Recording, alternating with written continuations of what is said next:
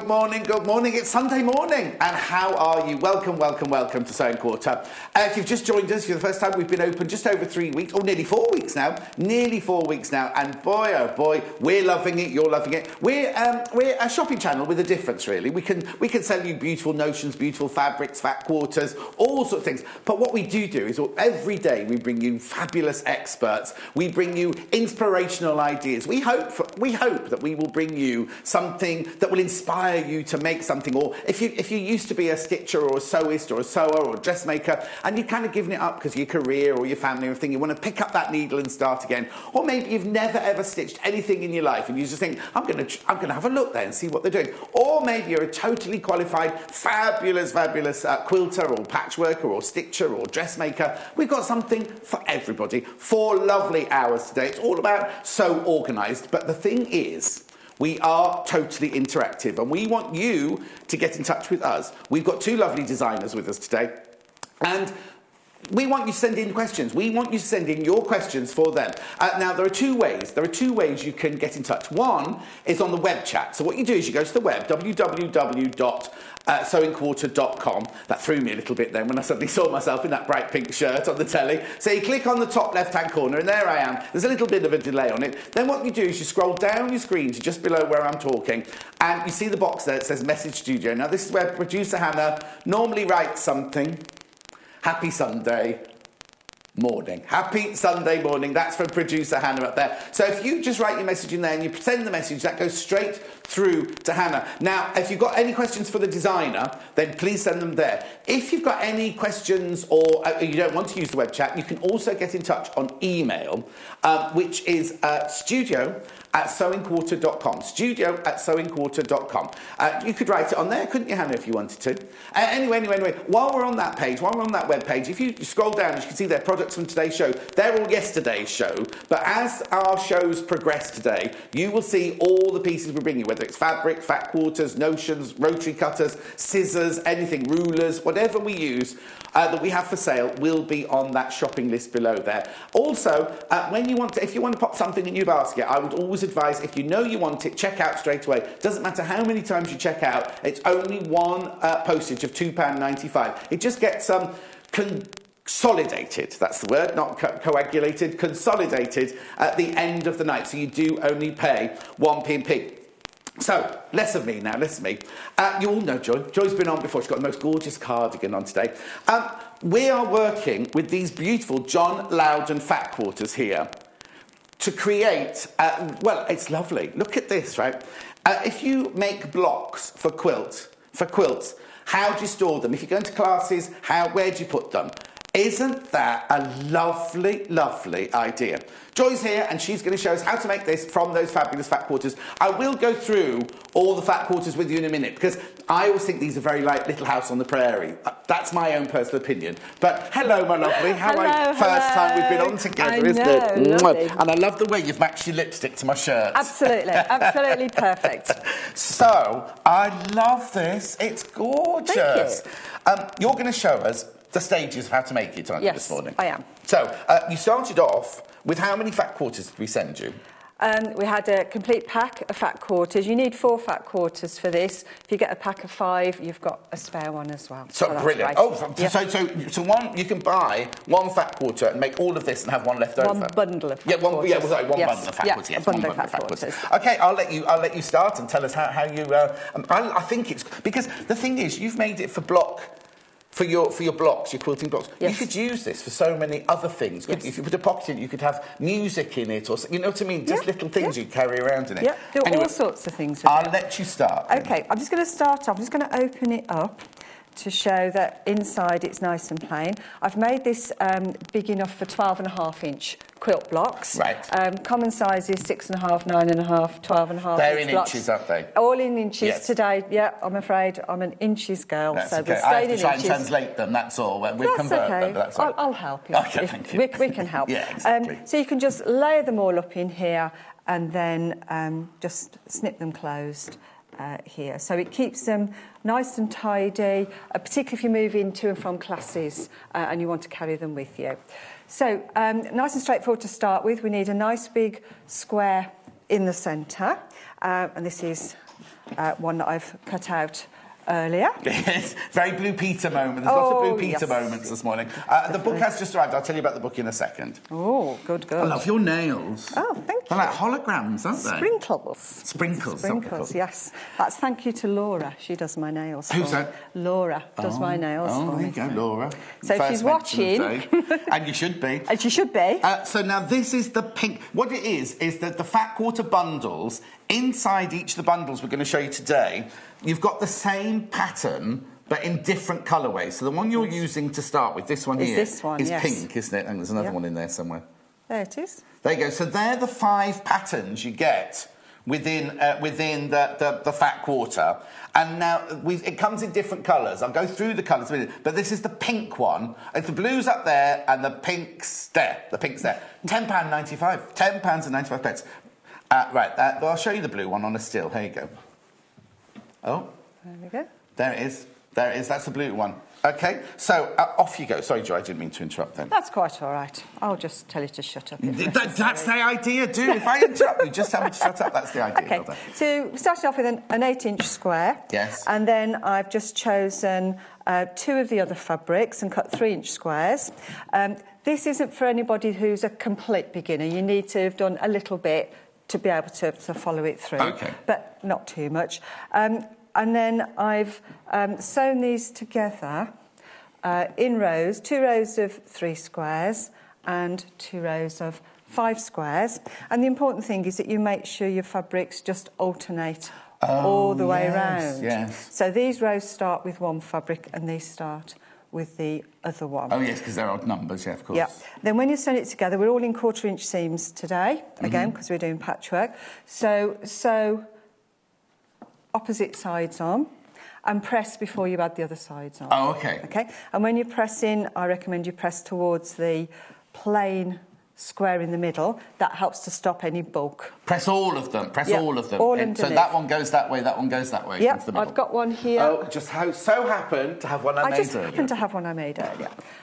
But by doing it in opposites and pressing first, it helps to keep it nice and crisp. So here's one with them all stitched on. OK. And I was on the say, back, let's look at the back, yeah. Yeah, you can see that the seams go in.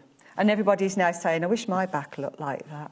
That's what they always say. Most people say, I look better from the back as well. Have you done anything there? Did you have to do anything there to stop it getting bulky at the corner? Absolutely. When you're joining it on, what you want is to have your seams going in opposite directions. Right. So by pressing in here, OK. but pressing these outwards, when you come to join it together, it makes like a little step. Yes. And those steps go right up together.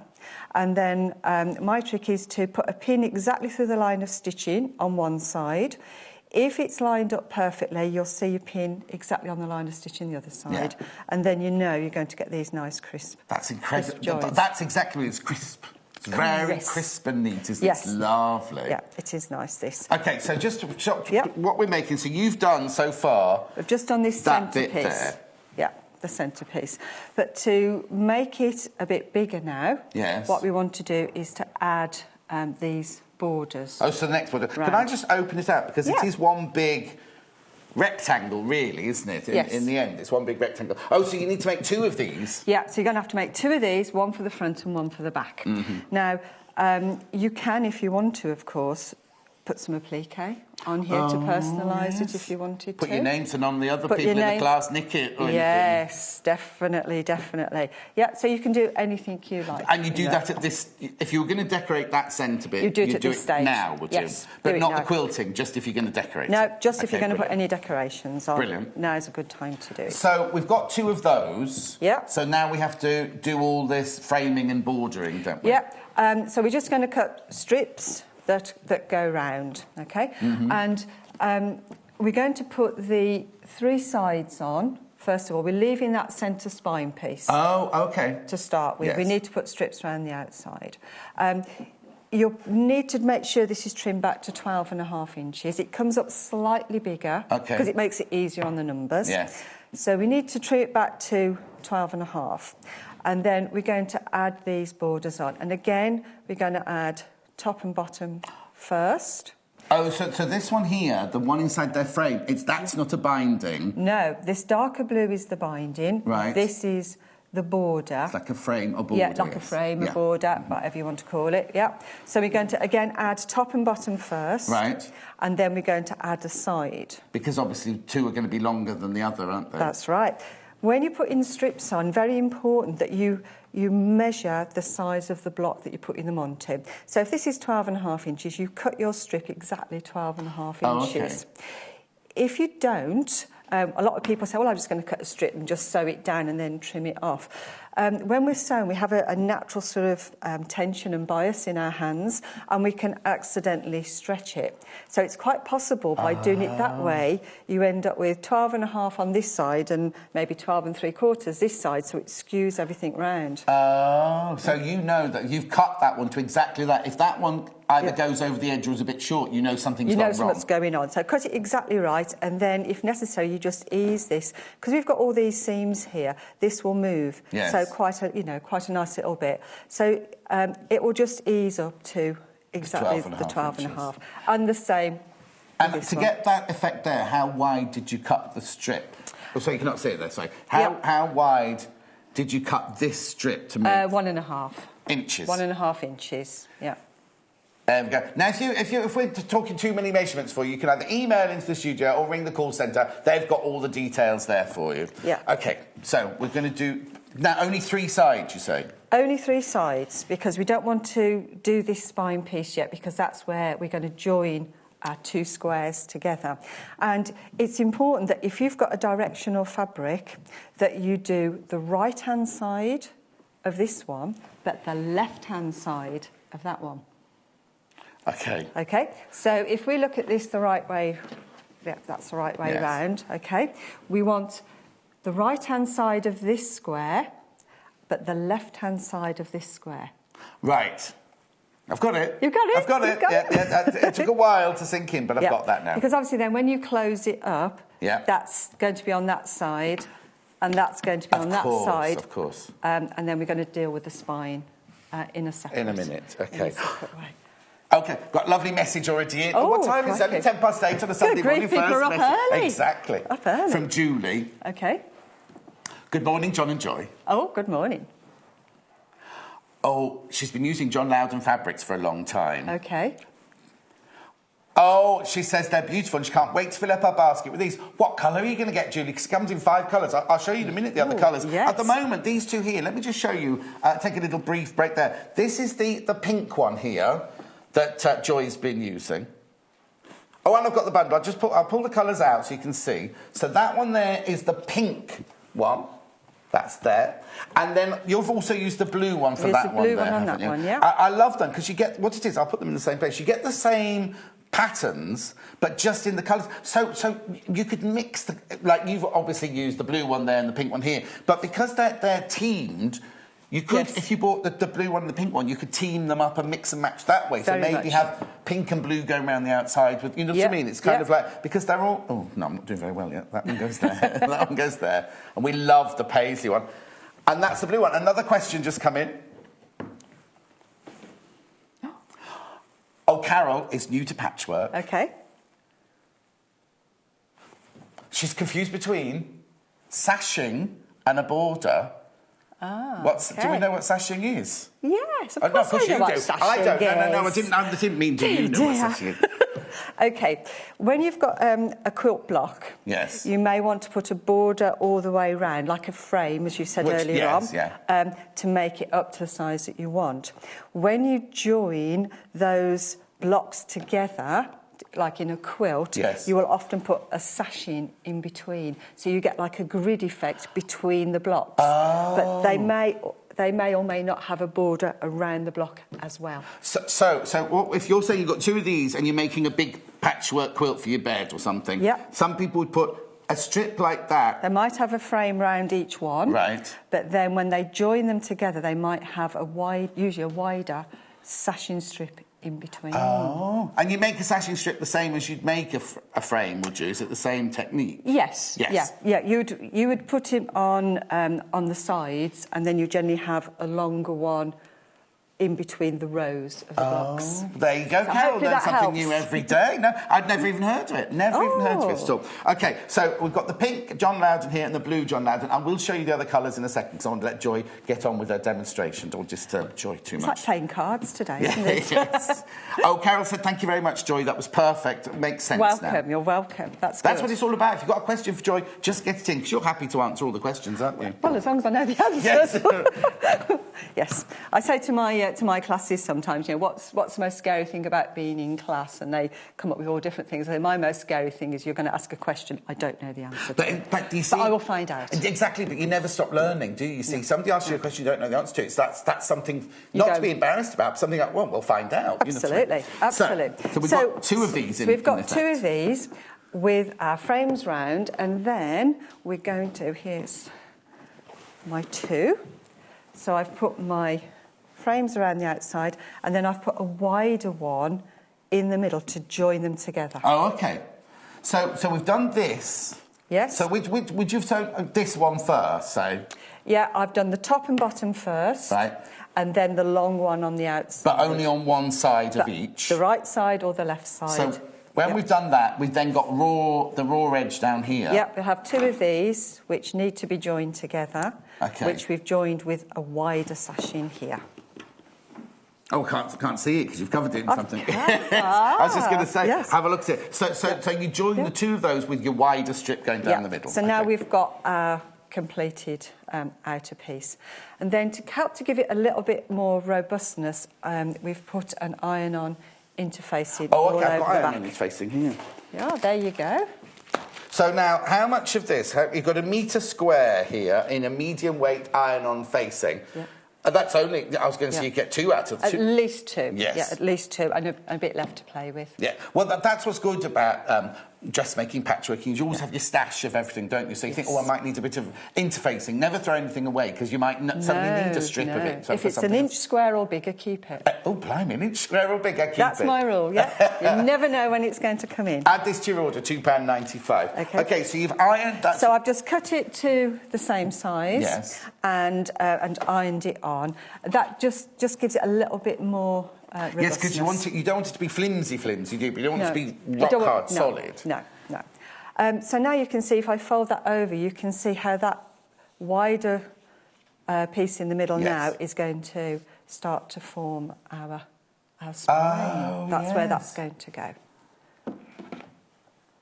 See, that looks just as nice as the blue, doesn't it? They're both beautiful. They're really lovely. So you've literally just top stitched. I've just seamed, 1/4 inch seam again, both sides. Yes.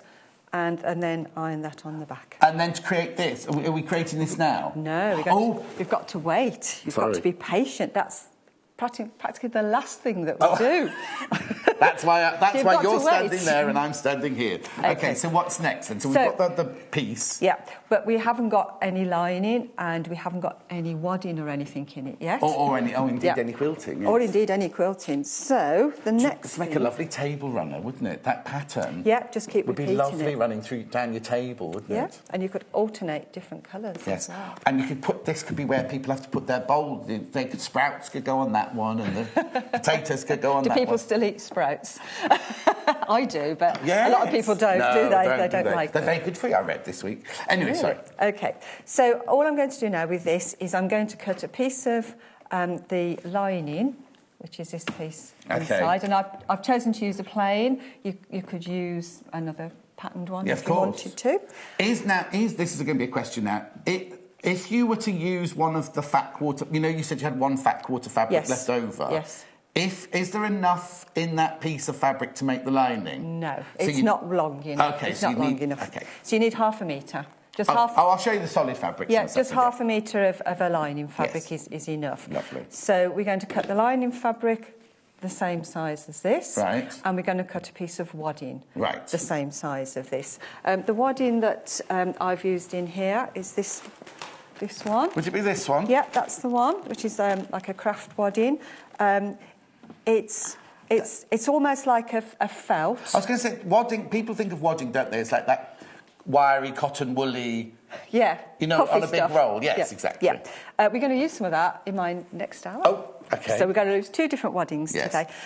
But this one, we don't want too much puff going on this. We want it nice and flat, nice and firm. So this is an ideal wadding. Oh, that's to use. got a lovely feel to Yeah, it, that one, hasn't yeah, it? Because sometimes the other wadding, I know you never really see the wadding, but sometimes on that wadding looks a little bit scratchy. Does the one we're going to use later could look a bit scratchy. Yeah. Whereas that it's nice and soft. would be really, really lovely and stuff. So this is the so simple. Super soft. I'm going on about soft. It's super soft. 50-50 bamboo. Oh, it's got bamboo in it. Yes. Now, bamboo is naturally hypoallergenic. Is it? Yeah. Because I saw some bamboo socks for sale recently. Yes. Was it somewhere like Marks and Spencer's or a high street store like that? Yeah. And I remember thinking, so it's naturally hypoallergenic. Oh, so there you go. Learn something new every day. £18.95. Yeah. Anyway. So it's a nice wadding to use. But it's interesting that you could. Oh, this feels really lovely. To check on a wadding, this is my little tip. Tip for the day. Tip for the day. It doesn't matter what it feels like this. It's how it feels when it's inside 2 pieces of fabric. Of course. So when you're buying wadding, always get a piece of fabric and feel it inside. Because it feels different. You feel that? Oh, yes. How? Because you wouldn't think you would. So that's why you can get away with a scratchy one sometimes, because between 2 pieces of fabric, it's not going to be a scratchy one. No, it is different. You get a very different feel to it. So it's always worth doing. Oh, that's a nice little tip. Doing a little tester with it. Okay. So we're going to have a rectangle of lining, a rectangle of wadding, and then we're going to lay all 3 together. So our lining, our wadding, and then our interfaced piece on the top. And that's then, we're going to get that, I've got this in a couple of stages. So this is when you're going to do your quilting. Okay. To get it all together. So you need to baste it, which means you do lots of tacking, right, stitches. This is what I was going to ask, because all different experts, all different designers, all have different ways of doing it. So you would do, my old school, would do big Z, I would call them big Z stitches, going like that. Would you do that? I do about an inch long running stitch. Oh, okay. All the way along. About 4 inches apart, because we want it as stable as we can. Yes. You can use quilter's pins, which is like a curved pin, to do it. Various different ways of doing it. You can use all sorts of things. Yes. But you hand tack? Yeah, just quickly hand tack, something this small, 3 or 4 rows in either direction. It's going to keep it nice and stable. And when you're quilting, you need to use a quilting foot. Right. You need to use a walking foot. Okay. Hopefully we'll be able to see on the machine in a moment. We've got this great big thing here, the walking foot. Now, if your machine, because I know my machine hasn't got one of those, if I went to the manufacturer of my machine, will most people... Because if I say I'd never done any quilting, and I thought, well, I want to do quilting, but I still want to use my favourite machine that I've got at home, do most manufacturers sell a quilting machine, a quilting foot to then the attach? walking foot, The walking foot, sorry. Yes, yeah, you can get them... there it is. To fit. There we go. So it looks a bit of a beast. Yes. But that's because of the mechanism with how it works. OK, so what... Without getting too technical, why has it got that big bit on the back? What's it going to do? Why does it work like that? Right, what happens when you're sewing, you've got your feed dogs, which are these little crocodile teeth right in the bottom of the stitch plate. The job of those crocodile teeth is to take the fabric through the machine as you're sewing. You don't push or pull it, you let the fabric take itself through. When you've got layers like this, the crocodile teeth are working on the bottom layer, but not on the top layer. So you get wrinkly bottoms. We don't want a wrinkly bottom, do Certainly we? not on a Sunday morning. We don't want no wrinkly bottoms, OK? So what the walking foot does, it has another set of feed dogs actually incorporated in here. So as it's sewing along, it munches the fabric through like this, so it keeps the layers together. Yes, because if it was just my machine, like you say, would only be taking the bottom fabric through. That's right. When you've got the layers, this one wouldn't be... There's nothing pulling that one through. No. So that's why we need to have this here. And the only way that this foot can work, there's a bar just on the side of here which fits on top of where your screw that holds your needle is in.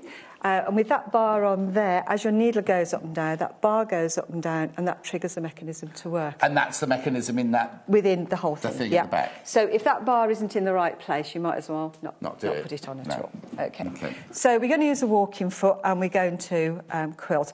I've just quilted this really, really simply. Yes. I've just echo quilted inside the big square, and again... Is that a technical term? Echo quilt just means you're echoing the shape that you've got. Oh, okay. So we've got a square, so we're going to echo the square all the way round.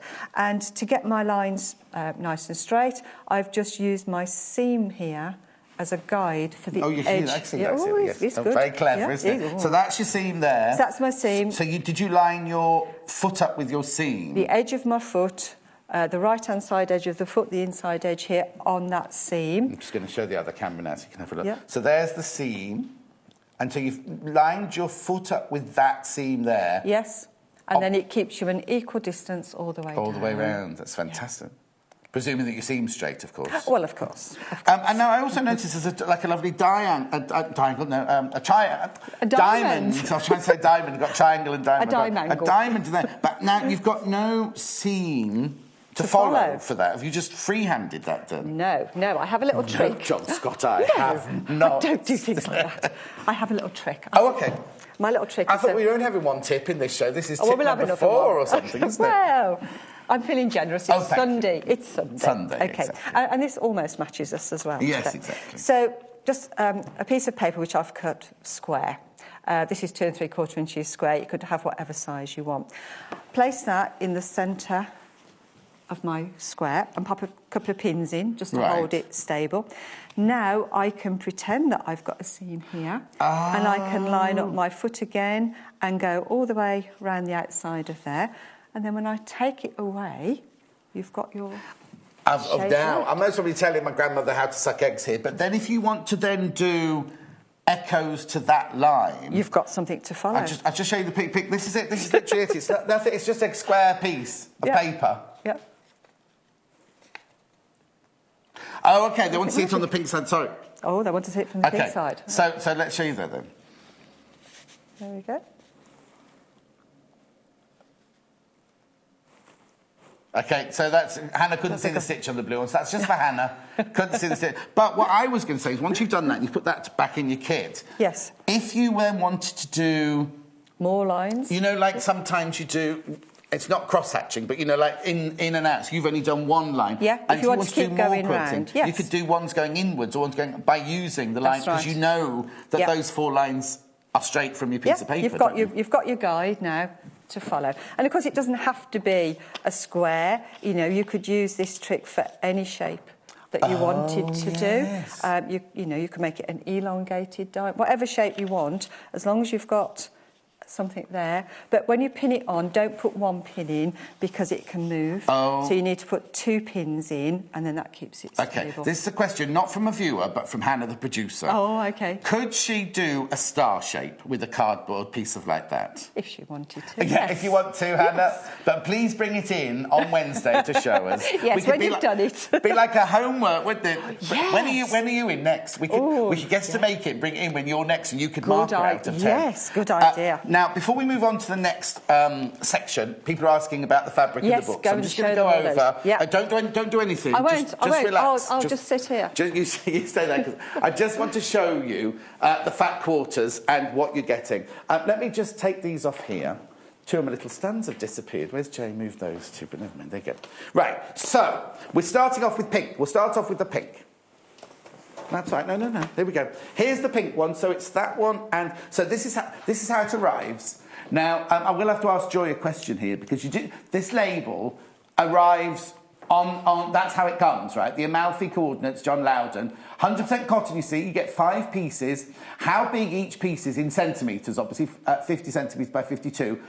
Warm machine wash, do not tumble dry, warm to hot iron, dry cleanable. So all of those, there's just instructions, aren't they, to cover it. Would you wash it before you used it? OK. The camera will come over to you in a second. Will it? Oh, that's good. I'll let it carry on. Yes. Yes. With fabrics, people often ask me about washing fabrics. I wash fabrics if I'm not sure where they've come from, if I've inherited them. I also wash them if I think the dye is likely to run, and I always wash them if the manufacturer recommends that you wash them. Yes. And in this case, yes, I would do. OK, brilliant. There you go. But it gives you all those instructions on there. So let me just go through the pink one with you. Oh. Oh, yes, Julie was messaging earlier saying she loved the John Loudon fabric. Oh, yeah, I asked her which one she'd get. You know Julie that messaged in earlier and I said, what colour would you get? She's getting all of them. Oh, bless you, John. Bless you. I'm getting all of them. So, Julie, for you, this is the pink one. This is the pink one. So you get the lovely paisley. We've opened them all up and stitched them together for you. This is the paisley is Hannah's favourite. There we go. I'll lift it up like that. Paisley one. Now, remember, these are all the pink ones that come in the pink bundle. Then we've got that one, which is lovely. I think they're very much a Little House on the Prairie, kind of vintage-esque, aren't they? Rustic. Oh, that's rustic. That's the lovely floral one there. Then I love that one, with the pink background and the flowers on it there. Can you see that? There you go. And then, of course, that very ditzy one, a really lovely ditzy one. So you get all of those for £10.95. It is a fat quarter bundle with 5 pieces of fabric in. So that's the pink. I shouldn't have only worn pink today, should I? But never mind. So that's the pink one there. What colour would you like to see now? OK, we'll go with me then. So we'll go with this one next. Yes. So this is this one. This is the beige. Now, I hate that word, beige, but actually, these are the most beautiful colours. But because beige always sums up washed out, doesn't it? Whereas these aren't washed out at all. These are lovely. The John Loudon colours. And as Julie will tell you, they're all beautiful. So again, we've got the paisley there. There we've got that. Oh, that's now. Am I allowed to say? There was a designer in the 70s. She's still got shops around in the high street. She does furnishing fabric, but she also does dress fabric. Yes. Hannah guessed it in one go there. That's very, very the essence of Laura Ashley. That's what we say. The essence of Laura Ashley. Well, they all are really, aren't they? Those lovely Dixie prints. Oh, that one's got a little bit folded under. There we go. And then the last one there, the ditchy fabric there. They're all the beige ones. £10.95 for the whole. Now, remember, if you buy all of them, you only pay 1p&p. There's only 1p&p for the whole day of £2.95. So that's the beige one. Next, I've got red. This is vibrant. This is the one, if I was doing the costumes for Little House on the Prairie or Oklahoma or something like that, this is the one I'd use. As you do. No, this is definitely not West Side Story, this one. This is definitely not West Side Story. This is more Oklahoma, 7 Brides for 7 Brothers, that one. OK, so we've got the flower on the top of this one. Then Hannah's favourite, that looks so gorgeous and sumptuous, doesn't it? The paisley one there. Then we've got the essence of, that's nice, isn't it? Look at that. Do you know what? You see, we're making a block folder. Is that what we call it? Block folder. Yeah. But wouldn't these make lovely cushions? They'd make, and the quality is lovely as well. Make really, really lovely cushions as well. But also, if you're doing a patchwork, they'd all work together so well. There's the red one there. The Amalfi Fat Quarter in the red, £10.95. All you need to do is give us a call, 0800 112 4433, or you can buy on the web, www.sewingquarter.com. 2 more colours, and then I'll go back to Joy, leaving her over there on her own. Right, OK, so that's that one. So,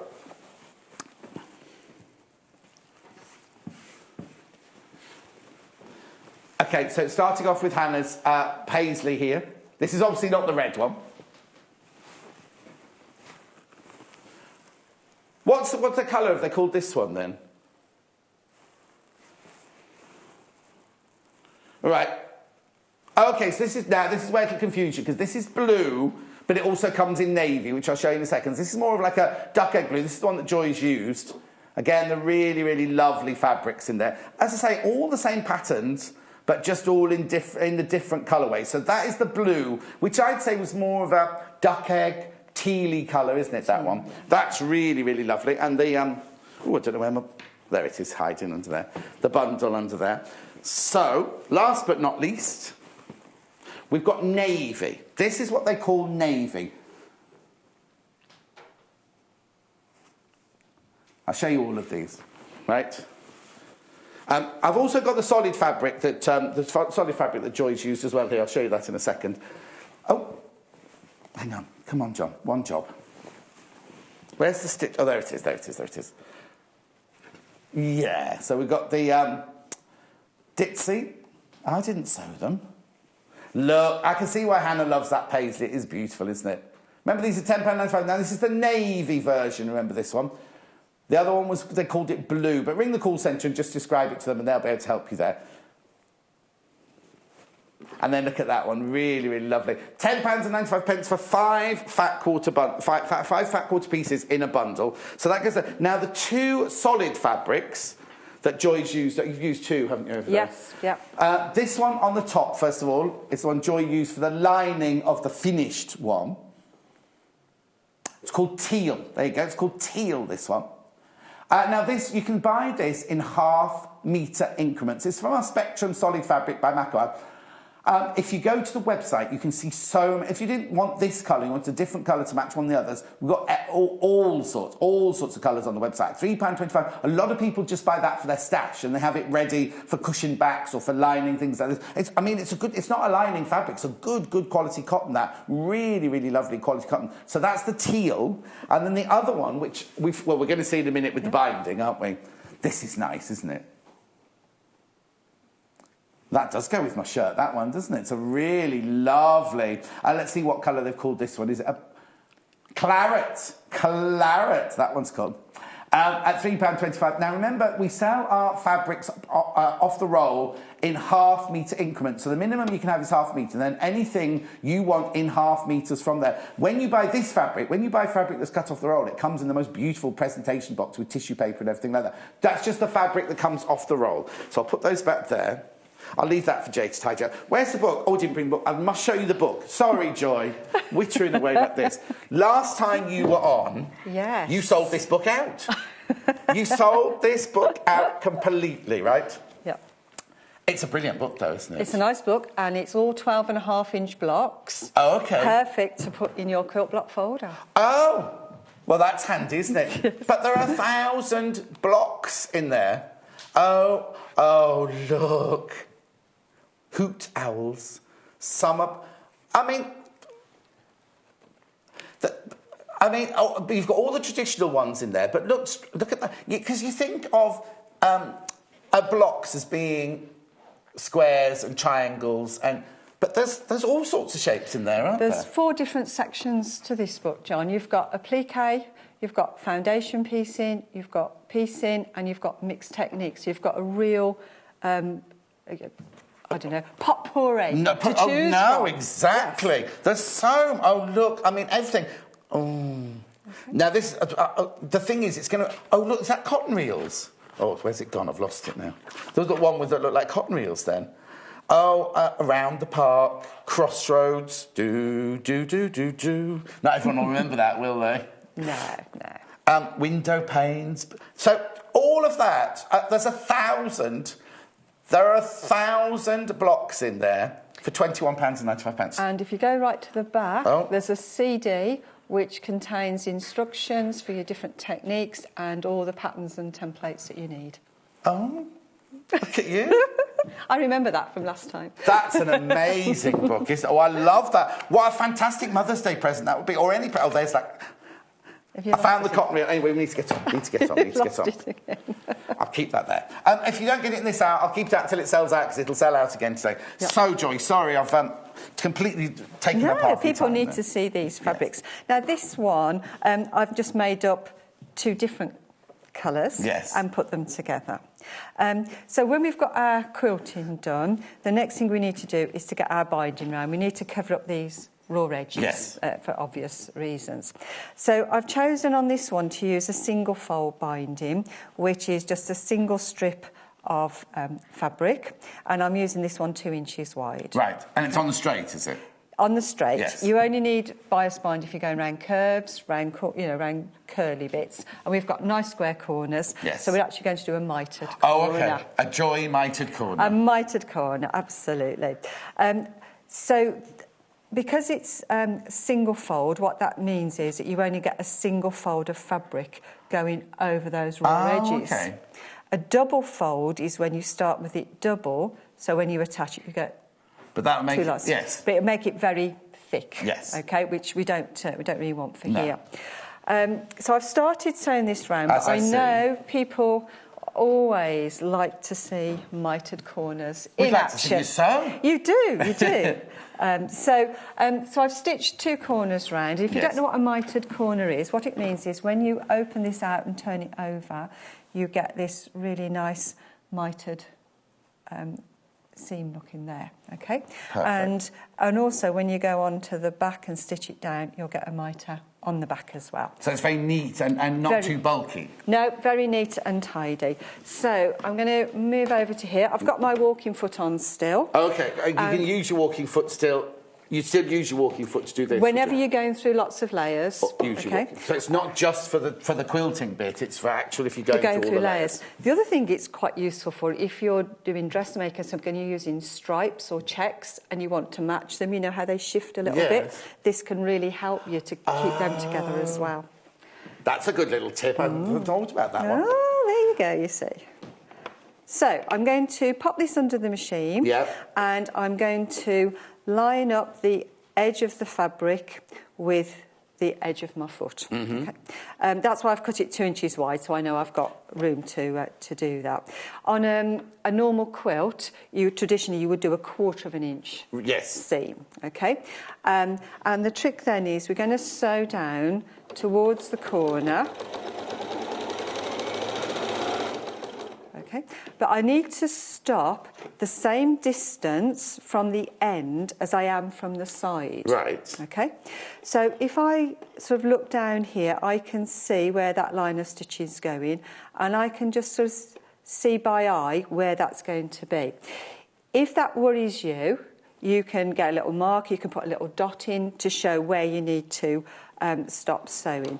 But sometimes as well on your feet, you'll find that there's shapes or markings on your foot that will also give you that guide to where to stop. So I'm going to stop there. Get my needle out. Now, if I was doing this at home, I would just pull this out, twiddle it around and carry on sewing. But I know from teaching lots of ladies how to do this that they find that quite confusing. So we can cut it off and bring it out. Okay. The raw edge has always got to be on the raw edge. So all I'm going to do is I'm going to fold this away from me, making sure that I go as far as the corner, and this is nice and square. So by folding it away from me, you can see that that's going to make that lovely 45-degree angle. Then I bring it back to me and bring it down nice and square. As long as this is square here, this is square here, and this is square here, we'll get a mitre. Okay? Yes. People very often think that they've got to fold it, you know, in a mitre, but you have to fold a square to get a mitre. It's one of those forces of back to front rules. Yes, exactly. Okay. Now I can just hold that, take it back, and I can sew straight from the end. Again, put it back in, line it up. Oh, so you're not going from where your last stitch was, you're going right from the end. Oh, perfect. No, we don't need to do that at all. We can come down. I'm going to sew this one all the way down to the next corner because I want to finish this binding. Okay, I'm going to finish this binding. But if I don't finish it now, I'll have to take it home and do it for homework, and I haven't got time for homework. Get one of your kids to do it. Maybe. Yes. Joy, there are so many lovely messages coming in for you, and Hannah will show you them all afterwards. There's loads. Thank you so much for all your messages. I just need to point out that the graphic on the side here is for the bundle, for the Fat Quarter bundle packs, $10.95, and the book is there, $21.95 if the book is there. Someone else wants to see the book, so I'll show you that again, but I'll let Joy do her demonstration. Well, do you want to show them the book while I just... carry on. I've folded that next one exactly the same, so I'll show you again. Yeah, just in case people are half asleep. Show us again. So I've stopped at the same distance away from this edge as I'm sewing from there. Fold it away from me into the corner, and I just like to finger press it to keep it nice and flat, and then bring it back again, line it down, and you'll notice there's no pins. And that's because... I don't pin. Oh, don't you? No. If you pin, you're pinning it rigid. Fabric is a living, breathing entity, and if you make it too rigid, it can't move and flex. And I want to be able to use those properties to make sure that as I'm sewing this, I can just put a very slight little bit of tension on it, and it keeps it really nice and smooth. What I love all about the that way corner along. as well is the fact that the amount of times you've had to match a stitch and match a stitch, where you've just been able to run straight down from the top, so you're not getting your needle in and going, is it on the stitch? You Yes. know, when Yeah, that's where I was taught originally. Yes, Yeah. that's how I was taught Yeah. originally. Yes, so Yeah. this is brilliant. This way. Right, while you're stitching that, lots of people asking about the book. So, it did sell out last time Joy had this on her show, so please, please, please be careful. It is the most beautiful book. It is it's the Quilt Maker's 1,000 books, collection of quilt blocks from today's top designers.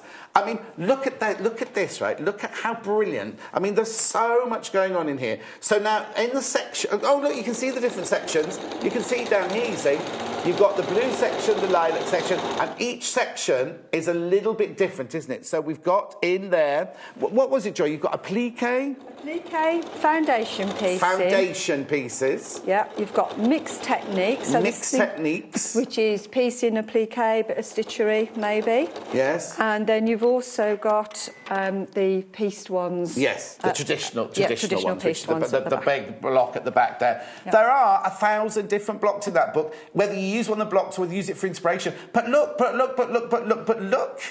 as Joy pointed out earlier, it comes with, is that a CD or a CD-ROM or something like that? Yeah. It's got everything on it that you need to know on there as well, like instructions and blocks and patterns and everything like that. Yeah. You just need to be aware that you might need to change your printer settings because it's American. So when you print, another tip, Joy, another tip. Yeah. Oh, do you know what? I'm going to run out of tips by 10 o'clock. No, you need to write a book. That's what you need to do, Joy. Put them on. Anyway, so you get it's £21.95. Yeah. If you went to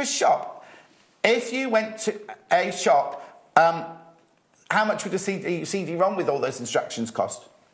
Hannah's trying to tell me something. What is it, Hannah? Sorry.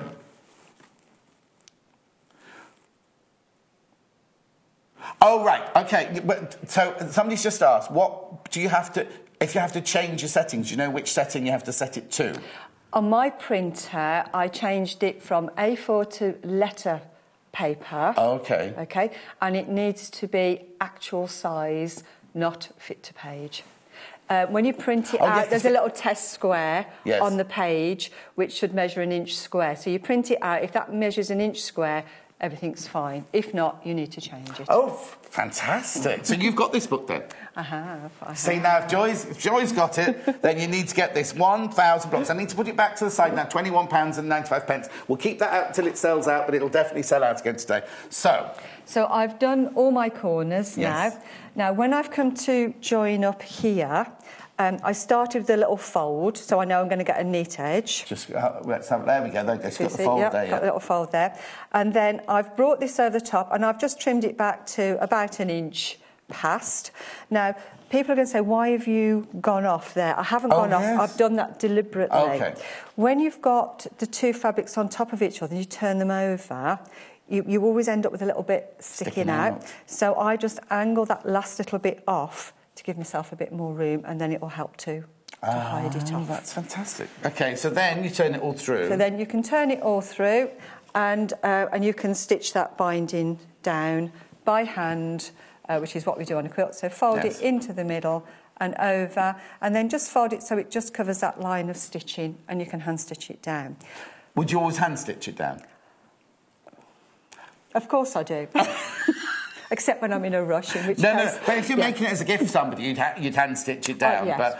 If you the preference is to hand stitch it down, but, you know, sometimes life gets in the way. Exactly. So that's the next stage to go around there. How do you do the corners, It would be. Oh, it would be, but... Except we've got to think about the closure. Oh, yes, very careful. And we need to... I've used some elastic on here. Yes. But I can see in your hand you've got some... I've got some twine. Jute twine, is it called? Which is very rustic to go with the rustic look I'll just show you. So you could use that as well. That's going across the bottom there. Jute twine, always jute twine. 8 metres of it for £2.45. You can use that to make it rustic, or you can use elastic you've got in your stash to do what. So, but you need to put them in. But we need to do that before we do our our corners and our binding. Okay. Right, we've got about 5 to 6 minutes left. There's no rush. Oh, what have you forgotten? We better rush then, hadn't we? No, you're fine. You're fine. I'm no not going rush. to rush. We're interested. We'd love all your tips. You see. Here's a mini version. Oh, one I've done earlier, of course. A mini version. So that's just a mini version of what we. It's just a mini version of that, sewn on my binding round. Now, to put these on, we've got to make sure that when they're on and stitched into place, they're going to come out the right way. Oh. Okay? Because we don't want them left inside going there. inwards. No, yeah, of course we want not. them to come outwards. Yeah. So what we're going to do is we're going to turn this over. Right. And we're going to... I've used a bit of jute on this one. Oh, you've done the jute one there, yes. Yep. But I'll show you this as well, because it might show up a bit easier. So you take your length of elastic or jute, whatever you're going to use, and you place it in the appropriate place. Yes. Right on the edge, and then you go back in and you just stitch on that line of stitching those ends down, and I stitch it 3 or 4 times. Yes. Just to give it some strength. So when you're on this one, it's going to be on that side. It's going to be on that side, pointing inwards like that. Pointing inwards on the inside. Right. And you need to make sure that that's nice and flat underneath. Yes. And then you stitch it down. Okay. Okay. Then, when it's stitched go back to the mini down, version. I'll go to the mini version. We can then pop all our binding over. Right. And we can fold this over. And then when we're stitching this down, when we get to here, we can simply fold that back up and then just catch it with a couple of stitches just in this side of the binding. Yes. And then it's in exactly the right place for where we want it to be. So that there is... So you just stitched it there, brought it back on itself and stitched it there. a couple of stitches down just to hold it in place. Brilliant. And then just to finish off the corners, when you come to the corner, you go right into the end. You'll see it forms like a little pointy bit there. Fold that technical term, pointy bit. Pointy bit's technical. Yeah, I have lots of technical terms. My class ladies will tell you of my wonderful technical terms. And then we fold that back over there, and it makes that... Oh, that's neat. That's so neat. Whereabouts do you do your classes, then? Is it local to here? Yeah, in Shirley, Solihull, Birmingham. Oh, I'll be coming to one then. I'll definitely come to one. Yeah, and then you've got mitered both sides. That is so neat. That is so neat. And then to finish off, just sew 2 buttons on. Well, we've got buttons. You've got those buttons. Yeah, have you got those buttons? Yeah, look. Yeah, so your buttons on to correspond with your loops. And then the only thing you've got left to do then now is you the spine. Yes. The spine, which I would have done 45 minutes ago. No, you can't do the spine. And what is that? That is just literally a line of top stitching. Is it through the whole... Yeah, you just fold it nicely in half, and then again use the edge of your foot as a guide, forward and back, beginning and end to make it nice and strong, and stitch it down. That is brilliant. Did you see the buttons there? The Millwood buttons, £1.95. Yep. So now, what would we actually call that? It's a block. It's a quilt block folder. Quilt block folder. So there's your quilt block. So you can make now. I've got to warn you, more than half the stock of this has gone already. I told you it would sell out. I told you it would sell out. So it's the joy of Joy that she brings. That when she brings this book on, 1,000 blocks. I mean, it is fantastic. That book for all. I mean, it's just beautiful. Everything in there. I will keep it out on the desk until it's sold out, but that will sell out. I've got other books today as well, but that is just exquisite, isn't it? And they are going to sell out. I'm going to warn you now. Okay. Sure. Oh, there's people multi-buy presents. You see. Yes, amazing present. One last tip. Go ahead. Last tip. If you're going to make 1,000 blocks, they're not all going to fit in here. Say this again. If you made 1,000 blocks, they're not all going to fit in here. Why not? Because it's not big enough. But what you can do, if you make your centre spine wider, right, and instead of having one line of stitching here, you can make one fold here and another so you're fold creating here. a proper, like you're creating this in effect. You're creating a double like spine, and you get it wider. The more folds you put in, the deeper that becomes. But you wouldn't want to carry 1,000 in there because you'd get a bit confused, you might wouldn't put your book in. Somebody wants to see the wadding that we use. Have you got your sample of wadding on the side there? Here it is. Whoops. There we go. OK, there's a question coming in. What's the difference between batting and wadding? American and English. Oh, so it's the same thing. One's American, one's English. Yeah, batting is the American name for it, wadding is the English name for it. And it's got bamboo in, so it's naturally hypoallergenic. Joy, it's been a complete joy. The hour flew past, didn't it? Now, you're coming back in an hour. What are you doing in an hour's time? Oh, so tidy baskets. Oh, and we had a question the other day. What's it called, that thing on the front? Suffolk puff. We're doing the Suffolk Puff Puffs. in an hour's time. But don't go anywhere, because Sammy Claridge is coming up next. And I'll go and show you the fabrics, but I'm just going to tell you, what's Sammy making in there? Oh, gorgeous. Joy, thank you so much. That's been fantastic. I'll see you in an hour's time. I'm just going to go over and just show you the fabrics one more time. Here we go, the gorgeous. I know Lisa's watching and she'll be going, John, don't say gorgeous so often. They come in the red, they come in the blue, they come in the navy, they come in the pink, and they come in the beige. You can look on the website. If you go onto the website page and go down from where you're watching me, all of these will appear there. You can just put them in your basket from there. Or, of course, you can ring the call centre, 0800 112 44 33. You're loving these, and you're loving the books, and you're totally loving Joy. She's getting lots of love from you this Sunday morning. So, and the solid fabrics as well. Just go to the website and have a look. There's the two that Joy used. It was the claret and the teal. They're the Macua solid spectrum. Don't go anywhere, because Sammy Claridge is coming up. Wait till you see the fabric she's got, and wait till you see what she's going to make. See you in 3. The Sewing Quarter is a new, inspirational sewing and quilting channel here to help educate our viewers with some of the best designers in the business. We hope to bring you some exciting demonstrations with some of the top industry experts. We're part of the Immediate Media family. Immediate Media is a fast-growing multi-platform company who operate some of the most loved brands across the UK. Our brands range from our first TV shopping channel adventure with Jewellery Maker to several successful magazines such as Simply Sewing, Radio Times, BBC Good Food and many more. We've been working incredibly hard to set up and bring you our new exciting channel, and we hope that we can help inspire you with new ideas and projects.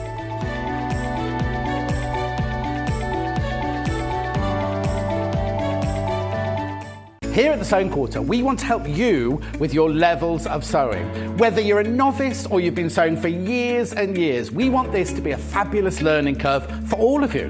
Whether it's making a little gift or making yourself a fabulous outfit, we will be working with some of the UK's biggest designers. You have to join us for that. Don't forget, our sister brands are some of the leading brands in the industry, with Love Patchwork and Quilting being rated top modern quilt title on the market.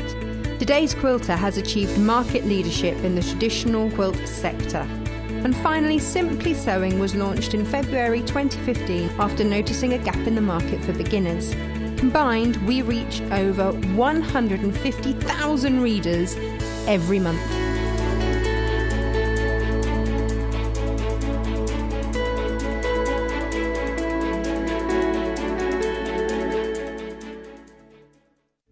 When you spend £10 on your first purchase, you will receive this free sewing kit from the Sewing Quarter worth £14.99.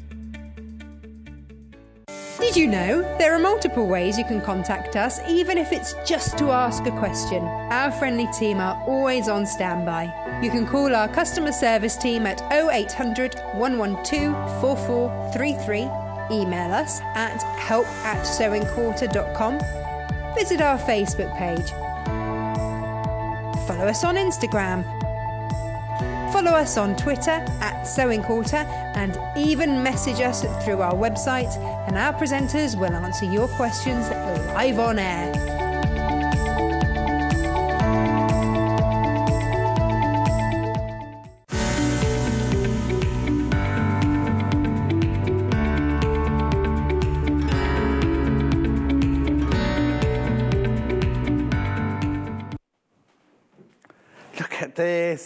Look at this. I'm pretending to be a door or a wall. Right? But look, isn't this lovely? Look at all these little pockets here that you can put everything in.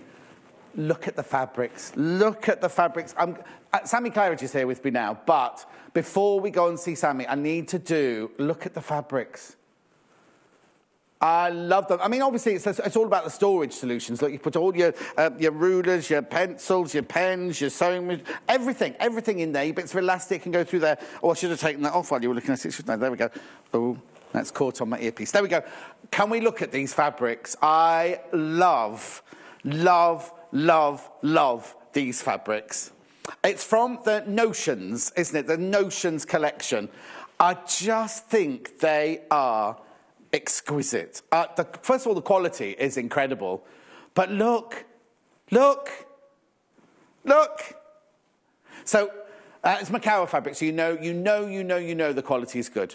So that is the first one there. That one is, I know we shouldn't do this at the beginning, but I'm going to take these off because we all love these, don't we? They're just fabulous.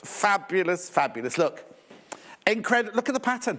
Look at the pattern on there. It's perfect. Perfect for your sewing room. Perfect for somebody who loves stitching.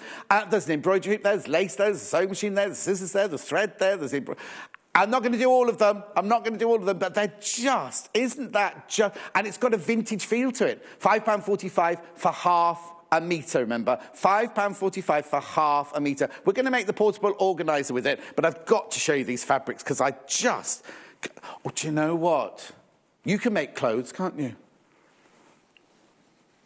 I've said, it's Sammy coming up. I thought you said that, yeah. I think I need a shirt, Sammy. I'm on it. Did you say something? I said I'm on it. Oh, on it. I'm on it. But which fabric? I'll make you one. Which fabric? Look at the cotton reels. Look at the cotton reels. See, from a distance, it looks like a geometric print, but then coming close... That's the cotton reels from the Notions range. £5.45 for half a metre. Remember, you can buy in any... You can buy as much as you want from half a metre in half-metre increments. Isn't that... I think the colours and the old wooden spools are so beautiful, aren't they? I love a Silco spool, though. OK, Anna's been very boring and deciding what she's going to make out of hers. You see, I think a sewing machine cover would look lovely, but I think you need the world to see this, don't you? I think you need the world to see those fabrics. Now, which one do you want to go next? Buttons next. I love... Oh, now, the background of this looks like the most beautiful, natural kind of jute, doesn't it, really? It's a really gorgeous linen. It's not linen. It's 100% cotton fabric. But the print on it looks like it's got a kind of linen... Oh, look, and all the different buttons. In fact, you see that white button in the middle there that looks like a Viennese whirl? Joy's got that button in her next... She's got that in her next show. £5.45 for half a metre. That's the buttons one. They're all so beautiful. And you know what the quality's like with that Macawa, don't you? And then last but not least, with the patterns here, we've got the tape measures. Now, the other day, or the last week, we had a Tim Holtz fabric, didn't we, with wooden tape, wooden rules on. This is like your tape measures. It's my favourite. This is like your dressmaking tape measures, look, or your quilt. Aren't they lovely? Now, they're all in inches, I seem to say. So it's all... Oh, no, they're centimetres in the middle, are they? Now, I think a shirt has that one might be a bit too busy. Also, no, because you better tell me what my waist size was. You better look how many inches around his waist there. I love the fabric, though. Oh, Sammy cut it that way. She'd cut it that way so you wouldn't be able to... Oh, John's very tall today. John is very tall. But the fabric does go this way around. It does actually go that way around. Right, I'm going to go and let Sammy get on with her demonstration. If you want any of those fabrics, you know how to do it. Give us a call. Go on the website straight away. I'll get Jay to tidy that up and I'll take this over with me. I've got books to show you this hour as well, but let's get... Oh, what's that doing on the table? Let's get started. Let's get started. Morning, John. How are you? I'm good, thank you. Nice blouse. I love that blouse. Thank you. Oh, it's little love hearts. It is, little love hearts, yes. I thought we went quite well today. Yes, exactly. This is fantastic. But I mean, we're making it for a portable organiser, but you could use it for a sewing room, but you could also use it for, like, if you've got a new baby or make the pockets bigger. Absolutely. These kind of wall hangings are really versatile. I've got a couple in my sewing room and I've got one on the back of my door and it's actually got all my gift wrapping stuff in. Oh, that's so I've got, nice. like, my, little tags and stuff and things like that, and bags and such like that. So that's what I use mine for, but I love the sewing-themed version of it. Well, no, because of all this. But it's come from a pattern, has it? Yeah. I've actually got this pattern at home, and they gave it to me, and I was like, yes, because I really love it. It's got so many really useful sewing room and other storage. Oh, so it's got lots of things on it. Yeah, Oh, let's put my. Hannah would like the ironing board cover, please. Yeah. Ironing board cover, organiser, zip case in 2 sizes, and pin cushions. Yeah. You get all of... Oh, right, OK. Can I turn the pattern round? Let me have a look, because on the back it's got all of the details on the bottom there of all the different things you can make from there. So the pattern is... So £7.45, and how many things were there? Ironing board cover, organise... Oh, just... How many things are in there? What's the biggest letter? H. A, B, C, D, E, F, G, H. 8! Yeah. 8 in one pattern. And they're all in there, are they? They are, yeah. Everything you've got is in there. Everything you need to make it is in there. Well, apart from obviously the fabric and stuff. Yes. But, yeah, all the pattern pieces to make everything in there. Perfect. I mean, is that yours or mine? This is mine. Oh. I love it because obviously these kind of storage pots, which I think is what similar to what Joy's making later. But these little trio of pin cushions here, I've used that before to make little lavender pin cushion trios to put in people's, drawers at home and things like that. So it's very versatile. Just put a bar of soap. Well, yeah. But no, but lavender, because I've got so much lavender in my garden, I could make mine, couldn't I? Pull it out and pop it in those. Okay, I'll bring it in for you when you really, make really this, lovely pattern. But we're concentrating on this today, yes, well, I wanted to do the biggest thing with the most complicated, the most number of pockets ever. So, are there instructions in the pattern? Yes, there are. What you get is you get your sheet of instructions and your layout details. So you get a full sheet of instructions. Obviously, this is quite a big... you've got quite a lot of... It looks a bit scary, I always think, when you lay the pattern out, because obviously you've got a lot of information going here, but you've got a lot of little parts. Yes. So what I've done here, you can see, is actually... You probably can't see, actually. Yes, you can see just about. With a pencil, I've gone and marked exactly only the pieces that I need for what I'm doing. So that's what I would always suggest is that, go on and mark exactly just the ones you think. And then you can go through and mark on the instructions which bits are important to you. There we go. Yeah, you can see I've marked exactly which ones I need so that I can just concentrate on that and ignore everything else. Yes. Because I always think that, well... But do it in pencil, because one day you're going to make the ironing board cover for Hannah, exactly. Like that, And then it gives you all your layouts and everything there. So don't be frightened by the so much going on. Just look for the one that you're making. Just concentrate on one thing at a time. Concentrate on the one that you're making. Because, yes, I think particularly branded paper patterns can be very overwhelming, generally because you get so much value for money. Yes. You get lots of value, but you do have to kind of filter through some of the information. So maybe when you buy the pattern, make yourself a cup of coffee, cup of tea or something, sit down with the pattern and just read through it before you even start chopping anything or putting anything out. Before you even start cutting into your fabric, you want to make sure that you've got all your information. So, and then these are the instructions. So you'll get maybe two instruction sheets, I think. Yes. And again, what I've done is I've taken mine out. I've worked out where the bit that we're going to be focusing on is. Yes. And I've literally just folded it all. So I've just focusing on what I'm working on. So I can ignore everything else. You're very organised making this organiser. Well, I think particularly with printed paper patterns, you have to be, because, again... Because of the fact you've got so much else going on here, it can be very kind of, you're working halfway through and you're picking it up and you're looking at your sewing machine. Or even if the phone rings and you're going through the ring to answer the phone and you come back and you go, which where one was it? Yeah, exactly. Yes. So I try and get everything out of the way that I don't want to be dealing with and make sure that I'm focusing on just what I need to be focusing on. Same with the pattern pieces. When he's making things, he won't answer the phone. Well, just ignores the phone when he's making them. Yeah. A screen, anyway. Now, lots. You put the...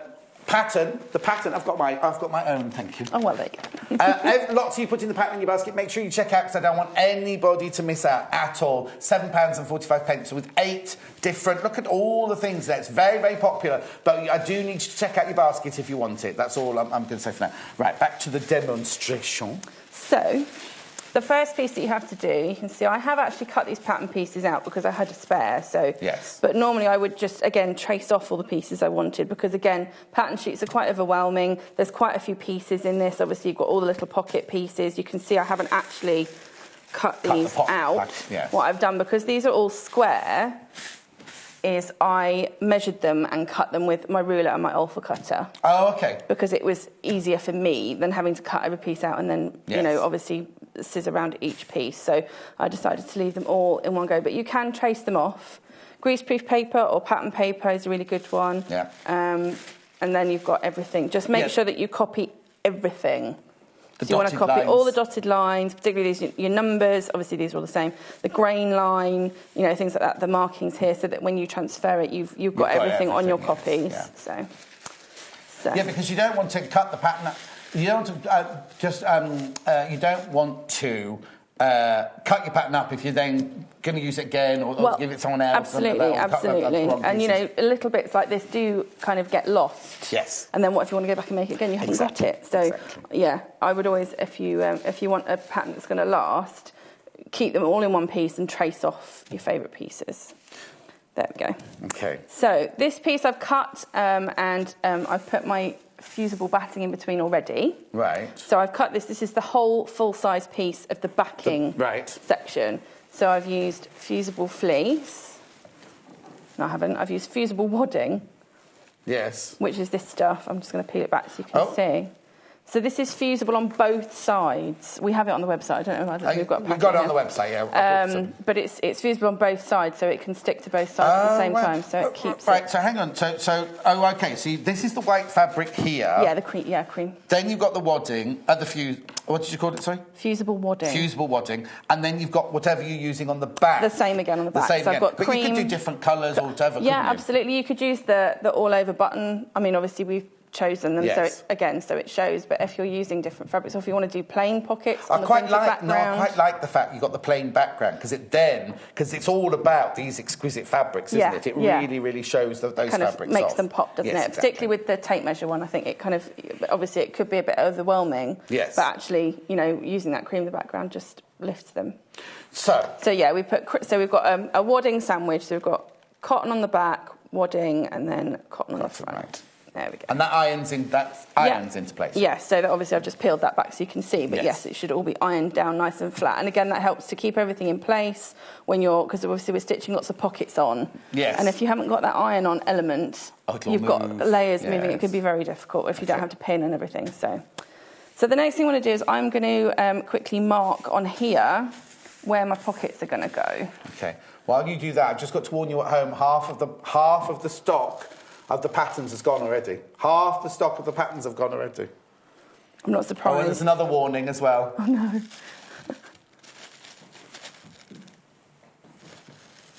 Oh, OK, right. This is very important. We had such a good stock of the 1,000 blocks. You know the 1,000 blocks from the last show with Joy?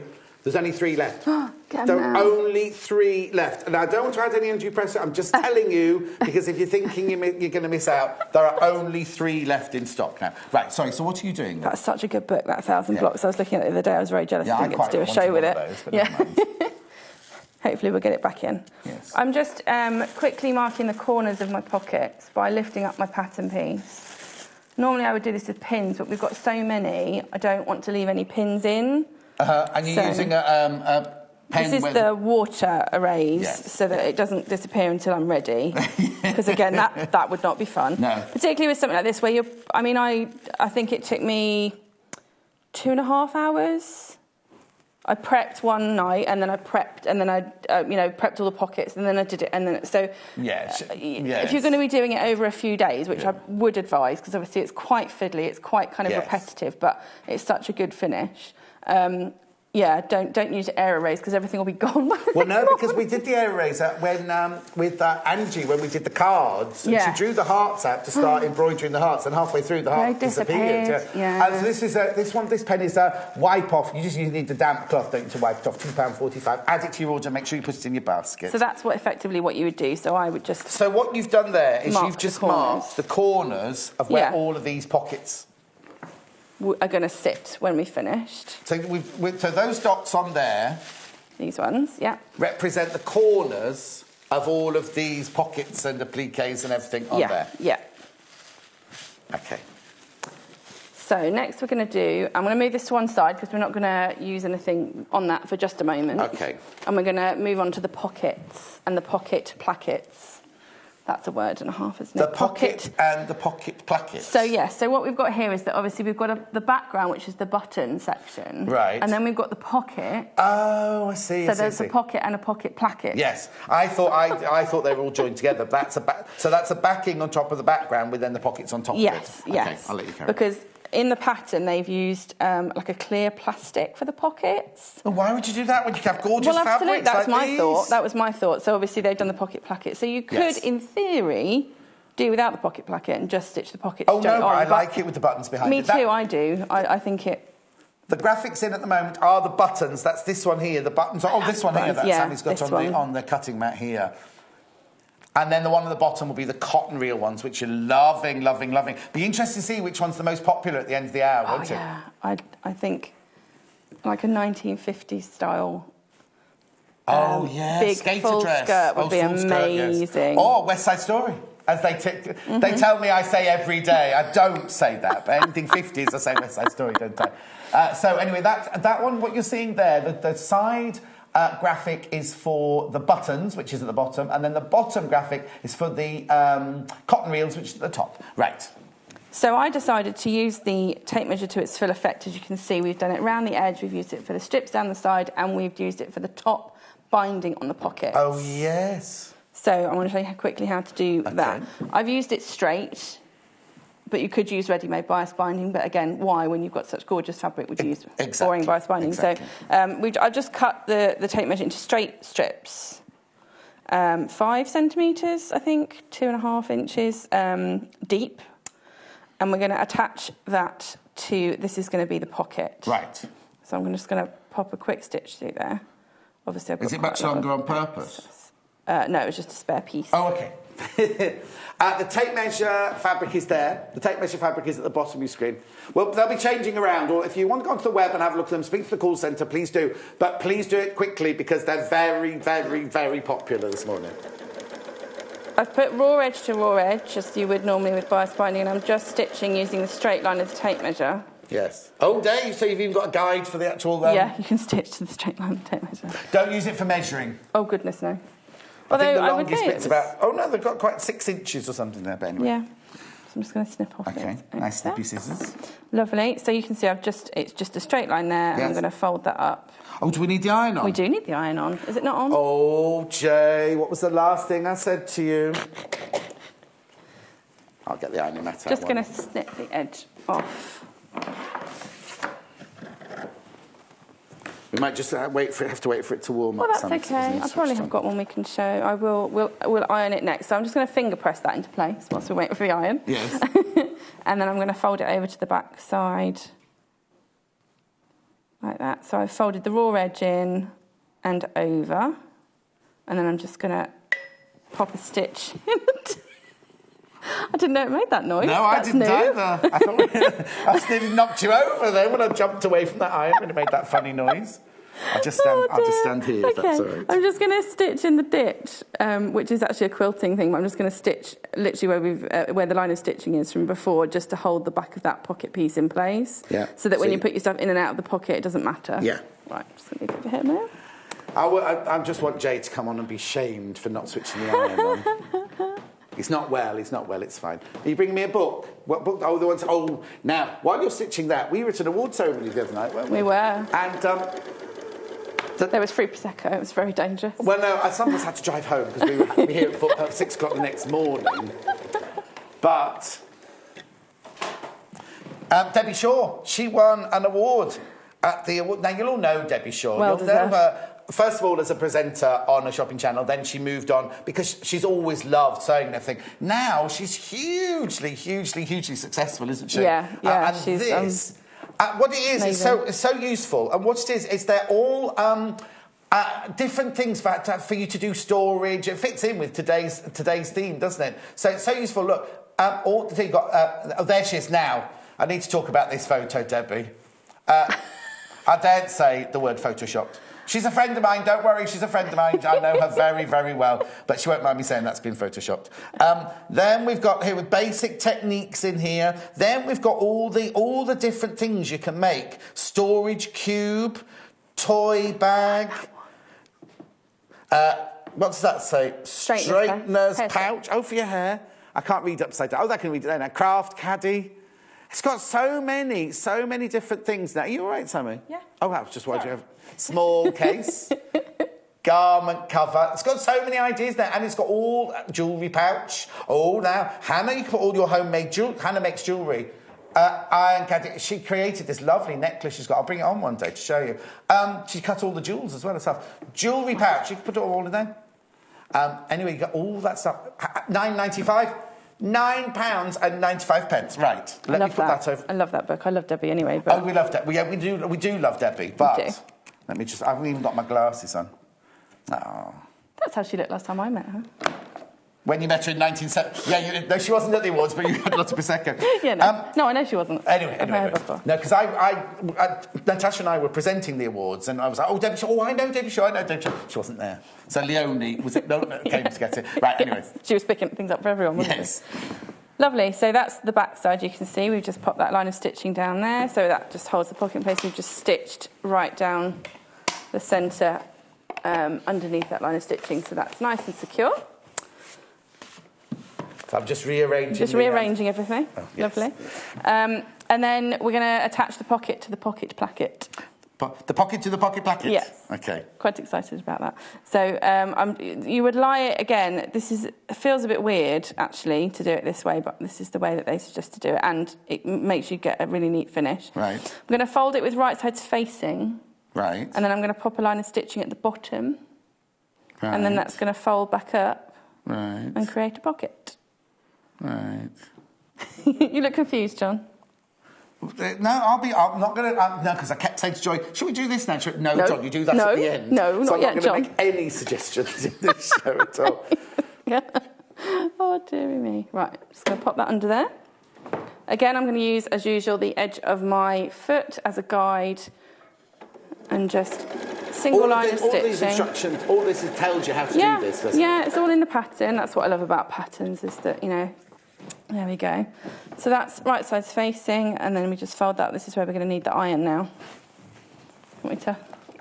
Just gonna, there we go. Don't have to duck. Let you go past Ducking and diving. There we go. So I'm just going to smooth that up gently, and obviously that will then iron that binding into place as well. So, because there's got to be another pocket on that pocket placket. There would be another pocket on the pocket placket, yes. There we go. But you can choose which fabrics you use. If you buy these notions about fabric, you can choose where each fabric goes. Absolutely, absolutely. This is just my choice of where everything goes. But absolutely, you could use the thread in the background. You could use the buttons for the pockets. As I say, you could just do the pockets without the placket if you wanted to. That's the thing I love about saying, is that, you know, it's your choice to do whatever you want. I'm just going to snip away the edges of this. I've got a warning on one of the fabrics. Which one is it, Hannah? Already? The one down there on the second shelf, Jay. The Sewing Notions one, that's the one. This fabric is nearly out of stock. Oh, I'm not surprised. We're not even 20 minutes through. Adore that fabric. Right, this will be the last time I show it, because it's almost out of stock. So popular, this one's almost out of stock. Now, that's the one you were going to make me a shirt out of, wasn't it? I know. I think I might have enough. No, I don't have enough left. I could make you trim a shirt in it for you. Oh, yes, trim a shirt. Well, there's going to be none left at this rate, is there? That's nearly sold out. That is nearly sold out. So if you want that, please give us a call or go on the web now. And make sure you check out your basket. Please make sure you check out your basket. So I'll fold that one away and I'll give that to Jay to put away in the warehouse. What are you doing next? So the next thing we're going to do is...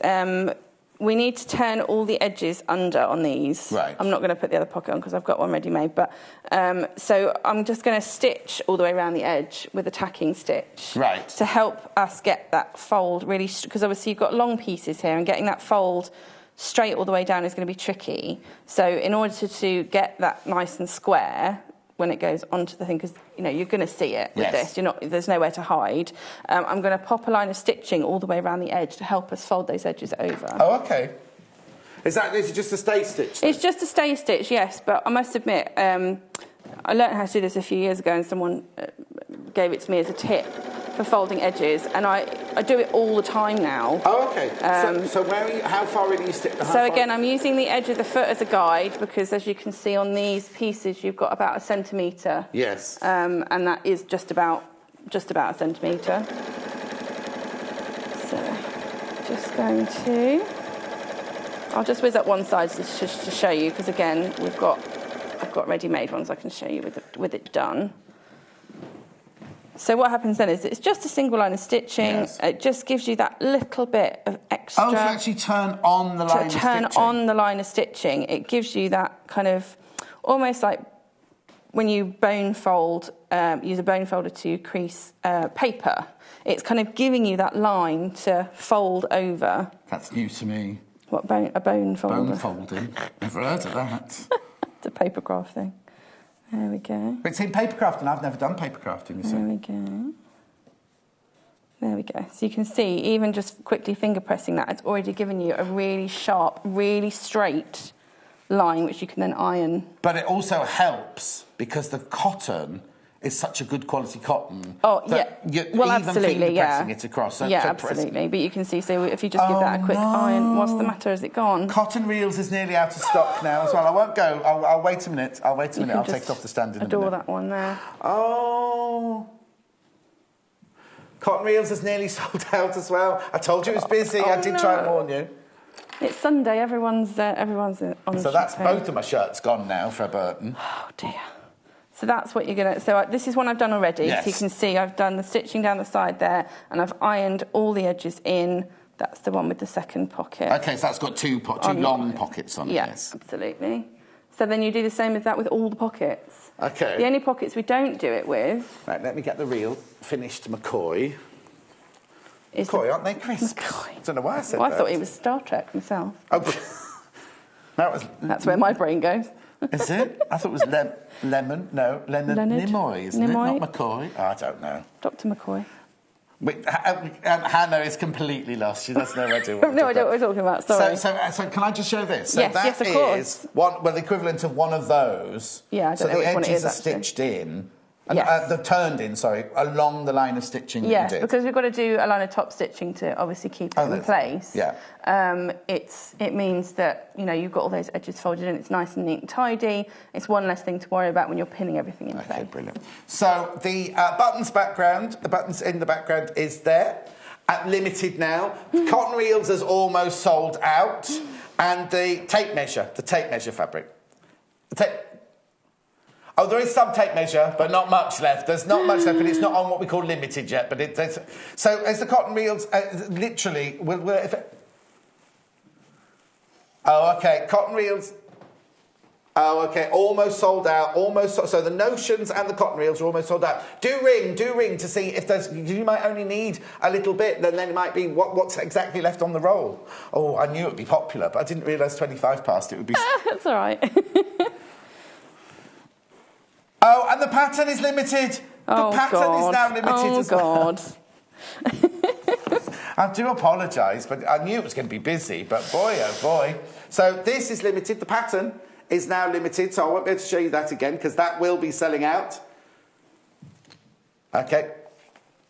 Right, cotton reels has now... Oh, let me go back to Sammy first. Don't worry, I'm just... No, I'm just got to go here, because cotton reels are sold out. Cotton reels has gone. And the what? Oh, and the pattern is sold out as well. Oh, dear. The pattern is sold out good as well. That so many of you want to make it. Exactly. Because it is gorgeous. Now, we didn't have any Wonder Clips to sell out, did we? Oh, we've got Wonder Clips in the next show. I did put them in my list. Oh, Jay. No, that's probably... That's who? Who are we blaming for that? Me, probably. Oh, Hayley. Hayley. Lovely. All righty. So I've done all of my pockets. Right. And one of them, normally I would say, if I was doing it myself, this would go on next. This is the bottom pocket, the big one at the bottom there, which we've used the all-over fabric with. Notions. Yes, that's sold the one. Out. Sorry. But one of these pockets goes down below the line of the pocket. Oh, this one. Oh, that one. The long one. Yes, it does. It does. Not that one, actually, but I move them around a bit. But the thing is, on the pattern, it tells you how big the pockets are and where to put them. Yeah. If you've got specific things, so if you wanted to put something that's a little bit wider than one of these pockets, you can make the pockets to the size that you want to. Absolutely. Yeah, indeed. You can move things about. You can, change the position of everything. So. Oh, I see. So that one goes. So that one goes a little bit further down. It's unusual. Yeah. I'm not quite sure why, but, this is going exactly by the pattern as opposed to making it up as I went along with that one, pretty much. But again, that's the lovely thing, you know, patterns, once you've made something once or twice, you can then use the ideas and use the techniques to you know... Yes, exactly. Absolutely. No one's going to tell you off if you've put a pocket slightly in the wrong direction. No, but also, if you, like you say, if you make this one for your workroom and then you've got pets... Yeah. And you want to have the same idea, you could use the same basic patterns, but then make all bigger pockets like this one to put their treats in and their food in and their pills in and things like that. I like this one. I made it big enough to put a pattern in it, which is what I think this is just... Well, that's sold out. I know, sorry. Just like to... Oh, yes. Just makes me... You could put, yeah, not in the pet room, you wouldn't have a dressmaking pattern, but in your dressmaking room you could But you could, you know, wind up like doggy's lead and pop that in there. A doggy lead, yes, exactly. Yes. So there we go. So again, I'm going to pin all this in place. Hannah's getting a budgie, and she said, could you fit a budgie toy in there? You probably could, although you'd want it in the budgie cage for the budgie to play with, wouldn't you, the budgie toy, should be in the cage with the budgie, Hannah, not in the tidy on the door. Okay. So there we go. So that's all that pinned in place. And we want to do this first before we do the binding, because you can see at the bottom here, the binding goes over the bottom of the bottom pocket. Right, okay. I made that mistake. So it's just a matter now of putting them in, pinning them in place and stitching them on? Yes, absolutely. Go on then. Okay. Any tips? You can use wonder clips around the edges, but you know, just try and line everything up as straight as you can. Again, if you want to be really accurate, the pattern obviously gives you a very accurate placing of everything. But as long as you get everything looking pretty straight, that would be my That's the thing. You're going to be looking at it for a while. Obviously, you can unpin if you want to, unpick rather once you've popped it in place, but just make sure you get it as neat as possible, because you're going to be looking at it on the wall, so you want to make sure that you're all straight and neat and tidy. Now, if you have it on the wall, Hannah's just put a lovely little house in a little village, right? But all the walls are wonky. Would you make your pockets wonky to compensate for the walls? I wouldn't, because it would drive me crazy. Yes. But then I wouldn't buy a house with wonky walls in. Oh, it's lovely though. Is it nice? Is it a nice one? Is it really cute? It's down a lovely little lane with out the front. There's all trees, and it's really really nice. I love. Yeah, Oh, it's near your friend's shop apparently. Oh, is it near the people's shop? Yes. Now, somebody's asked about the backing fabric that Sammy's used while she's pinning that. There's two choices we've got for you here, but obviously, you can choose any colour you want as your backing, because personally, I think I'd quite like a dark, with these lovely fabrics. If you bought these lovely fabrics, a lovely dark, that yellow actually. Oh, I remember choose. I like the yellow when we were looking. Also, there's a gorgeous kind of tealy colour in the Macawa, which again I think would be nice. I had it in the last show. Yeah, it would bring out the colours beautifully as well, I think.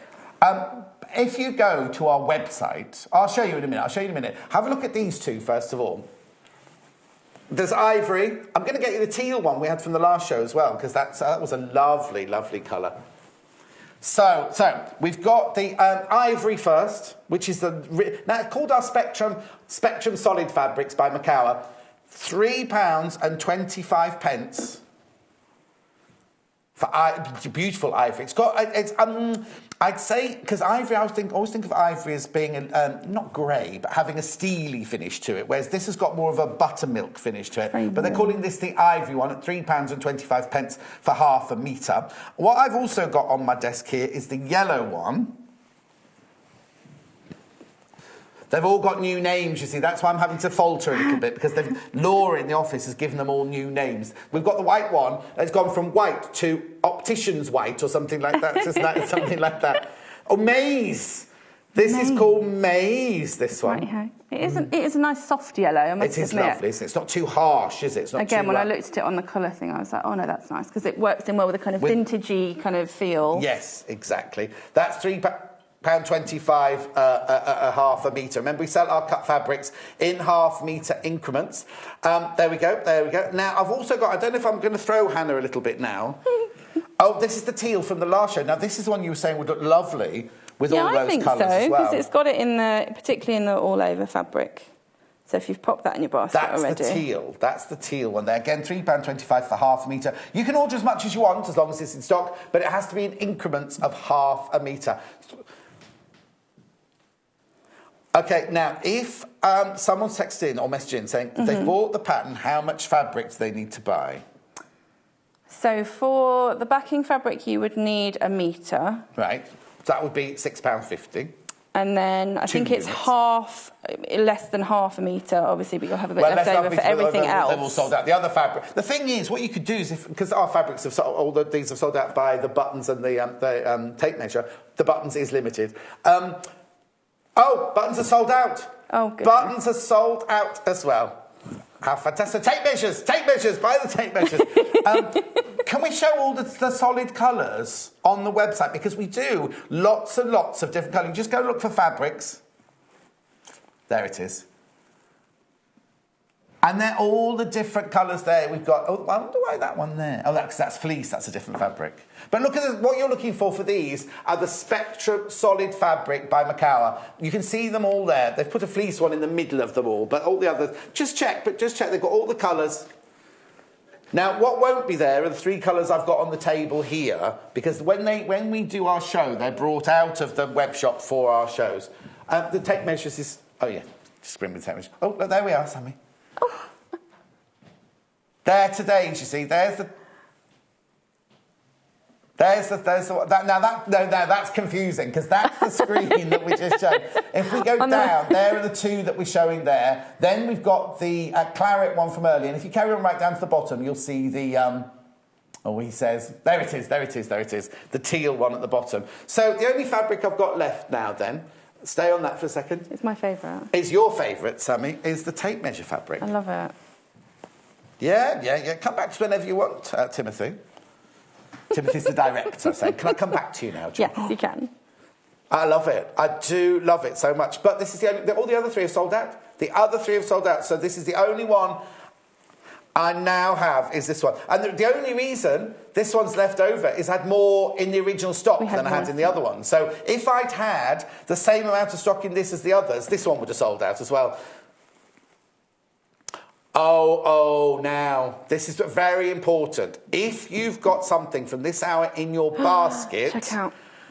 If you all checked out right now, some of you... Because it's in your basket... It's not guaranteed that you've got it. It's only guaranteed when you check out, which is why I keep saying, please check out. Because you only pay one P&P, so as long as you know you want it, check out your basket, because it will never be taken out of your basket. But if say there's 30 people all want a metre, and if you're the 31st person, it'll just suddenly say out of stock, even though it's in your basket. So you're only guaranteeing you're getting it when you check out your basket. But as I said, you can check out your basket, only pay one P&P at the end of the day. Right, sorry, we'll get back to the sewing now. Don't worry, I've got lots of pockets to sew on. No. I was just going to do the side of this. So I'm just literally just stitching all the way around the edge of all of the pockets. I was too busy paying attention to you talking about fabric. No, hang on, get this the right way around. You're the organ grinder, I'm just the monkey.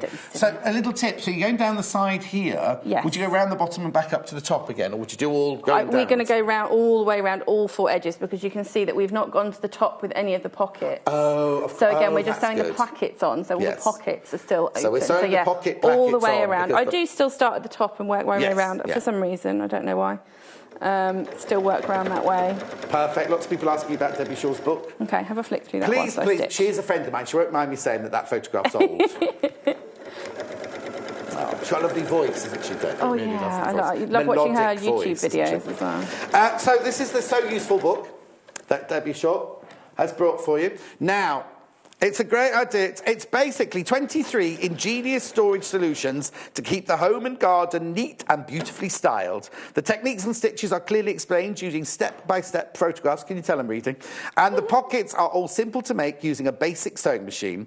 Tidy up your home with a drawer liner, a laundry bag, a garden tote, an iron caddy, and even a heat-proof pouch for hair straighteners. Debbie's no-fuss approach and flair for design makes this the perfect book for sewers of all abilities. Oh, she doesn't put sewists then. Have a look at some. Let's look at the projects. We like these. Some people read sewers the wrong way. That's the only reason we say sewists now. It's not my favourite way, but... Oh, she's got 2 pictures in the book. Talk about... Have you got 2 pictures in your book? No, just one. No. And Jennifer Taylor in her book, every page, she's on every page because she's modelled. Everything she makes, she's modelled herself. So when her book comes out, she's on every page. Anyway, let's see what we've got here. I'll put my glasses on. Oops, here we go. So, contents, introduction, Debbie in another picture there. Useful materials and tools. Basic techniques. Oh, I can see the screen now. There you go. Useful stitches. And, oh, did I miss a page then? Oh, no, useful stitches. There we go. Right, starting off then with the storage cube. Now, if you like the storage cube, we're making some kind of storage buckets in the next show at 10 o'clock. Then we've got the toy bag. Nice, because you could use it for all sorts of things. If you haven't got toys, if you haven't got children, Hannah could put all her flatmates' rubbish in there. And at the end of the day, what she'd do is she'd say, Karen, you've left all of these lying around the house. Here's a bag with them all in. I'll have the bag back later. Then the straightness patch, which Hannah uses all the time for her wild hair. The craft caddy, which she will have when she has her craft room. Small case, like a weekend bag, I'd call that, wouldn't you? What's this one? Oh, an iron cap. Oh, now we've got the kit that makes that. We've got the kit. I don't know if it's sold out or not, so I shouldn't really say that. But we have got to kit. Yeah. Get the book. If you haven't missed out, get the book. There's a jewellery pouch. Like I was saying, Hannah makes her own jewellery, so she'll be using that to put her little bit of jewellery. Garden tote. She's now got a garden, so she can put all her gardening implements in there. What have we got? Have I missed a page out? Sorry. It's got so many. It's got 23 things in. Underbed storage. Are you all right there? Yeah, I'm just getting everything in the way. Underbed storage. That's a good one, isn't it? 'Cause you don't want one of those horrible plastic ones that you suck the air out of. Oh, no. Oh, do we have a difficulty with your microphone? Oh, are we? Sorry. We were. You're back now. You're fine now. Nursery bag. But again, you can use that for so many other things, couldn't you? What else has she got? Oh, that's a posh toilet roll holder. Oh, that's nice. Yes. We need one of those because we've got posh soap in the toilets here now. Apparently it's only in the girls' toilet, not the boys' toilet. Knitting needle roll. Hoop basket. Hoop. Love Do you remember those. that? Hoop basket. No. Drawer liner. Oh, look. Oh, it's not just a drawer liner. It's like a segments. It's like a lift out. Putting your drawer into segments. Hammock. Oh, for your toy. Oh, I didn't see toy there. No. Don't get excited. It's a toy hammock. Oh. Look at those drawers. Look at that. I could do with that in my drawers. That one there. That'd be a great gift for someone who's just had a baby. So much more useful What, than a more toy clothes. hammock? No, the drawer line. Oh, the drawer line. Yes. Oh, she's gone into great detail on the hammock. Look. Big basket. That's when you go shopping. That when we dropped off Jay at the supermarket yesterday, he could have done with that, couldn't he? Laundry bag, he could definitely do with that because he's got enough washing to get done. Needlecraft booklet. Oh, that's nice. Look, because you can put your needles, your threads, and what's she got down there? What's down that bottom one there? I can't read what that says. Sorry. Oops. Is it just a pack of buttons or something? You don't want matches in there, do you? And then the index there. It is so useful. It's only £9.95 for all of those. That's like £2.30 a pattern. No, it's not even that. It's 23p a pattern. We're liking that. I'll put that back. Right. Back to you, Sammy. Almost done. I'm not going to stitch them all on because we don't need to do that because we've done it all before. And it's the same technique over and over. But I have just stitched the bottom one because I want to show how to do the binding, which we've probably just got enough time to do that. We've got 18 minutes. Yeah, that should be fine. Before we go any further, yes, people have been asking about the wadding that you've used in there. Yes. It was double... This is, yes, it's double-sided fusible wadding. I think it's by Heirloom. I'll just peel the back before so you can see it. So you can see this is iron-on both sides. So you can see I'm peeling away there. So it's nice and fine. It's a cotton weight. It's a cotton batting. Yes. Wadding, whatever you like to call it. And it's fusible on both sides, which means it sticks both sides. Yeah, I think that's right. Yes, it is. Is that the one you used? Yes. There we go. We can show. We've got this in stock, so we'll show you that in a second. It's really nice. I just had a question about it. That was all. That's fine. Yeah. So that's the one. We'll carry on while Hannah finds the details for you. But yes, I like it because it's fusible both sides. Do you know what else I can talk about? What do you want to talk about? When you do your top stitching, you've obviously done it with toning thread. Yes. But look at this. We've got this fabulous. Look, if you wanted to use the red or the purple or the green as your top stitching, then this is it's a lovely little Gutermann gift pack, really, because you get all of those threads. But then you've also got this. Now, this is a quick unpick with a bumblebee on the top of it. Yes. And what you do... do you want to explain that? Well, no, you can. It's all fine. Right, then. Go ahead. If you unpick line of stitching. Use your seam ripper, and then I can't open the box, I don't think, because I don't want to break the box. I'll show you in the back here. You've got like a little bumblebee at the end, and you just wipe it, and it pulls all the stitches out, all the threads. Look there, you can see that's it in motion there at number 2. But you also get this as well. You also get that. Count your stitches. Count your stitches down the side. All of that for £19.95. 0800 112 44 33. I'll try not to blame. Sewingquarter.com. Also, yep. Oh, the wadding. We brought the wadding. But you know what else I've got? If you buy those threads, I've got these fantastic boxes to put them in. I'll go over in a minute and show them. Right, sorry. I was going to say, what I'll do is, if I get to this point, you can go and do those. And then all right, then. Thank you. I'll just tell you what to do. It's fine. So bossy. Everyone else I'm sorry. does, so don't worry. So again, I've just I've made a continuous length. So I basically used the 1/2 metre of the tape measure fabric that I had, and I cut it into strips. Yes. And then I joined it together to make one continuous length, so that we've got plenty to go all the way around. I'm not going to show you. I'm just going to show you how to do the corner. And don't try matching the tape measures, because oh, they're not going to goodness, match. No, they're not. But you can see, you hardly notice where they do join. Yes. That's a join there and that's a join there. You can hardly see once they're around. Obviously, don't forget, we're going to be folding this in half and half again, so you're not even really going to notice where the joins are. But that's what I did with that. So I took my 1/2 metre and cut it into strips and joined it together so that we had enough to go all the way around without having to join as we were going. Right. So I'm going to do exactly the same as I did with the edge of the pockets. Right. So I'm going to stitch raw edge to raw edge across the top until I get to the corner. Right. And what I'm going to do is I'm going to draw. Oh. The corner technique coming up now. Yeah, we did this before. So it's mite in the corner. So I'm probably going to be stitching. I'm going to try be careful to follow the line on the tape measure as my edge. So I'm just going to draw from there to the corner, which is where I'm going to stitch. Right. So I'm going to stitch along and into the corner, which I'll do fast. But we didn't draw it last time. No, we didn't draw it last time. I thought if I drew it, people would be able to see it a bit easier. So I'm just going to pop that through the machine, which is going to be tricky because I've done it the wrong way around. Let's do it this way. But you do it on each corner, wouldn't you? Yes. Yeah. So normally I would go into the corner, but I've got my piece of fabric the wrong way around today. So we're going to go from the corner in, following that line to the end. I'm going to put my needle down, if it let me, there we go. I'm going to lift it and turn, put my foot back down and then stitch away from the corner. Just going to stitch to there. Normally I would obviously stitch all the way to the end, but I want to show the technique really more than... But at the next corner, you'd draw the line on the next corner as well, wouldn't you? Yes. So what I've done there, you can see... Oh, trying not to pin myself. What that happens there is that gives us a brilliant... Right, we need just to fold that again, because we didn't see that one. There you go. So that's where I've done the line of stitching, along that line where we drew. And when I'm going to fold this over, that's going to give us a brilliant mitre to follow. Yes. So that when we fold this down to go round the corner, and we fold this across... Is that iron making noises again? Yes. There, we're going to stitch again up that corner, and it's going to give us that perfect mitre in the corner. So I'm just going to do that fast to show. Let's pop this all in. You do have to manhandle this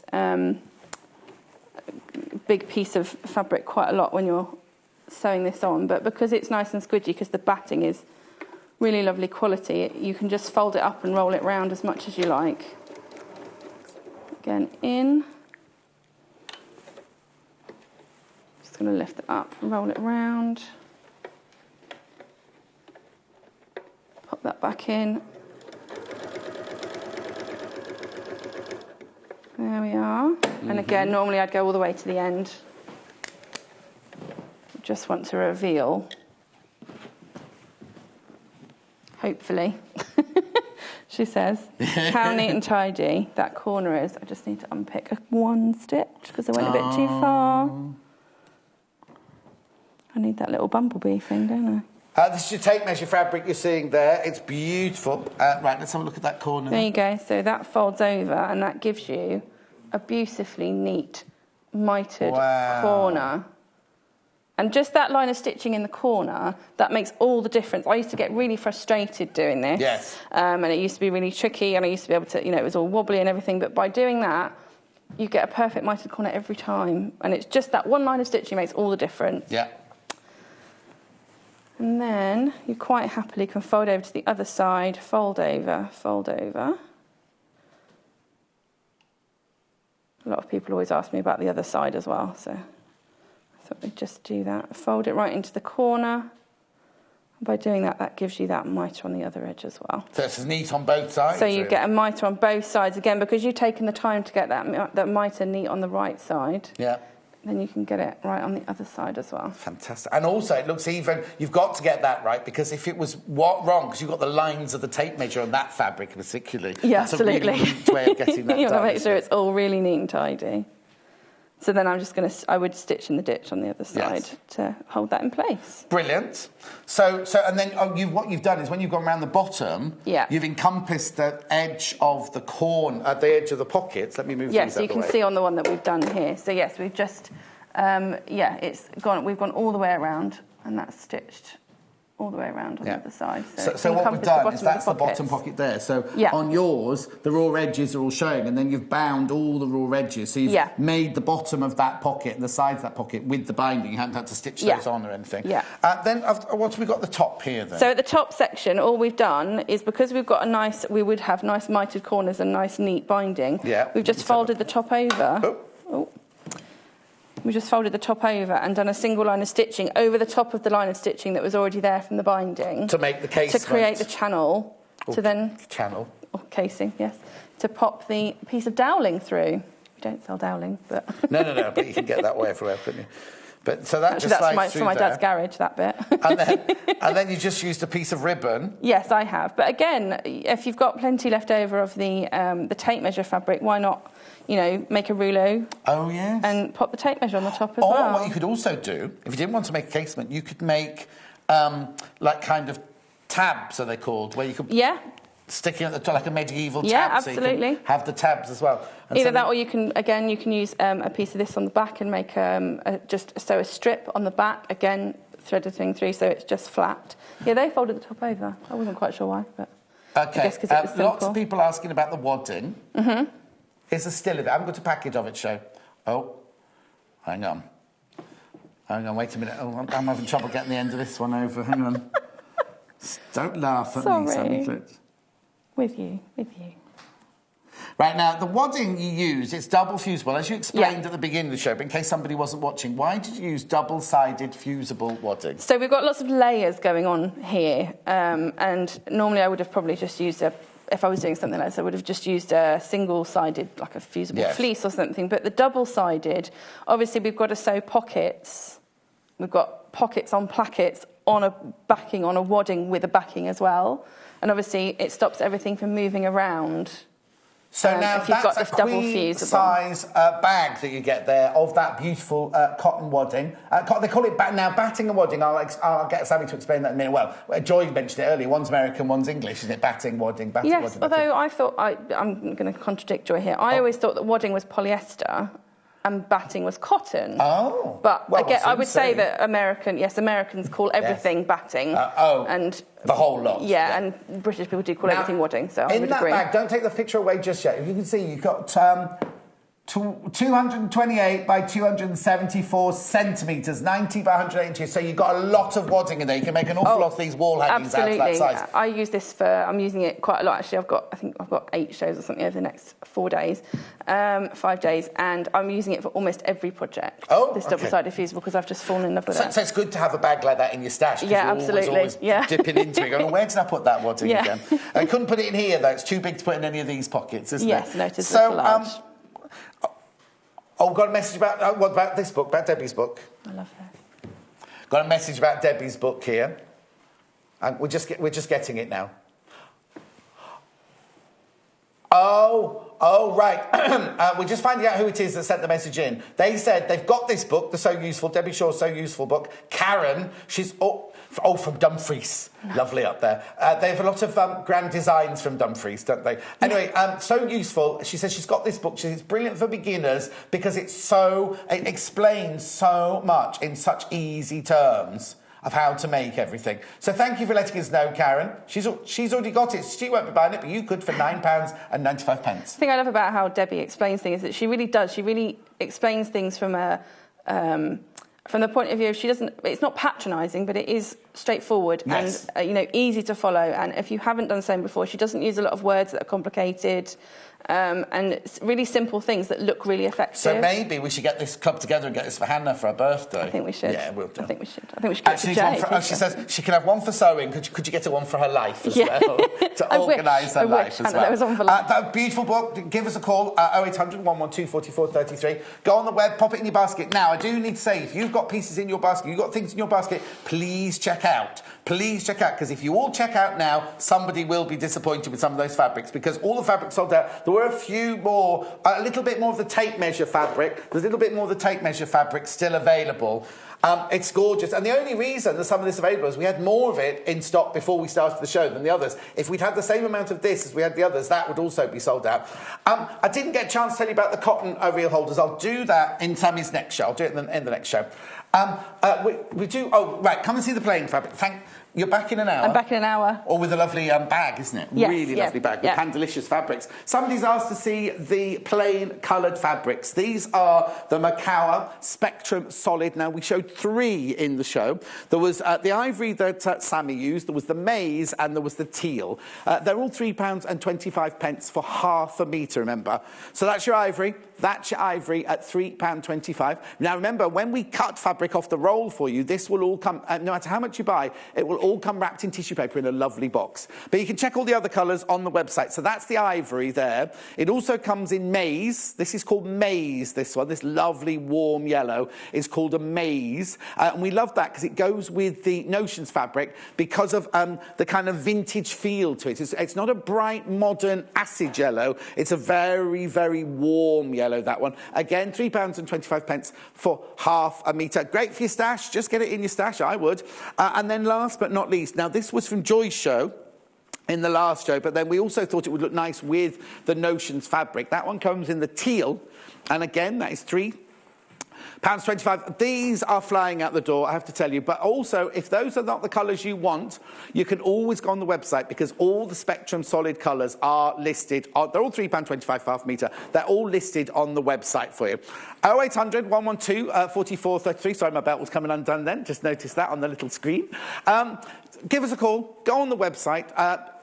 Loads and loads of colours. Right. Don't go anywhere, because I'm just about to finish thing. Joy's back. Oh, and we're making these lovely, what would you call them? Like little stripes. Don't go anywhere. Don't go anywhere. We'll be back in 3 minutes with these. Sewing Quarter is at the very heart of sewing, as we bring you all things sewing and quilting. The team behind us live and breathe sewing day to day. We strive to bring you exclusive offers, exciting live demonstrations, and most importantly, we will custom cut fabric to your specification in our very own cutting room. We will also be bringing you TV exclusives that you won't be able to find anywhere else. So come and join us today at the Sewing Quarter. Welcome to the Sewing Quarter!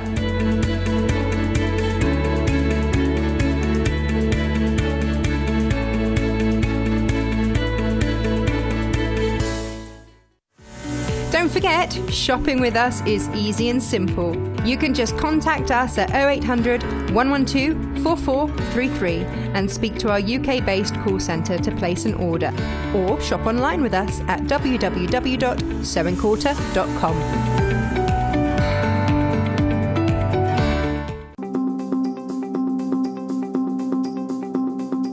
If I were to describe the Sewing Quarter in 5 words, I would say educational, fun, friendly, chatty, and sewing.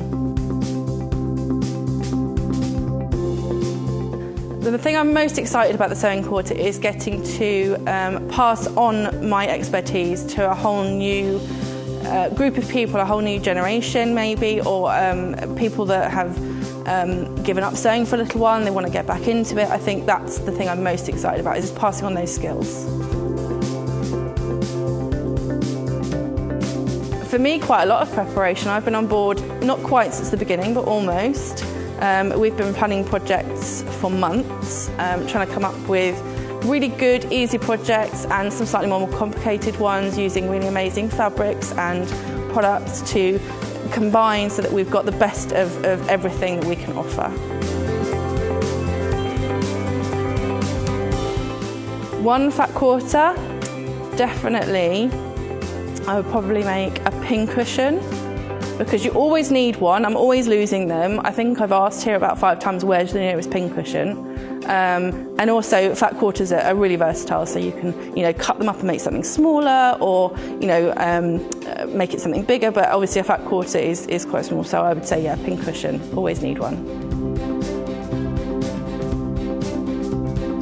I would say, I was thinking hard about this, and what would think is that how friendly it is. Everyone who works here, it's like a big family.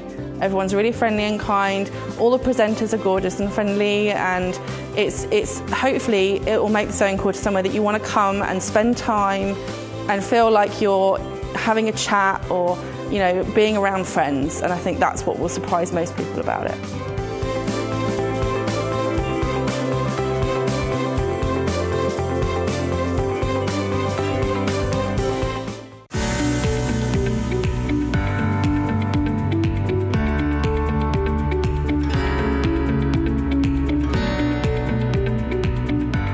Block number 747, diamond dies.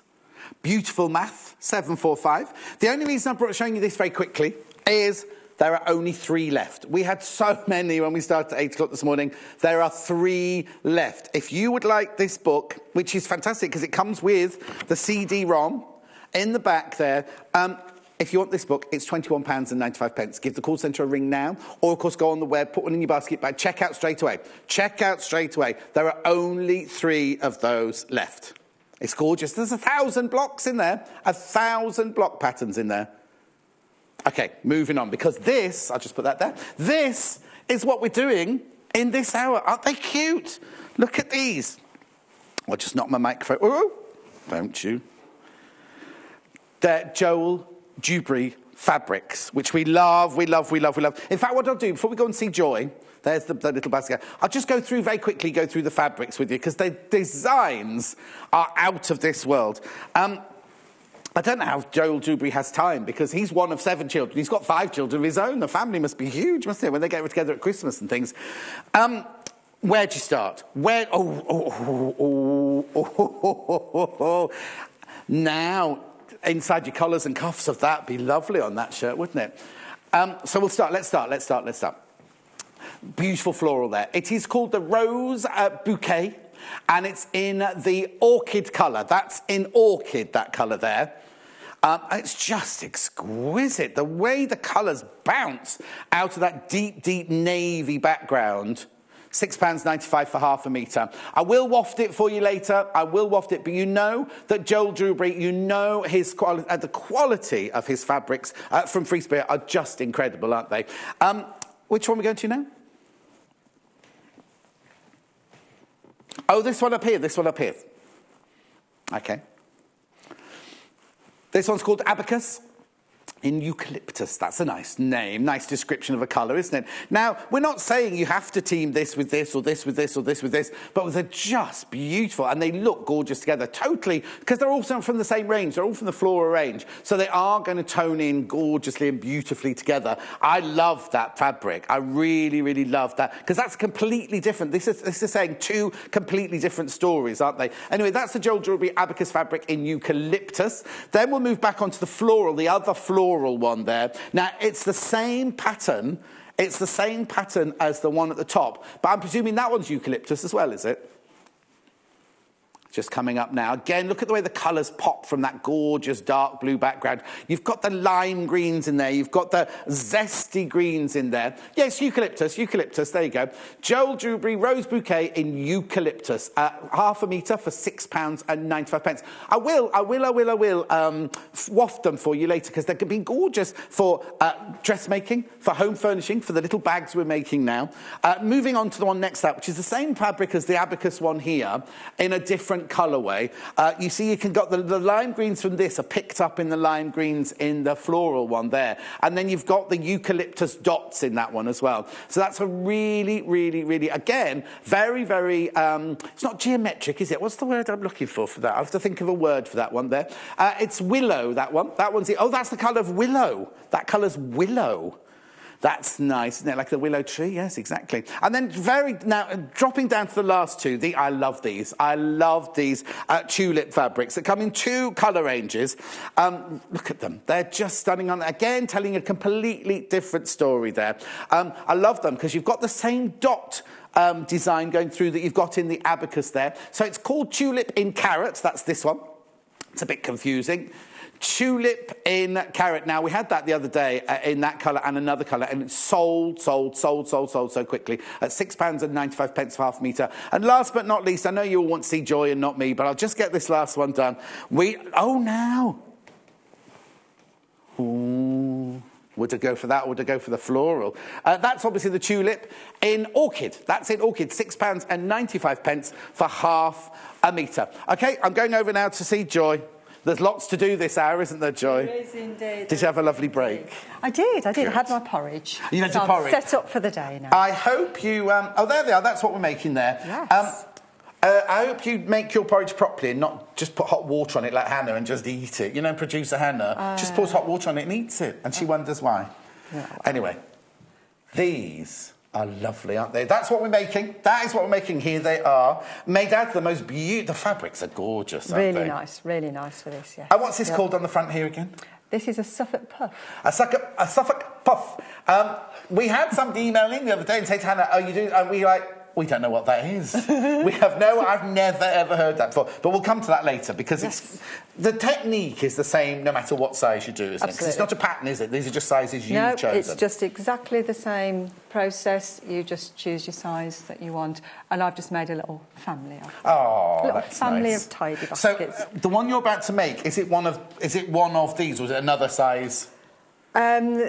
Yes, I'm going to, both of two sizes. Really. Oh, I can do two sizes. I'm going to muddle up. Go on then. Just going to muddle up. Yeah. Muddle up. Right. Okay.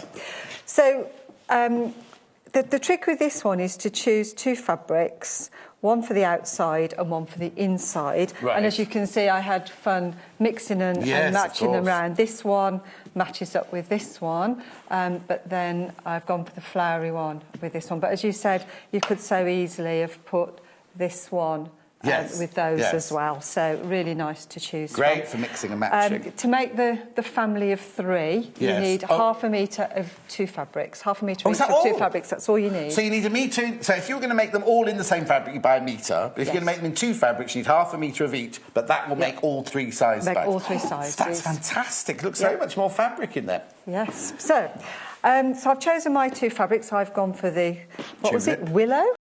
It works as a design, but doesn't work as a name, does it? Right, so that's why we don't design fabric, isn't it? There we go. And you also need some wadding. Now, we looked at wadding in the first hour this morning, but we're looking at a different wadding this time. Right. This is 100% polyester. Oh, I think I've got... I thought I had that wadding here. Oh, it was... Never mind. I've got an empty pack. Oh, we can look at the empty pack. Oh, let's make sure there's no writing on it there. It's a bit shiny. It's my writing. Oh, it's your writing. It's my writing, yes. So yours will come with wadding in it, obviously. Yours will come with wadding in it. Soft and washable, premium polyester craft wadding. There you go. How much do you get in there? Oh, a metre square. A metre square you get there. £2.95. So why is this one better for this project than the one we had earlier? OK. The one we had earlier, which was this one... Oh, yes. It's a bit more like a felt. It's very soft. It's very drapeable. Right. So we want these to stand up. So we need something a bit more sturdy. Oh, yes, so you see, this one will stand up better. So that's what we're going to use. Now, this project today is This isn't for experienced people. They can do it. Yes. But this is for people who haven't done very much at all and want to have a go. OK, so producer Hannah, who is new, she's mixed over... Even she could do it. Oh. Sorry, Hannah. I wasn't going to say that. So, Hannah, take note, because you know the homework you're bringing in next time Joy's in. We're going to expect you to have made one of these as well. Yes. Right. OK. So what were you going to say? You don't know now, do you? No, I'm just laughing at Hannah now, sorry. Yeah, so it's nice... Tell her to behave. It's nice and straightforward. Yes. We get a lot of young quilters, so children as young as maybe 8 or 10. In your classes? Not in my classes, but in the quilting world. Oh, OK, yes. And they like to have a go, but obviously we need to adapt the project to the skill level that they've got. Yes. So this is something that they can do. Right. Okay. Brilliant. You start off then with your 2 pieces of fabric and a piece of wadding, and you just need a rectangle. Okay, depending what size you want to make, obviously depends on what you do. As a rough guide, if you fold this in half and chop a bit off, that's roughly the size it's going to be. Okay. So I'll just give you a rough guide, yes. So you can make them whatever size you want. And what we're going to do is we're going to take the outside fabric, right, and we're going to put it on the wadding, like this. Now, it's directional, that fabric, isn't it? It is directional. So when you're cutting out, if you imagine it's going to be stood up like this, you need to make sure that the directions on your fabric goes upwards all the way across the length. Otherwise, you'll have them lying down. You don't want lying down tulips doing carrots. We don't want lying down tulips and carrots. Now, normally, this is where my ladies will say to me, have I got to baste this? Right. Okay, and we spoke about basting, which is these little tack-in stitches that goes all the way along the cross. And absolutely, yes, you do. But what I'm actually going to do, I'm going to do a little bit of quilting on here to show, hopefully, what happens if you don't baste it. Right. Okay, because... No, but you're perfect for this. It might go right for you. Maybe you should get Hannah down. Hey, and Hannah could come down and she could show us how not to do it. Do you think she would? So I'm just going to pop this under here. We've got the walking foot on again. This is how not to do it. Yeah. Just in case somebody's tuning in going, oh, look at that Joy ruffling up that fabric. Yeah, she hasn't done it. Yes. Now, it's going to go right, you know that. Yeah, I know that. You know that, don't you? But we'll see. If you quilt it and you haven't basted it yet, it's going wrong. Fabulous. Oh, is it going wrong? Yeah, well, wrongish. We didn't really want to say that, but there you go. OK, and snip that up. OK. What happens if you don't baste it? Can you see how it shifted? Yes. OK, so it shifts along, and we don't want that to happen. It's also got a bit... I'll just hold it up for you there. Yeah. So what's happened is these all started off the same size. Yeah. The wadding has shifted all over the place, actually. Yeah. But also, you've only done one line of stitching and it shifted that much. If you then did another one there and another one there, it's going to end up looking like this, isn't it? And then this fabric's all going to be ruckled and everything. So the moral of the story is don't be lazy. Tack or baste it. Are you going to have to unpick that line of stitching now? I will do, but I'm not going to do it now. Oh, all right then. Because I've got one I made earlier. Okay. Oh, of course, yes, I forget, Miss Blue Peter. But before I do that, we've got our first line, and if we want to go in parallel lines, this is where people say, but I can't do that. I don't know how to get a straight line. Right. Now, depending what fabric you're using, sometimes the fabric can help you. And on this case, we've got these lovely blue dots. Oh, yes. So we could just aim to stitch through all the blue dots. Yes. In both directions. Cross-hatching. Cross-hatching. I have learned. I am listening. Well done, yeah. So sometimes we can use the pattern that's on the fabric to do it.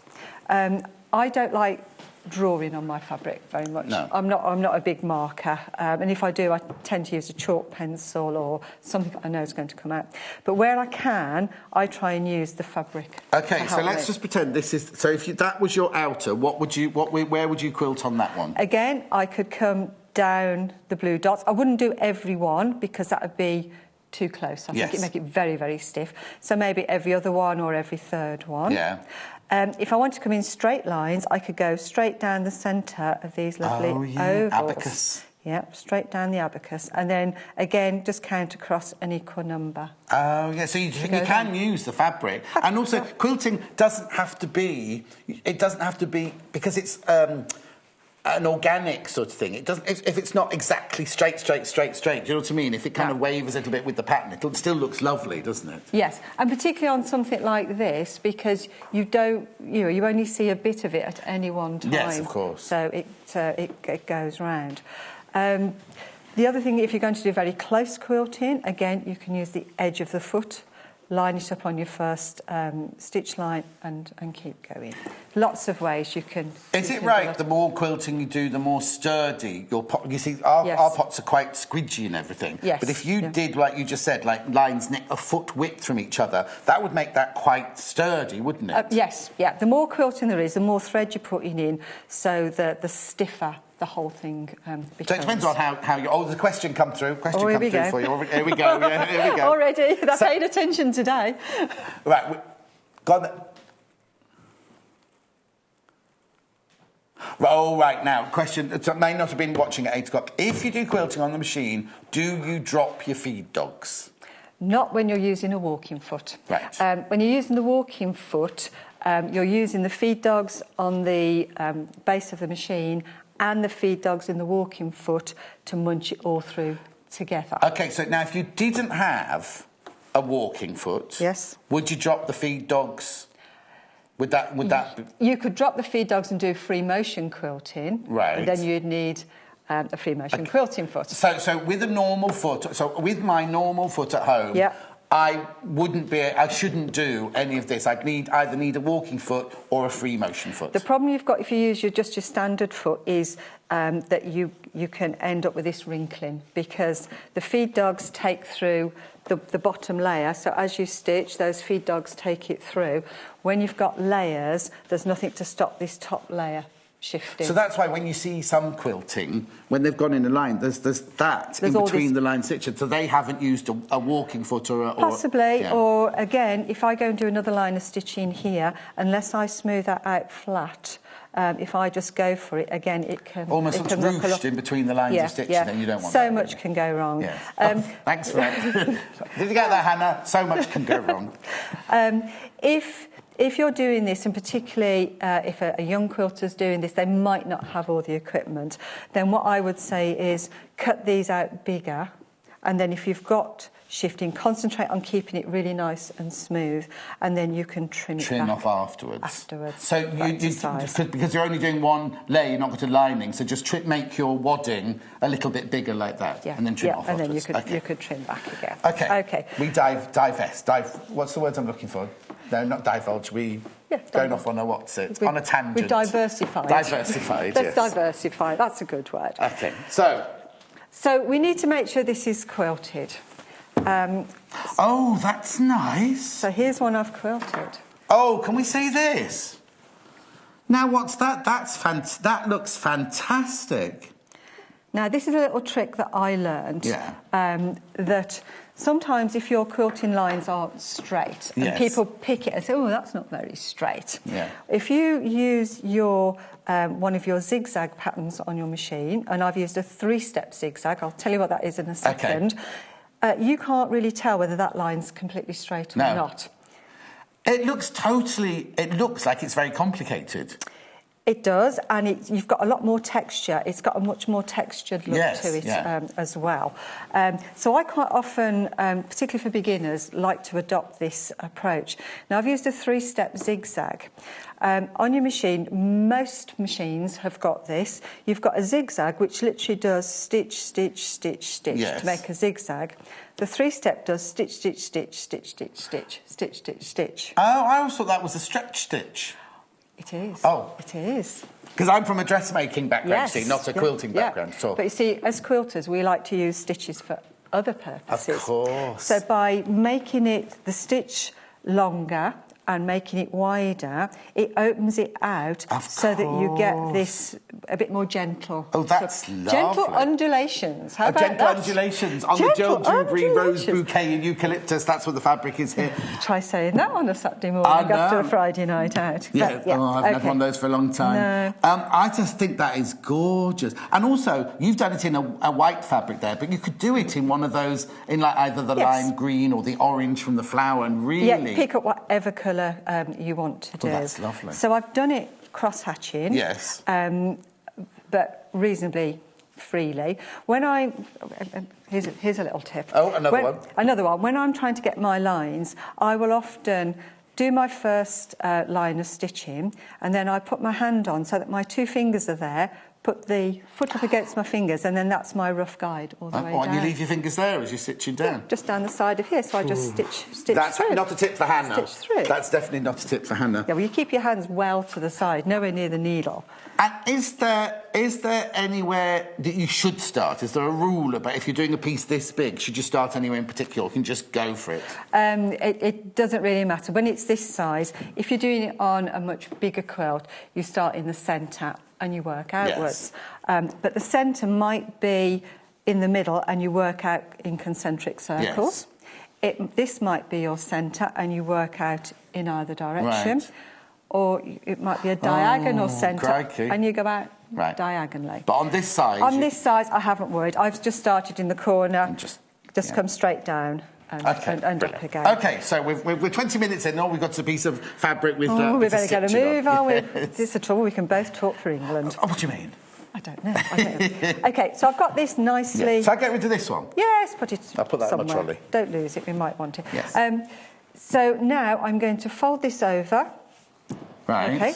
And I'm going to stitch down the side and all the way across the bottom. OK. So if I just quickly do that... So now, could you do this bit with a normal foot? When No. you've got wadding, you still need... Whenever you're going through lots of layers, I would always use the walking foot. Right. And people worry about doing this because you've just got the wadding on the top. That's what I was thinking, Yeah, all I do, I just keep it smooth down as I'm going along so that it just doesn't get too bunched up. And then when I get to the bottom here...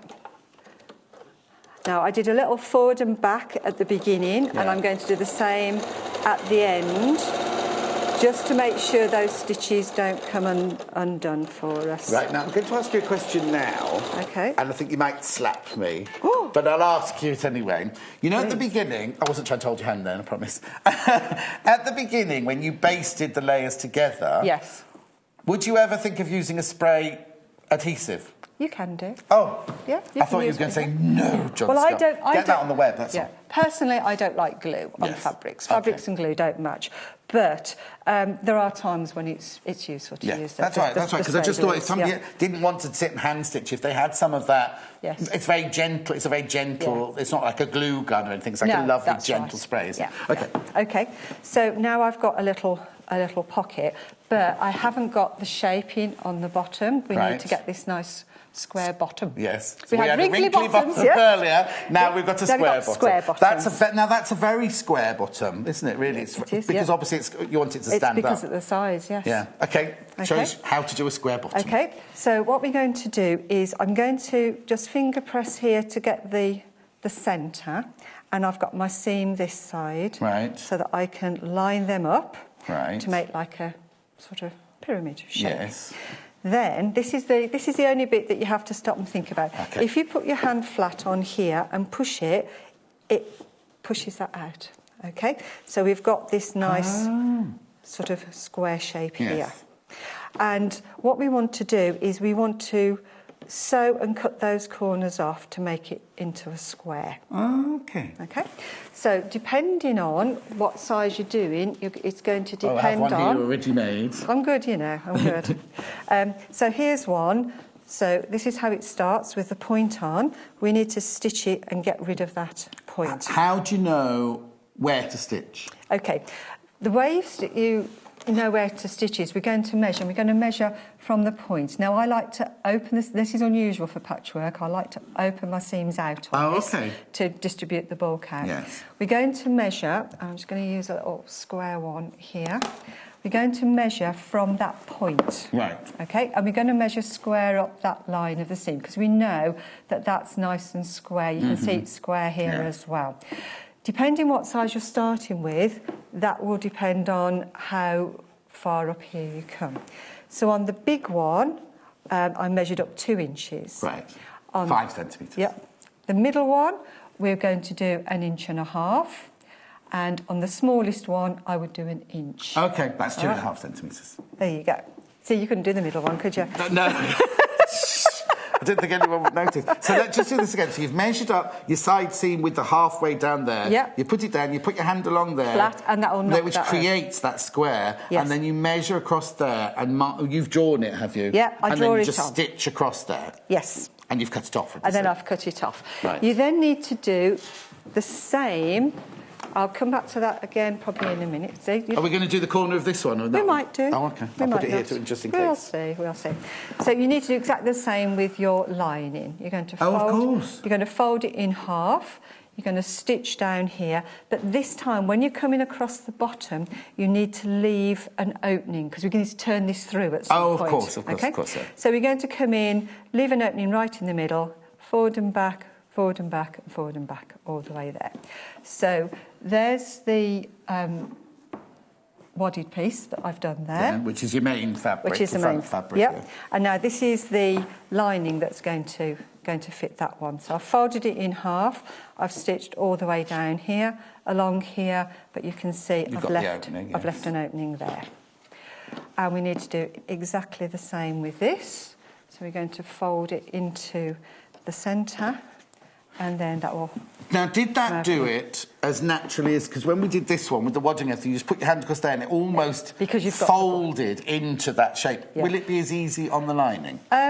Not quite as easy because you haven't got the bulk of anything there. But yeah, but if you just do the same sort of thing, you can check it's lined up because you can see your seams are going to line up. Oh, OK. So if it folds over and it's like that, don't do it, it's wrong. No, just manipulate it round, make sure. You should see this lovely square here.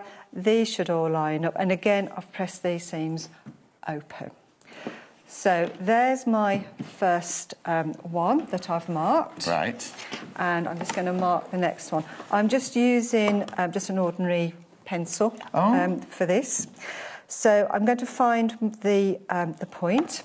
If you look on here, you can see there's 2 inches there. So here's my 2-inch line on here. Line that up with the point. The 2 inches was the... 2 inches on the big one. Yes. Inch and a half. But again, you know, you can make them this big if you wanted to. So then you do it proportionate to the thing, Yeah. The ruler's on the bottom of your screen there, £13.95. OK, so I've just drawn a line across the top. Yes, it's very faint, but I can see it. Okay. I'll try and see if I make it a bit darker for the... Well, we've got the one there anyway. You can see that one, OK. So now I'm going to do... Now, this time I can leave my walking foot on. Right. It's not going to do any harm leaving it on, because we don't want to keep taking it on and off. No. So you can do normal stitches. We don't mean normal, but you can just do a normal straight stitch just through 2 pieces here. So we're going to go through here. And again, it's a good idea to do a little forward and back, just to make sure it's nice and strong. Have you got a posh machine that lifts the foot up? Did you notice? Yes. I was waiting for it. It didn't happen.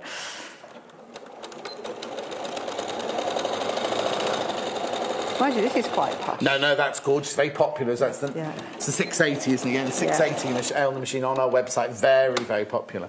Yes. OK.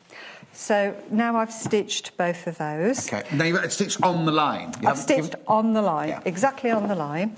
So what I'm going to do now is take my ruler. I like square rulers. I find them much easier to manhandle for this kind of project.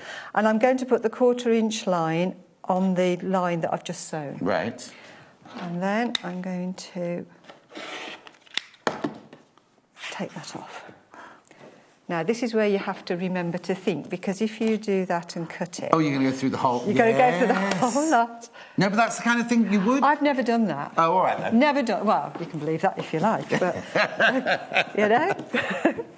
I have a philosophy. You learn more by doing things wrong than you ever do right. Story of my life. Story of my life. So I do everything wrong first. So then I'm going to take this one off as well.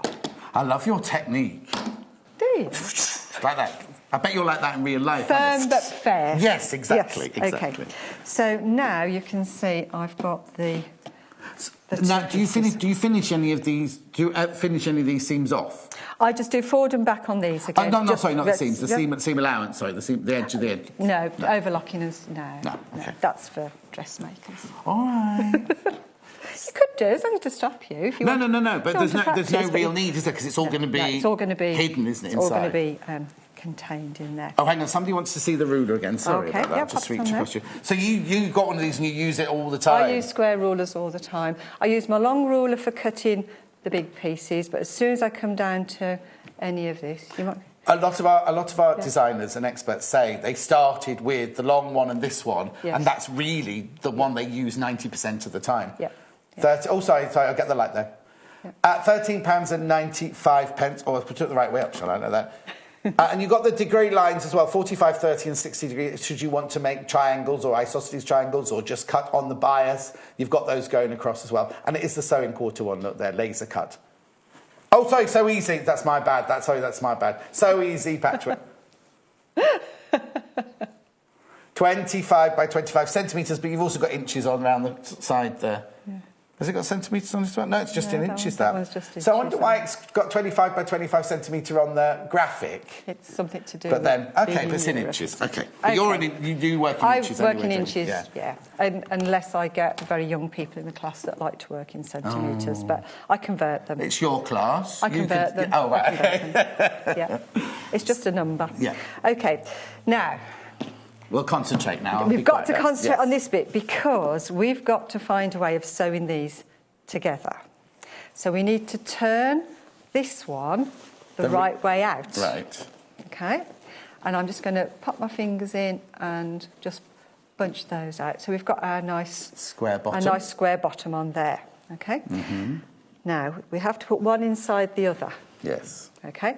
And the rule is that the right sides always go together. Yeah. So we're going to put the outside of the bag into the inside. This is why it's confusing, isn't it? Because we know we've got the right sides together, but we're putting the one you'd expect to be on the outside, we're putting it inside, basically. Yeah, back to front. OK. Now, when I've put it in, because I want to distribute the bulk and the seams, when I've put it in, I've put the seam of this one on the outside where there's no seam, to the midpoint of the other one. Oh, good little tip there. Mm-hmm. And then the same's on this one. So the seam of the inside is at the centre point on there. Were you up all night thinking of these tips, or did they just come naturally? Yeah, I'm up all night. No, it comes from years of doing things wrong. Now, I'm just going to pop a couple of pins in here, and I'm going to pin on opposite sides so that then I can get that nicely settled in. And then I'm going to come into the middle. It's just really just to keep all the edges together. Yes, because you've got quite a few layers going on in there as well, haven't you? Now, if you've got somebody making this who's not done a lot of sewing, I recommend starting with the bigger ones first. Oh, really? As they get smaller, you've got a bit more manoeuvring and fiddleability. Fiddleability. If that's such a word. Well, if it wasn't, it is now. It is now. It is now. OK. So, yes, the bigger ones are easy to manipulate and to do. So what I need to do now is stitch all the way round the top. All the way around the top? All the way around the top. All right? Because we've got, we've got a little opening at the bottom. Now, I know it's Sunday morning. Yes. Now, what I'm hoping is, we can get this off here. Oh. So this gives us our free arm on the machine. And that means when I pop this on under here, if I can get it under there. There's a needle down, needles down, I think. Yes, it didn't come up. And again, I'm just going to line. One of the beauties of this is you don't really have to worry too much about quarter-inch seams. Right. Because the seams can be the width of your foot, half an inch, whatever you're used to, a centimetre, whatever. It doesn't make that much difference. It just adjusts the size of the bag very slightly. But yes, but nobody's going to wear it, are they? No, you're making it up as you go along, so that's fine. So now, as says the expert. Yeah, so now, well, you are, because you're choosing the size that you want. So now, as I sew this will rotate around that free arm, and it stops it getting all caught up. Which is, again, if you're new to sewing, that's an added bonus, isn't it? Because if you just had the table in, you've got to really work at keeping it flat, haven't you? Yes. So you should be able to just see that that's just rotating round really nicely. OK. and I'm sewing over the pins, but when I get to the pins, I just go a little bit slower. Yeah.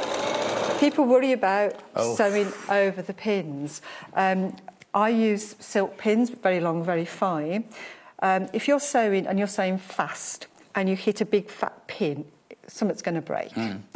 If you go more slowly and you've got a narrower pin to try and hit in first, it'll slide off. Right. So it's But not so bad. sometimes if you're doing a big, beautiful quilt and you've got lots of layers and thick cotton, sometimes those fine needles, you can't do it with a fine needle, can you? Because you've got too many layers to go through.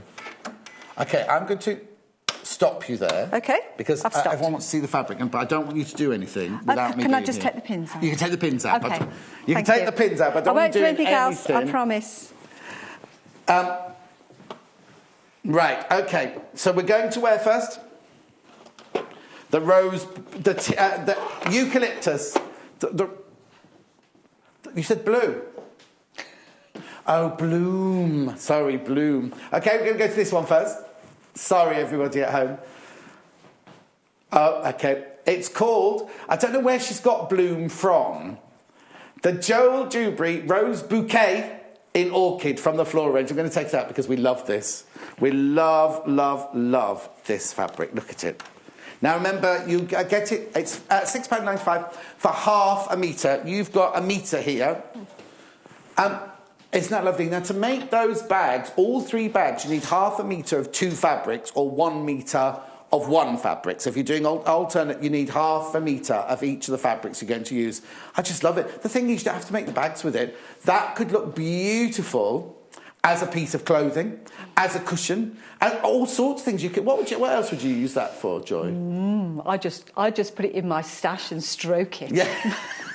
Sadly, that's what a lot of our experts say. It's beautiful, isn't it? £6.95. But look at the overall print. Look at that gorgeous overall print. It's got a lovely vintage feel to it, hasn't it? That is the in Orchid. That is the Rose Bouquet in Orchid going on there. Really lovely, and of course the quality of the fabric. I am your hands for this, aren't I? Really lovely.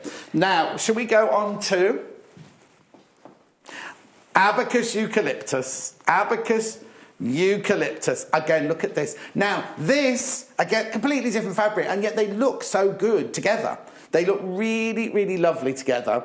That one is the Joel Dewberry Abacus fabric in Eucalyptus. Half a metre for £6.95. Give us a call, 0800 112 4433. Or, of course, you can go onto the web, www.sewingquarter.com, and choose yours there. That is lovely. I love the fact that you've got the eucalyptus and the orange together. It's a really lovely teaming of colour, isn't it? Then we'll go on to this one, which Hannah calls Bloom. It's not called Bloom, though. That is lovely. Oh, now look. That is stunning, isn't it? Rose Bouquet in Eucalyptus. But what it is you've got that lovely, like, French blue background with the lovely line. And then again, the orange dots are there, you see. There's a theme going through this floral range, isn't there?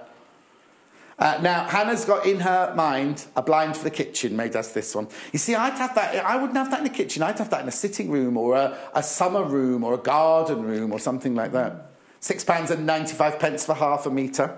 That is lovely. And again, the quality. Gorgeous quality. Right, moving on to the Abacus in Willow this time, which is one that Joy's using at the moment, look. Now, from a distance, it just looks like a tiny pattern. When you come close in, look at the gorgeous pattern there.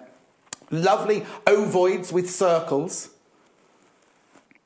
Really fresh greens in there, aren't they? Lovely greens. £6.95 for half a metre. Remember, you can buy as much as you want, but you have to buy it in half metre increments. So if you buy 3 metres, you get 3 metres. You don't get 6 half-metre pieces. It all comes, we cut it like you buy it off the roll, but we just sell in increments of half a metre. Just 2 more to go very quickly before I go back to Joy. We've got the tulip in carrot, which is this one. Again, now this is one of the ones that Joy's used for her project over there.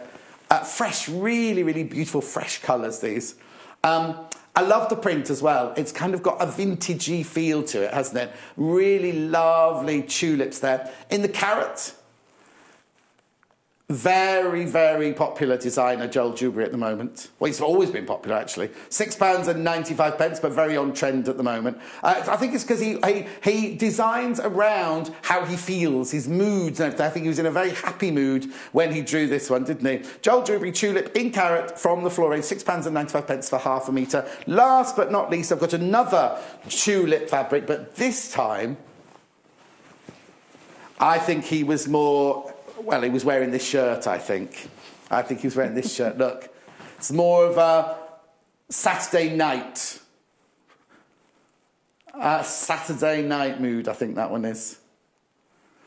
£6.95 for half a metre. Very sophisticated, very elegant, candlelit, I'm thinking. I love it. I love that. But imagine if you just got half a metre of that and you used it to trim collars and cuffs or anything you're making, that would look really, really nice. Or if you're somebody who doesn't like lots and lots of colour, just a very plain fabric and then trim it with something like that. It's just lovely, isn't it? Right, OK, going back to Joy, because we need to carry on with this now. We do. We can't leave it half done. No, exactly. OK, so I've stitched round, I've taken my the pins out. So now I'm going to go to the little hole at the bottom and I'm going to pull this through. I tell my ladies this is giving birth. Oh! We've just given birth to a So Tidy basket. Oh, that's nice. Yes. So I've pulled it through. And now all we need to do is pop that lining back inside.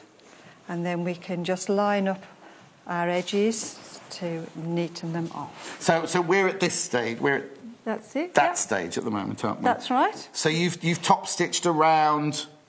Ah, I haven't, because I'm going to put the trim on, and the trim will do that top stitching of all course. in So one go. if you weren't going to put any trim on, If you could just top stitch it all the way around. I love it because that quilting has just given it that extra bounce, hasn't it? Yeah. And obviously, what you would do is you would just hand stitch that opening closed on the inside, and that keeps that all nice and tidy.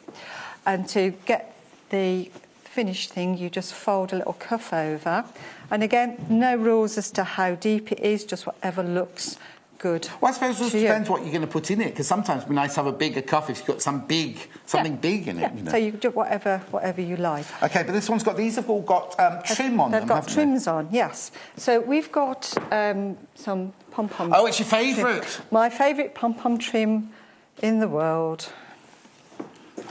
I've got green and I've got white, so we can choose whichever one we think is going to the green look the nicest on there. Oh, okay? you could go with yours. It's your design. I'm just choosing the green. If you want the white, you do the white. No, we can do green. So we're going to put this green trim on. Right.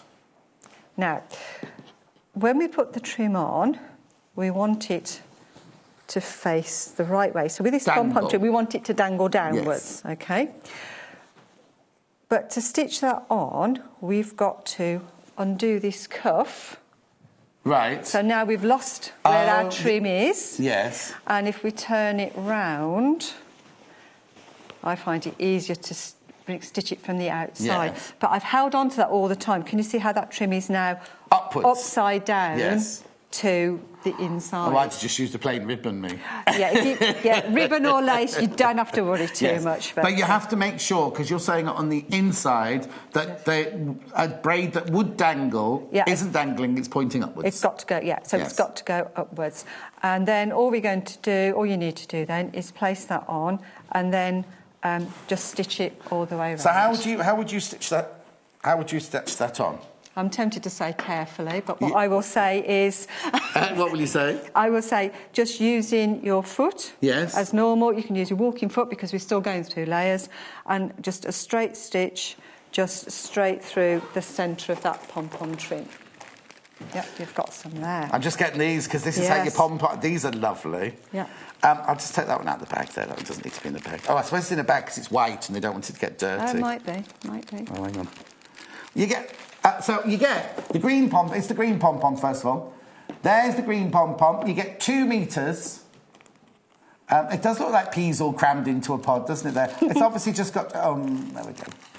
That looks nice. I like that. Yeah. Just so you can see it, they still look like peas crammed into a pod, don't they? But obviously they'll fluff up as you use them. It's only £2.95. That's fun. So then, and look, that's like that reel. It's like the wooden reels on that fabric that sold out earlier, isn't it? That old-fashioned reels. You also can get it in white, which is across the bottom there. It's in the bag, so that's why I don't put my dirty fingers all over it. OK, so... And a reel will do all three. Oh, so one reel will do all 3 bags if you want to put pom-poms on them. Yeah, okay. If you want all the same colour. Yeah. But sometimes it's nice to swap your colours around. Of course. OK. I'm not going to sew that on unless we get time, because I want to talk about the Suffolk puffs. No, that's perfectly right. But sorry, I might have missed this because I was busy finding... So when it's up that way and you stitch it, do you stitch with a straight stitch or a zigzag stitch? Yeah, I just use a straight stitch straight through the middle. And about an inch down from the top, just wherever it feels about right. And also that's going to make that line of stitching to stop your top rolling over as well. So you're killing 2 birds with 1 stone at that point. That's right. OK, let's get on to the... OK, so Suffolk puffs then. Because somebody emailed in the other day and said to Hannah, asked the question, she sent it through my earpiece, and I was like, I don't know, so we just ignored it. And then, of course, you turned up this morning and I'm going to put a Suffolk puff on. Yes. A lot of ladies call them Suffolk punches because they forget the name. Oh, OK. But a Suffolk punch is actually a big Shire horse. So oh, is it? Oh, Natasha's got a Shire horse. We're not going to put one of those on that bag. Big Shire horse on your bag. So choose a piece of fabric, whichever one you want to use, and we just need to draw a circle. Again, it doesn't matter too much what size the circle is, so a reel of sellotape, a cup, a glass, anything that will give you a circle. Okay. The bigger the circle, the bigger the rosette shape. Yes, because it's the rosette we're making, isn't it? Yeah, this little rosette around the outside there. So we need to draw a circle on, and then we need to... Did you see how I did that? Now, on our website, we have circle cutters. Yes, you have. A nice big one. You can cut... I think it's about 2-inch circles. That was from memory. So, so yes, if you want to cut them really, really accurately, then. But you're not going to see that edge anyway, are you? No, you're not going to see the edge when it's done. Then, with a needle and thread, you're going to just do, and I don't know if the camera will pick this up. If you hold it there, they'll find it. Will it find those little stitches? It's coming. So we've got these little running stitches all the way around the outside edge. Again, don't be too lazy and do big stitches because you get big folds. Oh, yes, your little gathers. Yeah, nice little gathers all the way around. Start with a knot because we don't want it to come all the way through. Put the finger in the middle. OK. Finger in the middle, and you just gently pull. Oh. And it pulls it up. It's to a shower cap. A little bonnet. A bonnet shower cap. Yeah. And then take your finger out. You can pull it up and squish it down. And when you squish it down, you can then just manipulate your pleats out a little bit so that they go nice and even. Yes. OK. Then when it's how you want it to be, I simply take the thread through to the back, like this, and that will pull it in nice and tight. Then to keep it like that, I'm just going to do a couple of little, I call them little locking stitches, so it's just 2 little stitches in exactly the same place, thereabouts, and that stops it all coming undone. How brilliant. And there's a little Suffolk puff. To finish it off... So the Suffolk puff is that bit? That's that bit. Yes. Okay. That's that bit. Do we know why they're called that? No idea. Well, look that up for your next show. We'll look it up. If you know at home, let us know. You've got about 10 minutes to let us know why it's called Why it's called a Suffolk puff. I presume it was made in Suffolk first, but... Yeah. We could be wrong. Does it look like a flower? It's nice. Yeah. Now, you've got all these raw edges. Yes.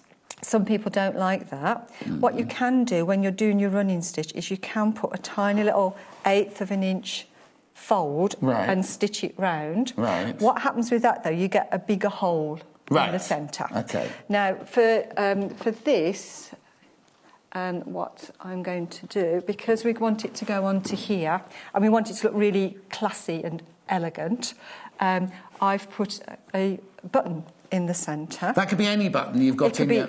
Any button you've got. If you like the buttons we had on the first show, yes, exactly, we could use one of those. Well done, Joel. Did you like that? We were going to get around that one. Yeah, no, we've got there. So now I'm just going to bring the thread back through, and then I can stitch my button on. Yes. So that's it on the green, or we could have put that one on. on that one as well. And what's our bag got on it? Well, what shall we have today? Oh, now we're going to bring in a completely new fabric into it. But it still matches because we've got the blues, we've got this carroty colour. Yeah, well, I like this one. You like that one? Yes. Okay. Right, I've got some questions for you, Joy. Okay, let's have questions. Anna's asked, this could be for both of us, she's saying. Okay. Oh, no, it's definitely me. If she's ordered fabric and checked out...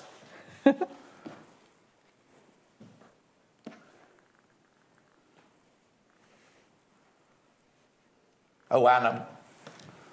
Oh, yes, right. Anne's saying she's already bought some fabric this morning and she wants to buy some more fabric in this hour. If she adds it to her basket, will she pay 1p&p? Yes. What happens is but she's already checked out her fabric from earlier. So she put some in her basket, checked out earlier, and thought, that's it, I'm not buying anything else. Then saw this fabric, she ordered some of this, and she's checked out on that. Is she going to be charged 2p&ps? No. What happens is, you can check out as many times as you like during the day, and then at night time, at midnight I think it is, they conglomerate all your order, so when they take the payment off, you pay for your fabric, and then you pay one on your notions, 1p&p. So that wasn't for you at all. No, that's good. Any other questions like that, please just call the call centre.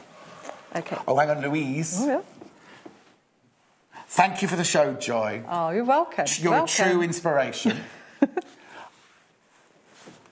Oh, that's nice. She's sitting in the car, watching on her phone or on the telly in the car. She's got a posh car while her boys play football. She says it's much more interesting watching you than it is the football. Oh. I'd be very upset if it wasn't. Football's not. I was watching the rugby yesterday. Were you? Yes, I was. Who were you supporting? Did you support the winners?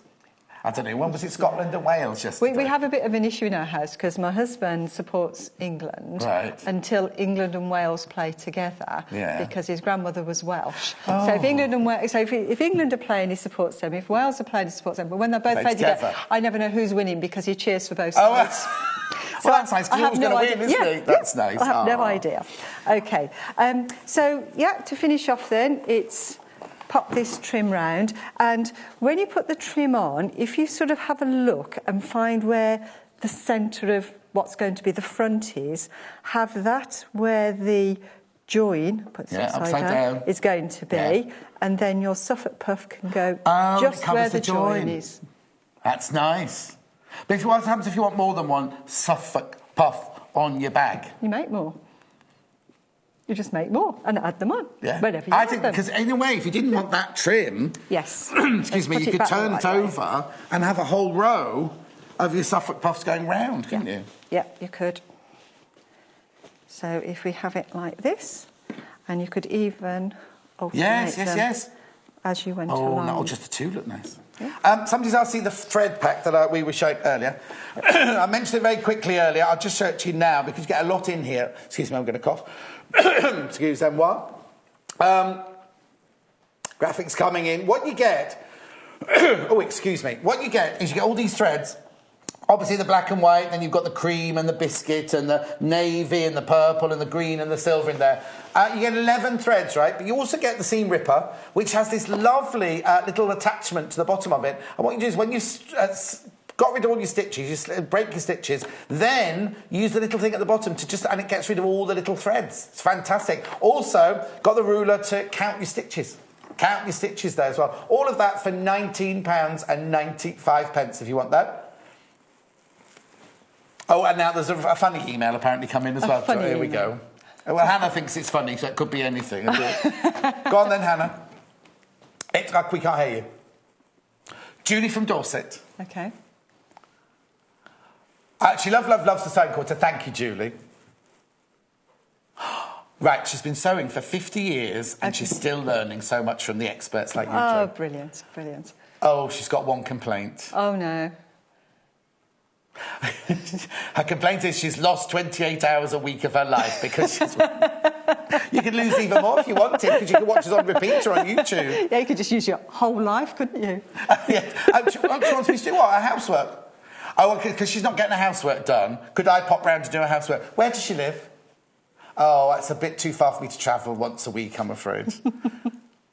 I'm not doing your house, Hannah. Thank you very much indeed. Okay. Sorry, let's carry on with any more of Joy's tips because we've got about 4 minutes left. OK. if you're using something like pom-pom trim, where you've got it at regular intervals, what I've done is I've just chopped a pom-pom off because it was right on the edge. Right. So I've chopped it off so that when I start, I've got a clean starting point rather than trying to start sewing exactly where a bobble is. Oh, okay. Because they do tend to get in the way of it. Okay, and would you keep this? I might, because if we look at this one, the one I've chopped off, I've stitched through the centre of the button. Oh, you love that to make work for yourself, don't you? Oh, that's really cute. I just don't like wasting anything. No, exactly. You're all the same. You're all the same.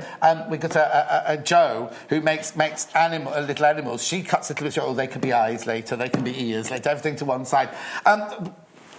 Pom-poms are here. Sorry, I put them away. Pom-poms. A pom-pom detailing there. There's the green. The green pom-pom there, 2 metres of it for £2.95. The white one's in a bag so that it doesn't get dirty. I don't get any grubbiness on it. That's the, again, 2 metres. 2 metres at £2.95. I'm going to go back in a minute to the fabrics. Are there any more tips you've got just before I disappear off and leave you? Can I give my son a tip? You can give you, get the dinner on. This is for Ashley. All right. This is to say I'm making him a whole set of these so he can tidy his room up. Is it a mess? How old is he? Over 40. I thought you were going to say 13. No. Ashley, tidy your room and get the lunch on. Is he making the lunch for you when you get home? I wouldn't have thought so for 1 minute. Oh, honestly. No. Joy, it's been a delight. Thank you. I've loved Thank every you. minute of it. You are coming back soon, aren't you? I'm coming back on the 26th of March. Oh, it's a while yet. Yes, I'm not sure if I'm in between now and then, yeah. but definitely the 26th of March. Is there something special on that day? Don't tell us. Don't tell us. I'm not going to tell you. Thank you so much, though. You're Thank you so much. very I'm just going to go back to the fabric. I've had a really lovely time. Thank you. Take care. I'll see you soon. Bye-bye. Right, now, very quickly, let's just run through these fabrics because you're absolutely loving these fabrics. Rose bouquet in the orchid. At £6.95 for half a metre. Really lovely. Very, very popular, this one as well. That's the most popular one of the whole show? That's the most popular one of the whole show there. Then we've got abacus. Really lovely abacus. This is abacus in eucalyptus. No, was it eucalyptus? We'll see when it comes in now. I've got confused with the colours. Oh, yeah, this one is eucalyptus. This one's definitely eucalyptus because the lovely colour there with the orange dots and then the deeper blue in the centre of the... It's not a geometric print, but it's a geometric-esque print, isn't it? Half a metre for £6.95. Then we can move on to the rose bouquet in the eucalyptus. Again, that's got the lime, it's got the orange, it's got that lovely kind of teal colour in there as well. On that gorgeous, there's gorgeous again, blue background, £6.95 for half a metre. Then we've got the other abacus one here in willow. That's in willow. That's across the bottom of the screen there. Again, £6.95 for half a metre. And then the 2 tulips. You're loving the 2 tulip fabrics. Just dropping down there. That's Sammy Claridge arriving in the studio there. We've got the tulip in orchid there. These are swap sides. The tulip in orchid there now on that side. Just coming in. And then we've also got this one in the carrot. Any questions, just give the call centre ring, 0800 112 4433. There's the carrot one across the bottom, or www.sewingquarter.com. What's Sammy Claridge making now? Oh, a clutch bag made out of Pandalicious. We will see you in 3 minutes from now. Here at the Sewing Quarter, we sell fabric in all sorts of different sizes. Some will be pre-cut, but others will be specifically cut to your order. The most common measurement you'll hear us talk about here at the Sewing Quarter is your fat quarter. So the fat quarter is 22 inches across and 20 inches there. Now that's 55 centimetres by 50 centimetres approximately there. Now fat quarters will often be sold in bundles for you, and they come looking beautiful, all lovely and folded, and it's great for storage because it doesn't look as though you've got as much fabric as you're actually getting. Lots of people prefer fat quarters to long quarters because you can cut larger pieces from your fat quarter. So this is a long quarter, and your long quarter is cut across the bolt, so it's edge to edge crossways. That is your salvage edge to edge. So we're looking at 110 centimetres across for for those of you that like your inches, that's 44 inches, and it's 25 centimetres deep, so that's what, 10 inches. So if you're looking at cutting your 2.5 inch strips, that's absolutely perfect. You'll get 4 of those out of a long quarter. So you can clearly see the difference between a fat quarter and the long quarter. So this is your 1/2 metre. So the 1/2 metre is salvage to salvage, so that's 110 centimetres or 44 inches, and then it's your 1/2 metre in width there. So that's going to be 50 centimetres or your 20 inches there. Now this is double a fat quarter, so if you have a fat quarter it's going to be half this, and it would just be cut down the middle there, and that would give you 2 fat quarters. It's getting bigger now. We're on to your metre. Here we go. So this is your metre of fabric. So again, edge to edge, crossways, that is your salvage. So that's 110 centimetres or 44 inches. And then this length here, that's your metre or 40 inches. But of course, here at the Sewing Quarter, we cut your fabric from 1/2 metre increments, so you can buy as much as you like. Check out our website for more details. Don't forget, shopping with us is easy and simple. You can just contact us at 0800 112 4433 and speak to our UK-based call centre to place an order, or shop online with us at www.sewingquarter.com. When you spend £10 on your first purchase, you will receive this free sewing kit from the Sewing Quarter worth £14.99.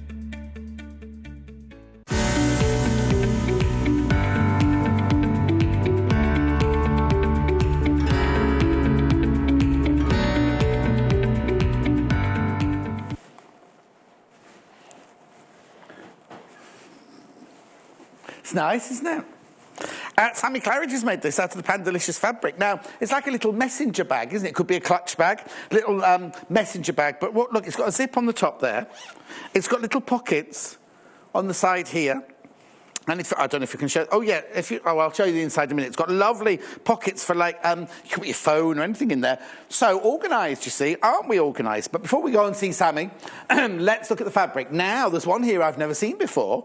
The Pandalicious in blue. I've not seen. We'll start with that. It's lovely, isn't it? This monochrome version has been very, very popular.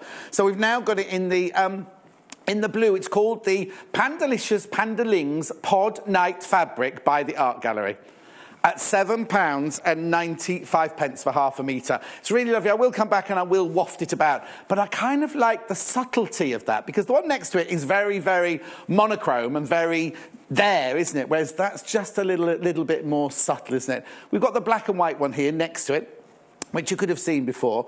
Again, give us a call, 0800 112 4433. Go on the web, www.sewingquarter.com. If you go to the page where we watch us, just scroll down the page, you'll see everything we've had in today's show, plus all these fabrics will be added now. This is Pandalicious Pandalings Pod Assured fabric by Art Gallery at £7.95 for 1/2 metre. Again, it's very, very popular. And of course, you know Art Gallery, they do contemporary, gorgeous contemporary designs mixed with traditional, beautiful designs. But the cottons are always absolutely exquisite. We love, now, you know the cardigan that Joy had on? Look at this. This would have gone beautifully with it, wouldn't it? I love it. That's like a traditional cherry blossom. It's called Pandalicious Rainwater Fabric by Art Gallery. Again, it's £7.95 for 1/2 metre. The background of that, I'd say, was like mint green. Would you say spearminty green? And then the lovely blossoms in the white and the yellow there. But one that's been very, very, very popular with you is the pink variety. It's lovely, isn't it? The pink variety here. Hannah's still thinking ballet when she sees this, the pink one. Because we made a little bag. Didn't we make a little bag out of that, didn't we? We did, yes. Pandalicious Cherry Light Fabric by Art Gallery, 1/2 metre for £7.95. I do love those together. You see, I'd put those two fabrics together. I think they look so gorgeous. 0800 112 4433. www.sewingquarter.com. So, this is what we're making. Oh, that's a very arty picture. Look at that, with a little sewing stuff in it. Hannah's taking responsibility for that one. So now, there's no pattern, is there, Sam? There isn't, no. It's all done by measurement, and it's all nice, straightforward rectangles and things like that. So we'll put the measurements. So if somebody wants the bigger version, absolutely, just size up. Bigger sizes. Yes. Yeah. And is it quite simple to make because it's got a lot of pockets on it? It does, but actually they're very straightforward, very easy to do, and we do most of it first. Before we then assemble the bag. Okay, and I love this. I love the fact that you could have it as like a deep kind of clutch bag, you could but leave then you've got deep. the fold-o, so you've got something bigger, because that would fit your, what's your rose gold thing we had on here the other day? The tablet, Oh, yes, would fit in there, iPad, Anyway, let's get on with it.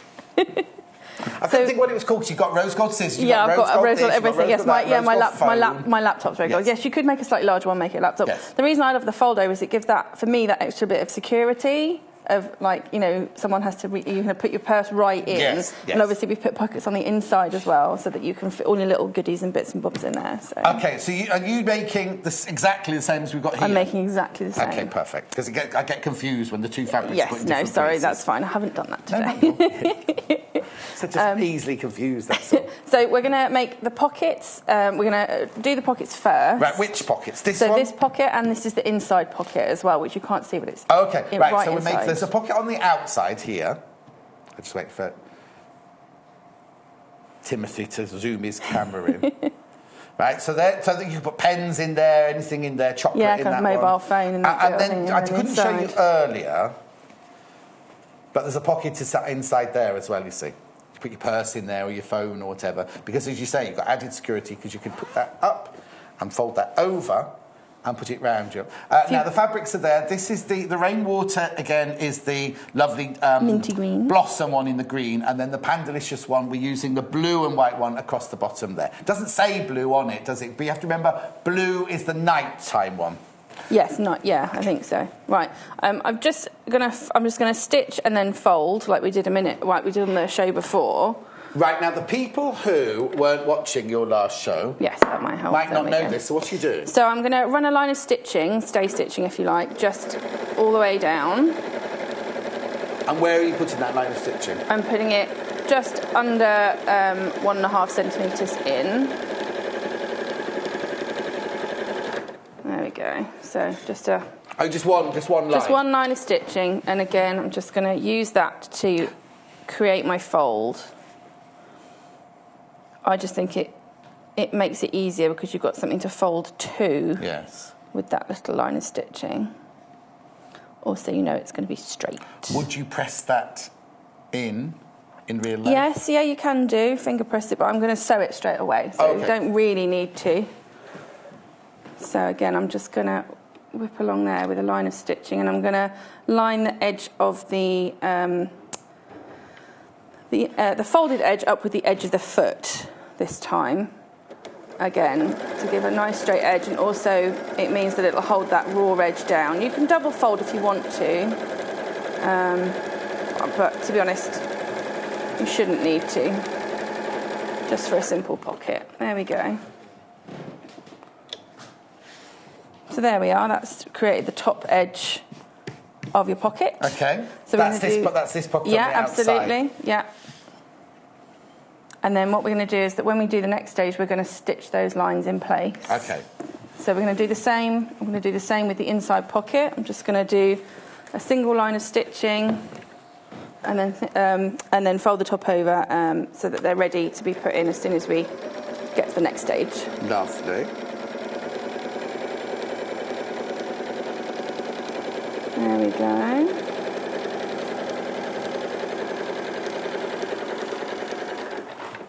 Single line of stitching. Can I don't mean to interrupt your No, flow. carry on. This is got this lovely book just come in here. It's called A Beginner's Guide. It's a fabulous day for books, isn't it? So it is. A Beginner's Guide to Machine Sewing. But we've been showing machine now. It includes 3 full-size patterns in this book, don't you know? Very show good. you down the back there. It's fascinating. Let me just show you through it's got lessons. It's actually got listed lessons. Lesson 3, lesson 5 and 6.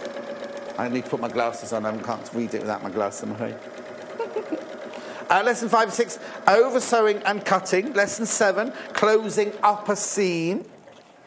We like this book because they're all terminology. Oh, there's a project. There's a project that uses the skills that we just talked about there. And I'm presuming the pattern is the pattern that's at the back, tells you what you need to buy and all the different steps there. Sewing shapes, working from a pattern. So all the things that we just take for granted, that we say all day, every day. Sewing several layers together, which we've done today. Covering a button, which is very like the Suffolk thingy that we did earlier. Sewing on a button and using a... What? Using a that's fantastic. Hand stitching a seam with small invisible stitches. There's so much. I'll go through more because I'll let Sammy get on with her bag. If you're learning to sew or teaching somebody to sew for the first time, oh look, bunting. Got lovely bunting in there.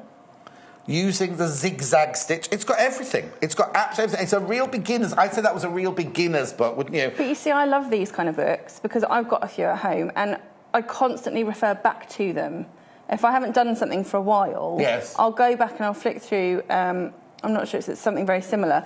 So it's always there for reference. Yes, exactly. You don't do all kinds of sewing all the time. So just to refresh your memory sometimes, it's really handy to have such a good, well laid out book. Yeah, I've just turned to lesson 46 and 47, making a reversible bag and attaching the straps. There we go. There we go. We'll do that in a minute. There's so many. Piping to a cushion. Do piping to a cushion. Sewing simple patchwork. It's just little things that you might forget, or if you've never learned them. It'd be a brilliant first, what it's called, beginner's guide. Brilliant first book. £12.95. Now, do you know what? Get it and put it in the present cupboard, ready. Never too early. When you see something, you think, oh, I know somebody who'd like that. Put it in your grandchildren, children, niece, nephew, godchildren. £12.95. Now, if you think about it, you're getting a book there so full of inspiration for £12.95. You go to a shop to try and buy a present with £12.95. It's really hard. You know what I mean? It's really hard. It's a great. The thing is, I feel like you're going to put that in the present drawer, and then you're going to go and look at it. Yeah. Right. Now, I don't know how I'm going to make that stand up. Oh, there you go. Right. There you go. See? So this is the pocket, and this is the panel that it's going to go in. So this is the panel that's going to be towards the body. Yes. So I've done it in the same way that we did in the previous hour. So I've laid it down facing away. Let's get that out of the way. Facing away. Right, I'm confused. And then I'm going to stitch, and then we're going to fold it up. Right. So this is the inside of the... So this is the lining. Right. This is what's going to be the lining. So we're going to fold this right side facing kind of off the bottom. Right, got it. And then we run a line of stitching across the bottom and then fold that back, which then creates the pocket. So that's what that creates there. Excellent. Lovely. So we do all this first. Yes. When I started doing bag making, I always got very confused because it was kind of... The pockets and things were things that I always thought about afterwards. Yes. And actually, you need to think about all of the insides and the outside pockets and straps and everything first before you actually get to assembling the bag. So that's going to be the inside pockets. And again, you can stitch... We've stitched up to create two pockets. Just a simple line of stitching once we put that pocket in place.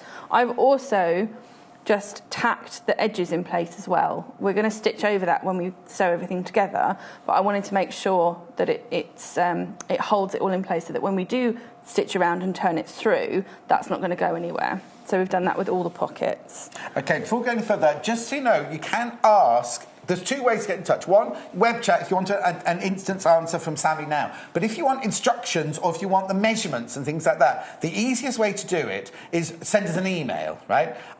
studio@sewingquarter.com. studio@sewingquarter.com. That way, we'll get back to you within 2 days with an answer. So if they need to get hold of Sammy and say, oh, how big was this, how big was that, or what was it? That's the best way to do it, on the email, and then you'll get an email answer within 2 days. If you've got an instant question you want to ask Sammy about just a tip that she's showing now, then you can get on the web chat, because that'll come straight through to us now. Sorry, I didn't mean to. No worries. And again, we've done the same. This is the outside pocket. Right. So the pocket that's going to go on the outside. Yes, so again, I've made sure that everything's... Pocket on the outside. Yeah, pocket there, so yes. So that's that pocket there. So again, I've just tacked it in place. Ignore the fact that my lining is already there. Yeah. I've already ironed onto the back of here the stuff that we were again using earlier in the show, which is the double-sided fusible batting. Yes. So that's already onto the front piece and the back piece. So the outside edges. That's double-sided. This is double-sided, yes, but I used... I've got that, it'll come up in a second. I used, all I did was I put, because obviously it's not ironed on both sides, I just put baking paper down on my ironing board and then put this down so that I could just peel the paper off afterwards. Is baking paper greaseproof paper? Yes, greaseproof paper, yes, baking paper, whichever you like. So again, I just chose where I wanted to pop my extra pocket. So that's all, and again, I stitched around the edge to hold it in place whilst we're doing all the turning around and folding in. This is the pocket suite. That's the pocket there that we're just Sammy's just showing us that there one on the there, outside. yeah, that pocket. That on the graphic there is the Hobbs Heirloom Fusible Cotton Blend Batting that Sammy's used inside here.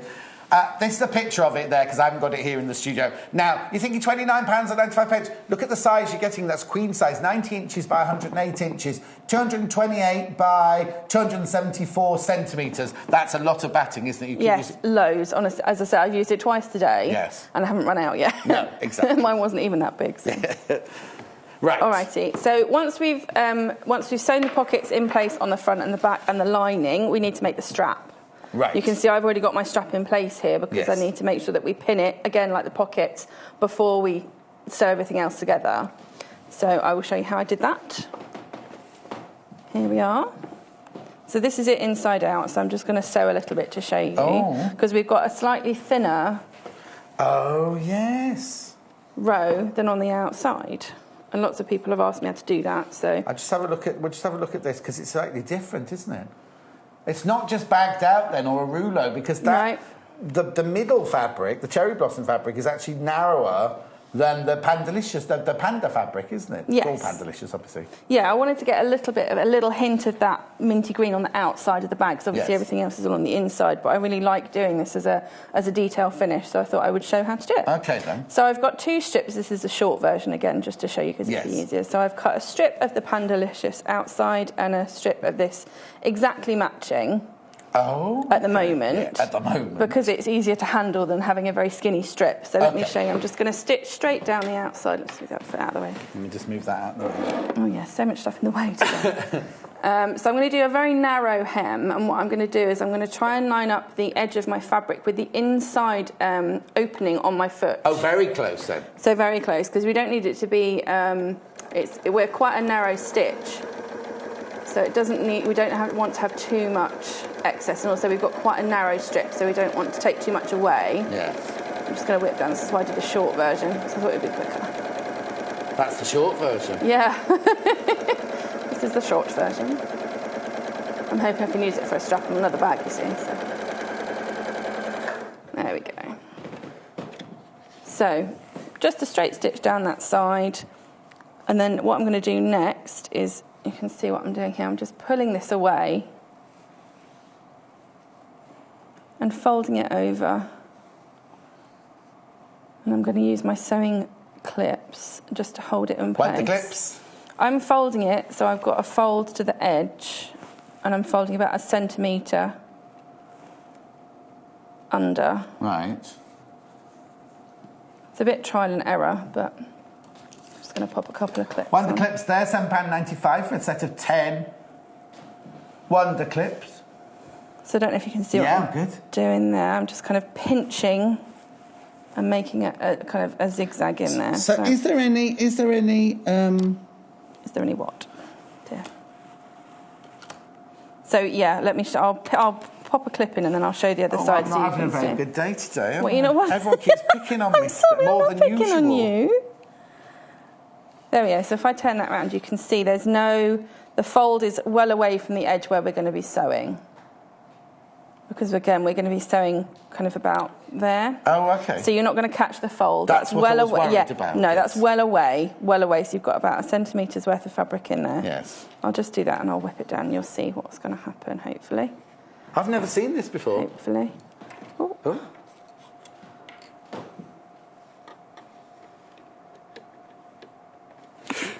Again. Properly, John. So. I was getting very relaxed. My mum tells me off for slouching on the telly. She's like, keep slouching. Okay, so I'm doing it the other side, and again I'm using the inside edge of that foot as a guide to make sure that I'm still sewing in the right place and not leaving too much excess.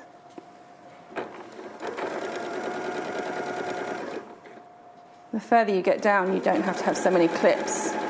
Although, if this is the first time you're doing it, I would say use as many clips as you have to hand, the more helpful it is. There we go. All right. So it should look like that. You're going to have a bumpy bit on one side, which is going to fold over to create the outer. And the Pandalicious this time is on the inner. Oh, so you are doing the opposite way I am doing this the wrong way around, That's what yes. confused the me. other way around. So I'm just now going to, because obviously I didn't cut it smaller because obviously you can see how fiddly that's going to be ridiculous, yes. to sew. So I'm going to cut it away now. So I'm just going to trim away the excess. And then we're going to turn it through with a bodkin and iron it flat. Somebody's asked a few questions about this. I'm just going to open it while you're doing that. Who was it asked the question, Hannah? Oh, right. First person. Yes, they're 100% polyester. We just showed this. We showed this earlier, right? This cotton pack, where you get 11 spools of Gutermann thread. Oh, it is. They are 100% polyester, 100% polyester. But you get 11 spools in there. You also get the seam ripper, and you also get the ruler, but somebody wanted to see the ruler, so I'm just going to open this packet. The ruler's nice, it's got like notches on one side. Yes, exactly. How would you use this ruler then? Let's have a look. It's a stitch counter. It says it's a stitch counter. So you can see the little ruler on there. It's just it's quite flimsy, but there's a little ruler there of 20 centimetres in length. And then what you do... Oh, I don't want to take it out the packet there. You can count how many stitches... Look, you see...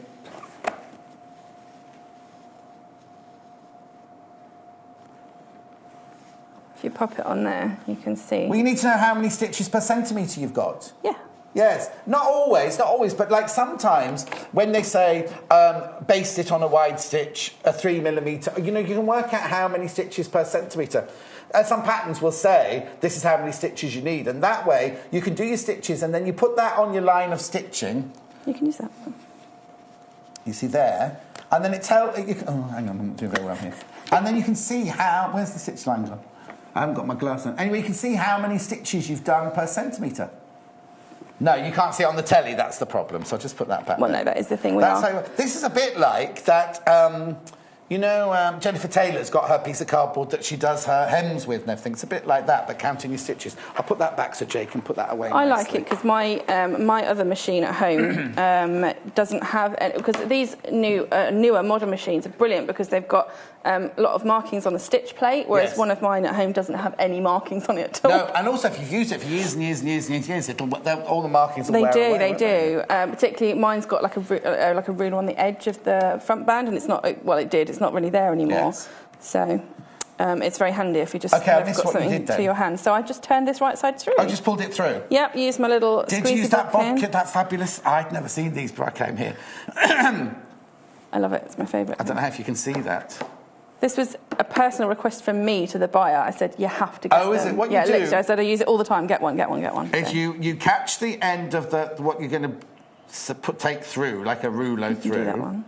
You put that through there, then you push... Oh, I'm being on finger... It's just, I'm not a demonstrator, is it? Because I haven't eaten yet. Then you push... Oh, do it for me, Sam. I'll do it. Here you go, look. So we just... There'll be complaints, I don't mind. So you pop the tweezer ends in there. Yeah. This is really good for elastic. See, I'm all fingers and thumbs as well today. Yeah. It's terrible. There we go. Okay, so you grab it and then you slide this little... ring down to the end so it's really tight. So that's now clamped those closed. Yeah.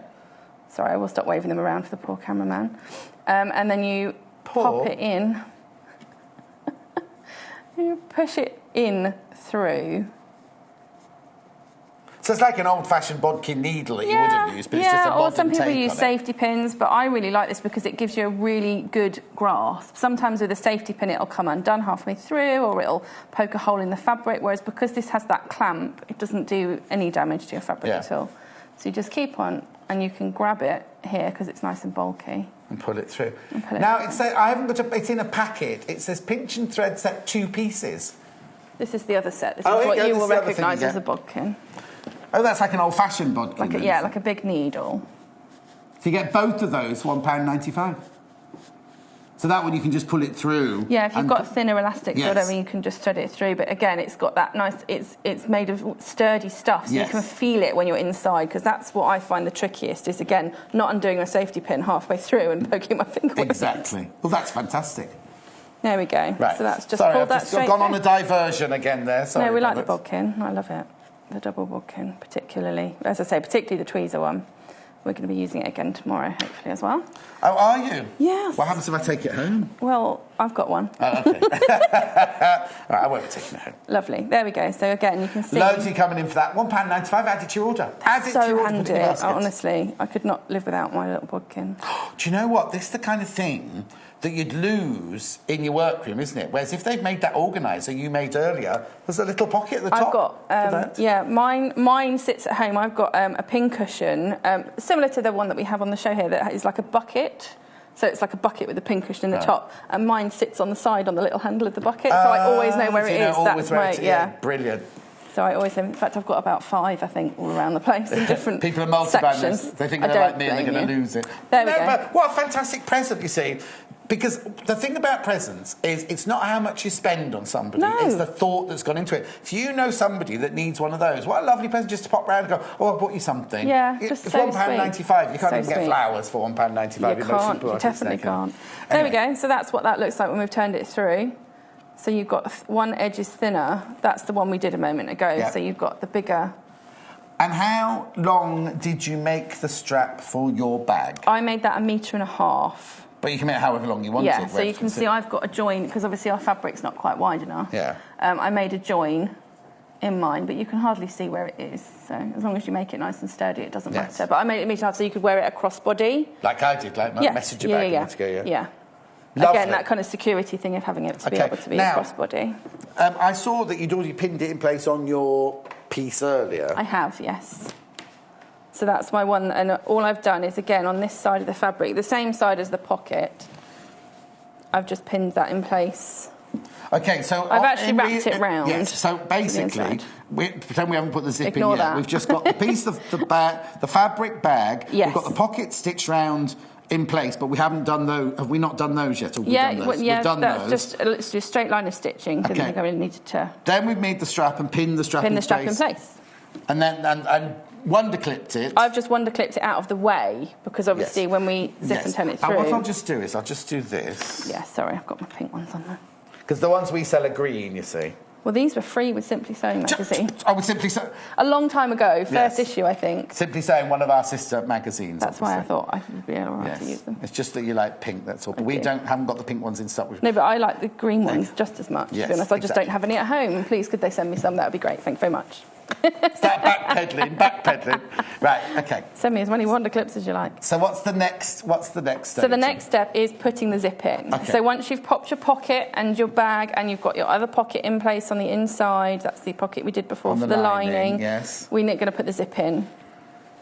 So I have done this already, only because it takes a bit of time. Yes. But I'm going to show you how to do it. I was going to say, there's lots of... Oh, no, it's all right. So what you would do is you need to put your lining... one side of your lining and one side of your outer fabric with your raw edges to the raw edge of your zip, with your zip facing to the outside fabric.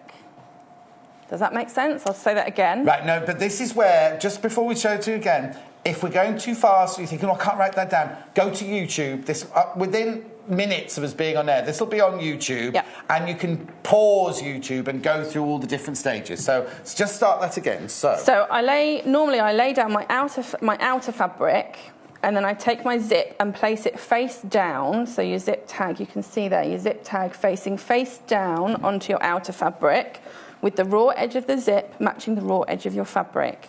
And then take your lining fabric and place it face down with the raw edge of the lining to the raw edge of the zip and to the raw edge. So you should, in theory, have all your raw edges, so the raw edge of the zip, the raw edge of the thing, all facing the right way. And then you run a line of stitching with your zip foot all the way down the edge as close as you can, although not too close to the edge of the teeth. If you sew it too close to the edge of your teeth, you won't be able to undo your zip. Okay? I stayed silent all the way through. You did, that. well done. Yes. So, as if I was going to do this, so I've got my zip foot, I'll just show you. I won't stitch it, but I will show you. I love this. Flipping that zip foot over. There we go. So we've made sure that the zip foot is on the right side with the needle on the right side of my zip foot. And I'll place it under so you can see as if I were going to sew it. I would pop it under here, pop my foot down, and then I'll hand wheel the needle down first so that I know exactly where my line of stitching is going to go. And I will sew a little bit because it doesn't matter if I'm going to sew a second line of stitching. Down the side there.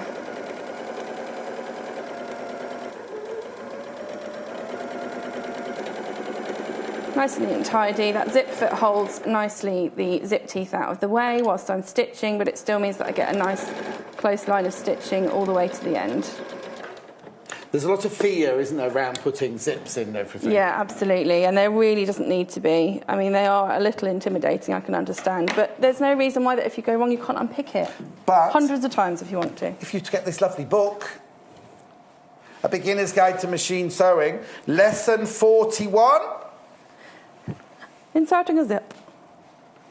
Fantastic, and very, very, very thorough. Clear photographs. Clear photographs and instructions there. That's just lesson 41. That's just lesson 41, £12.95. And also, remember, it comes with patterns as well. There are 3 projects with the actual size patterns in the back as well there. I love it when you get those. Ideal as a gift for a starter, that. OK, sorry, Sammy. That's fine. Yeah. So that's what it should look like. I'll just unfold it again. That's what it should look like. You should have your line of stitching with your zip sandwiched between your 2 layers. How big was that zip? Because we sell zips, don't we? 12 inch. 30 centimetres. Yes. 30 centimetres. There's the graphics there. Oh, £1.95. Add to your order. 30 centimetre. YKK nylon coil zip. Yep. Right. So then you fold back your front and your back. So at this stage, once you put your zip in, this is what you should be looking at. Yeah, you shouldn't have... this is what we're going to do next. We're going to do a line of top stitching. Oh, OK. To hold the fabrics out of the way of the teeth. Because, again, if you're zipping and unzipping a bag a lot, if you don't, what can happen is the lining can creep out and then it will get caught in your zip. And all of us have been there, and it's so frustrating. So next I'm going to do a line of top stitching, and then I'm going to talk about the direction of the fabric. OK, perfect. So, again, I'm just going to pop this back in. Your zip foot's already the right way round. Wheel up your foot. Again, I'm going to put my foot down, and I'm going to wheel my needle in by hand first to make sure it's all in exactly the right place. I'm going to be very careful and make sure that I'm holding onto my lining and my outer fabric quite tightly as I'm doing this, because I don't want it to creep forward. And I'm just going to run a line of stitching. You can see that you probably can't see this on the other side, but the zip teeth are actually all the way out of the way of the zip foot. We can see. Oh, there you go. So you can see I'm using the edge of that as a guide. I'm stitching quite close on this side, but you can stitch as close or as far away as you want to. Try and make them match. Again, I'm doing this on telly, so it's not perfect. But... Are you? Are we on telly? I have to remind myself of that sometimes, because obviously I'm just sat here, like, I feel like I'm chatting with a friend. It's not like... that's the nicest thing you've ever said to me. Well... Somebody messaged in the other day when I was on with Lucy Brennan and said, and to somebody watching in New York, right? Wow. And they said, do you know what? It's like I'm in a kitchen with you and there's 3 of us just gossiping away, making fabrics. That's what it feels like. But that's the highest compliment for me, because there's all these people around who go, oh, blah, blah, blah. You know what? That's lovely. That's all if I make you feel happy. Blah, blah, blah, you make me feel happy. I love it. Oh. Right. Lovely. So what you'll end up is you do the same with the other side. So you'll fold those raw edge to raw edge and do everything like that. So that's exactly the same on the other side, and that's exactly what you should end up with. This nice neat one, and this not quite so neat one, but... But so can I open that zip? Yes, you can. So what you've got there is... Hang on, let me lift up like that. There you go. So you've got the lining side there with the stitching through there. You've got the zip in there, and then at this stage, that is what it's meant to look like. Yes. Right. Now, also, because we're creating a fold over, I've made it so that my fabric all runs in the same direction. Right, hang on a minute. Which bit are you talking about now? This bit? everything, because obviously because we're folding this top bit over, if I did it so that fabrics were facing away from each other, this would be upside down when you folded it over. Yes. Obviously, it's upside down when you're holding it, but you're going to be holding it the way. So, yes. So your fabrics are going all in the right direction. So normally on a bag, you'd have them from the zip. From the zip down, yeah, absolutely. The fabrics are on the screen right now. So, yeah, so this one I've done it with fabrics facing all in the same direction. So if you're using a directional fabric with a fold-over version of this bag, you need to make sure it's all going in the same direction, not facing away from one another. Everyone's getting all fussy about my design today. Oh, that's not fair. There we go.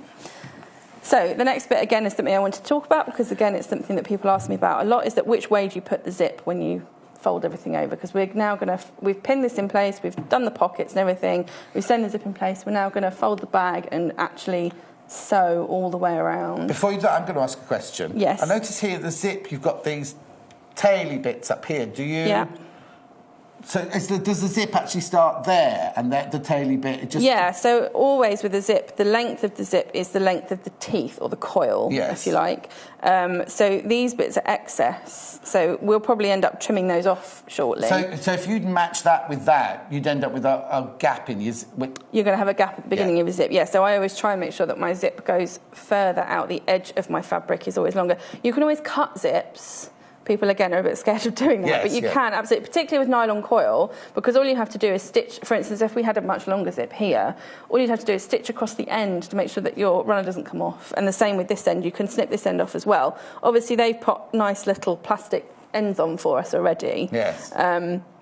But you don't have to. You can just stitch across at the end. We're going to stitch across because we're going to be stitching in about 1 centimetre anyway. So we're going to be stitching across here and here. So it's going to be secured there. So it's going to be secured. So that's the basically is, just make sure that you stitch across so that your runner doesn't run off. Yes. Each end. Yes, exactly. That happened on the sewing bee once, didn't it, I think? Oh, did it? Yeah, someone zipped their zip off the end and then couldn't get it back on again, which is not very fair. Right. I don't think it was Jenny, though. There must be something in the stars today. Lovely. All righty. So... Right, this is an important bit, so we'll just look at this. So I'm going to fold over. So everything's all pinned in place. This is held into place. This is going to be the handle, obviously. Yeah. Fold it so it's not going to go anywhere because we've got to stitch all the way around. So I'm going to take the 2 outside pieces and pull those together and pull those together that way. So now we've got the lining matching the lining and the outside matching the outside. It's a bit bulky, but... That's only because we've got the handle in place. Care, isn't it? Yeah, it is. It is. We need to make sure that everything is nice and neat and tidy. We want to make sure with the zip that the zip tag for a start is out of the way, actually about halfway undone. So you can just see what I've done there. Just opened that halfway because we need to be able to put our hand all the way through to the bottom to be able to pull it through. Of course. That's lovely. And then we want to make sure that the zip tape, that's the word, not got my words today, it's Sunday, is facing the outer fabric.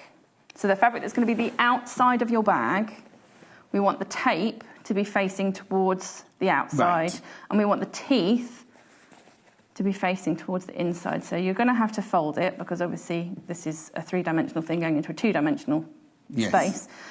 So fold it so that the edge of the tape is facing the outside of the bag. I get that asked a lot, so I do try and make sure that and then I'm just going to clip. Clip it in over place. the edge. And I'm going to clip the other side as well. You can pin if you prefer, but this is quite bulky, and obviously we've got, as I say, kind of 2 dimensions going on here, so we want to make sure that everything's held in place. If you're confused... Neatly.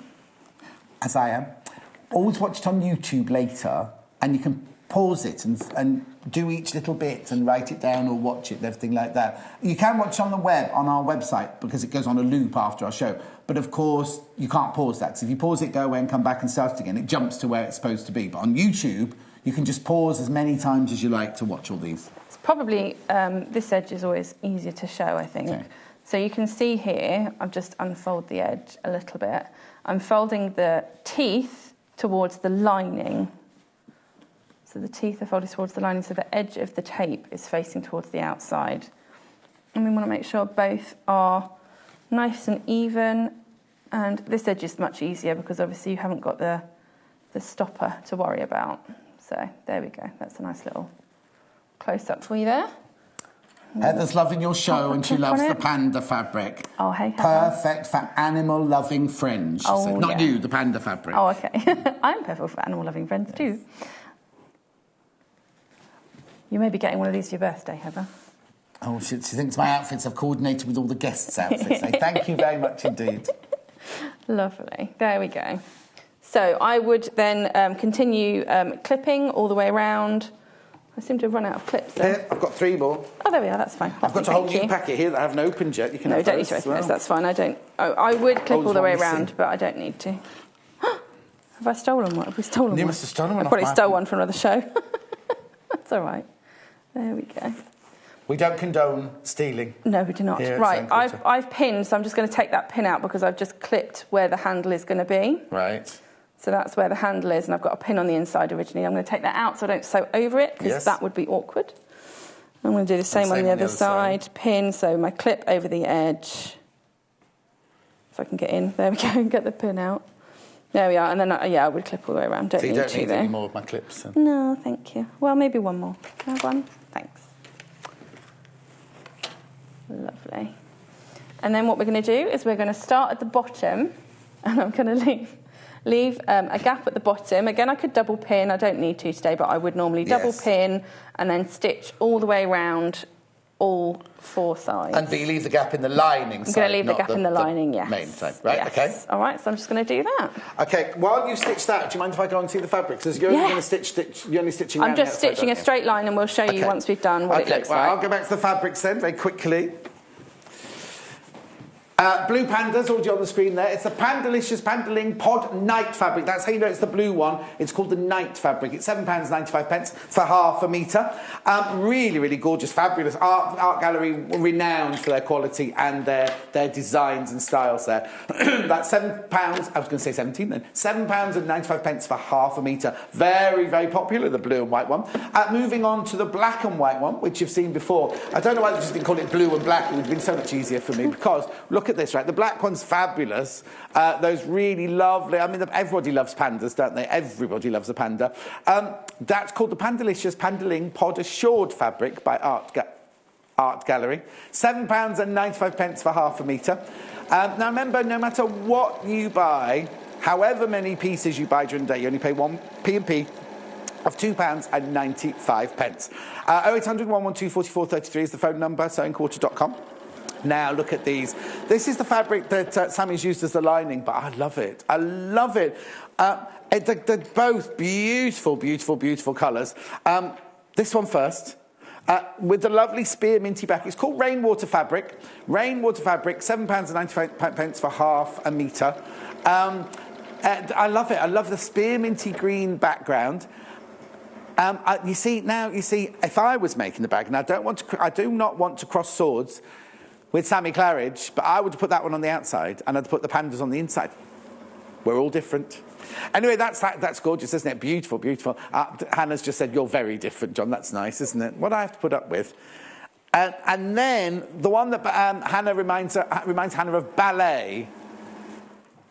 But she did get thrown out of her ballet class last week. Pandalicious Yinghua Cherry Light Fabric by Art Gallery, half a metre, £7. And do you know what? I'm going to waft that. I love this. £7.95. Look how delicate and beautiful this is. Let me just get it the right way up for you. Look at that fabulous print. It's just, not being ironed, I do apologise, Jay. Really, really lovely, lovely. What are you putting that face for? It's not been ironed.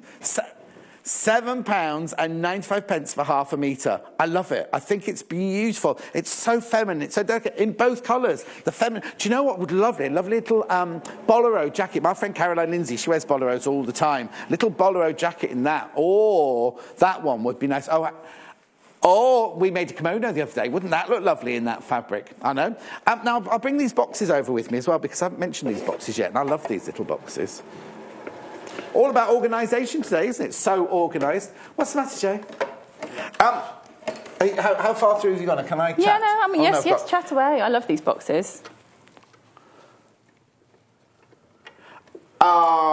had lots. Remember we were saying earlier about how it's like Sammy said she's like sitting gossiping with a friend, and then that lady from New York. We've had loads of messages saying Mary and Heather. Which Mary is it?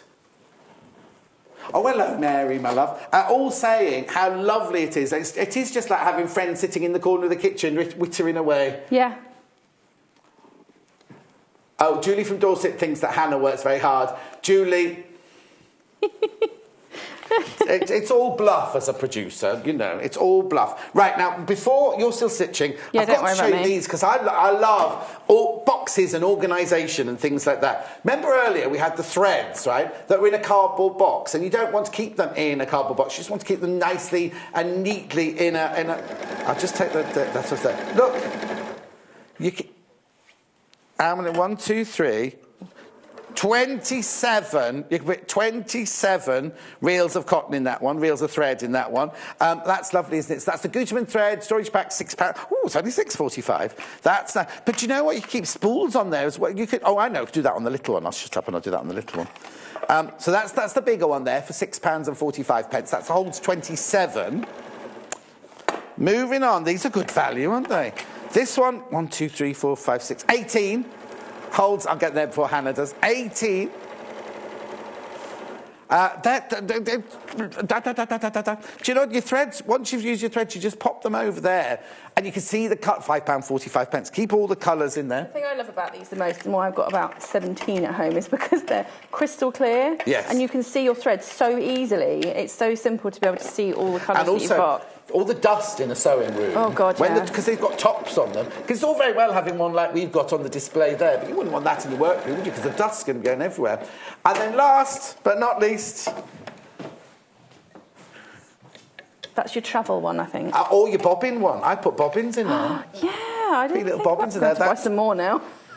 Right, we're selling these at £4.45. You got £4.45? I can sell you one. Thank you. I haven't. I don't have my purse. Oh, well, Jay, could you get a purse for me? Get my purse. Just get put it in your basket for later. You can check out later. But yeah, so if you're coming here and you're bringing your threads with you, you can just pop them in there and travel that. Put that in your bag. So cute. Because you don't bring a great big suitcase as it is already, do you? Really? I'm not a travel light person. No, we don't think so. We say, oh, how many days are you here for, Sammy? A week? No, just a day. Just a Huge day. suitcase comes in. £4.45. But I will get back to the bag. I promise. We've got about 15 minutes left, so we're all right. That's fine. We're really, really close to finishing. No, you're not. You're 15 minutes from finishing. 15 away. Yeah, that's fine. I'm just going to cut off my corners and trim away a little bit of the excess. Right. So with this one, because we're using a wadding to give it a little bit of body, I'm going to trim more than I would normally. Right. I'm not just going to clip the corners. I'm actually going to clip diagonally away so that we're getting rid of more of the bulk because we want it to be nice and sharp, that point at the bottom. Yeah. So again, I'm going to do that over here as well. I'll show it afterwards. This is the batting/wadding that we're using, the Hobbs Heirloom Fusible Cotton. Now, £29.95, thinking that's a lot of money, John, for a little piece of wadding. It's huge, it's queen size. You get It's loads. queen size. Have a look here at the picture of it. You can see the measurements on the bag. 90 inches by 108 inches, or 228.6 centimetres by 274.3 centimetres. Double-sided fusible. You've used it twice today, and you're always using it. Have it for your stash, because you're always using it, aren't you? At £29.95. Again, it was one of the things I was like, when we first started, I was like, you need to get some, you need to get the fusible. You definitely do. It needs to be, because I use it for almost all of my projects. We'll use some kind of... fusible padding of some kind. So. Now, I noticed that your gap is quite small and there's quite a lot to go through it. That's okay, it's squidgy. It's going to squidge. Squidge it through. Don't panic. I'm just going to trim away the excess on that side there. I may come back in a minute and trim away some of the insides, but it might be all right. Let's have a go and see. I'm just going to chop the edges of my zip off. I'm just going to pop my hand down in, all the way down. This is why you leave your zip open, because that's now open to there, so I can get my hand all the way through. Oh, yes, of course, because if the zip was done up, it would be... You won't be able to get the zip. You should be able to get your zip undone from the other end, though. So what I do is I put... A bit like when you do your... Do you do your duvet this way? Do you kind of grab the corner of the duvet? Hang on, what do? I put the duvet cover out on the bed like that, and then I take that corner and that corner, and I go like that inside to the two corners, and I put it down, then I grab the two corners, and I go like that. All right. That's how I do mine. We do ours by grabbing the edge, putting our hands up into the duvet cover, grabbing the duvet and pulling it back through. Oh, yes, and no. So I do this. So I'm doing the same. So I'm putting my hand in a bit like a puppet. Yes. Hello. And I'm going to pull it all the way back through.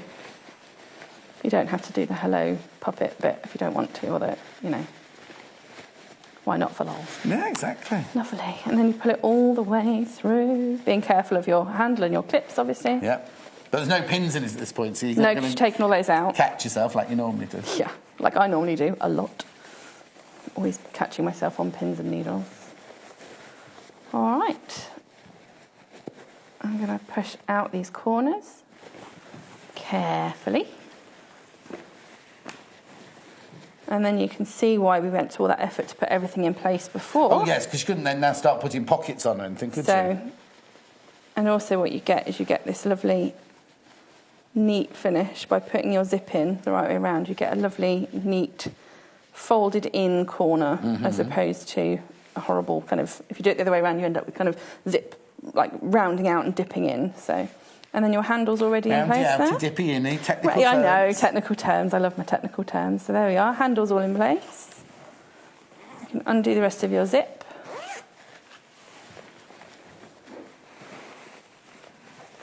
And then I'm going to go in and stitch across the bottom of my lining. I'm just copying. Oh, you just copying? Just copying. You just copying? Because now, if you need any measurements, because we're going off air in about 10 minutes' time, if you've got any questions about measurements or techniques or anything like that, not quick questions for Sammy, but if you email studio@sewingquarter.com, they will be answered, not necessarily by Hannah, but one of our team goes through all the emails and we promise to get an answer to you within 2 days. So for this, if you want the measurements of this bag, then if you email it in, we will email you back with all the details. Yes. Okay. There we go. So I have just, you can see on the one that you've done there, one I've done there. I haven't done it, Sammy. I would normally just give it a quick iron, but again, you can just finger press this because it's such good fabric, it folds really well. And then I'm just going to stitch, top stitch across the top of the, across the bottom. You're going to top stitch the bottom. Top stitch the bottom, yeah. Yes. You can, if you wanted to just ladder stitch the bottom, you could do that too if you don't want to do it show. I prefer to top stitch because it means that you're never ladder stitching sometimes, particularly at the bottom of a bag. Sometimes you end up putting your finger through it. Your purse or your chocolate or something, or your keys or something. Don't want to lose your chocolate in your lining. That's no fun also at all. Your keys. I had to take a phone back once because I used to throw my phone in my bag and the chocolate in my bag, and you know the charger bit at the bottom was full of chocolate. I said, "This phone's broken. It doesn't charge." Though. Oh, maybe, sir, because it's got melted chocolate in the charger. I go to a different shop now. I was going to say, that's so amazing. I know, they love me in my local phone shop. I'm going, it stopped working! It stopped working! They go, oh, John, you just press this and this, and then I toddle off. Yeah. That's nice. No, it's not full of chocolate anymore. No, don't eat chocolate anymore. There we go. So, yes, I've just top stitched over the join there, and I'm just going to push it nicely in. Again, you can see pockets are already there. Just going to threads everywhere today. Oh, lots of you loving the fabric. Which one are they going for mainly, Hannah? The blue panda, I did say, didn't I? Yeah. Before I knew as soon as we made something in this gorgeous fabric that it would fly because it hadn't been, and I was like, well, it's got to because it's just gorgeous. Remember, all of those that you see there, now, they've all got different names. See, the night one is blue, but if you ring the call centre and say, I want the blue one or I want the black one, or you go on the web, you'll see a picture of them. And there's a obviously, you'll see the difference in the picture on the web. £7.95 for half a metre, because we sell our fabric in half-metre increments. Or, of course, there's that lovely Yinghua rainwater fabric by Art Gallery at the bottom there. Now, the rainwater is the green one, and then the... Oh, I nearly fell over there. What's the other one called? The pink one called? Blossom. It's called Cherry Light. That's right, Cherry Light. It's cherry blossom. Yes. Isn't it? I thought it was Cherry Blossom, but I knew that wasn't right. There we go. So then I've just pushed that back in, so it's all inside there, nice, zipped up the top. My God, I finished a project. You finished the project and you've got 10 minutes left. Sorry. But that's fine because I've got lots and lots of things to share. Everyone's asking about the spool boxes and everyone's talking about the books. So I'll do the spool boxes while you're here with me. Cool. Because you can tell me what you use them for in your studio. Well, now I'm going to be using them for bobbins. Yes, that's a good idea. Which one should we start with? The biggest one here. Right. So, the Gutermann threads, which by Gutermann, isn't it, this? So the Gutermann threads will fit in there. There's 27 in that one. 27 for £6.45.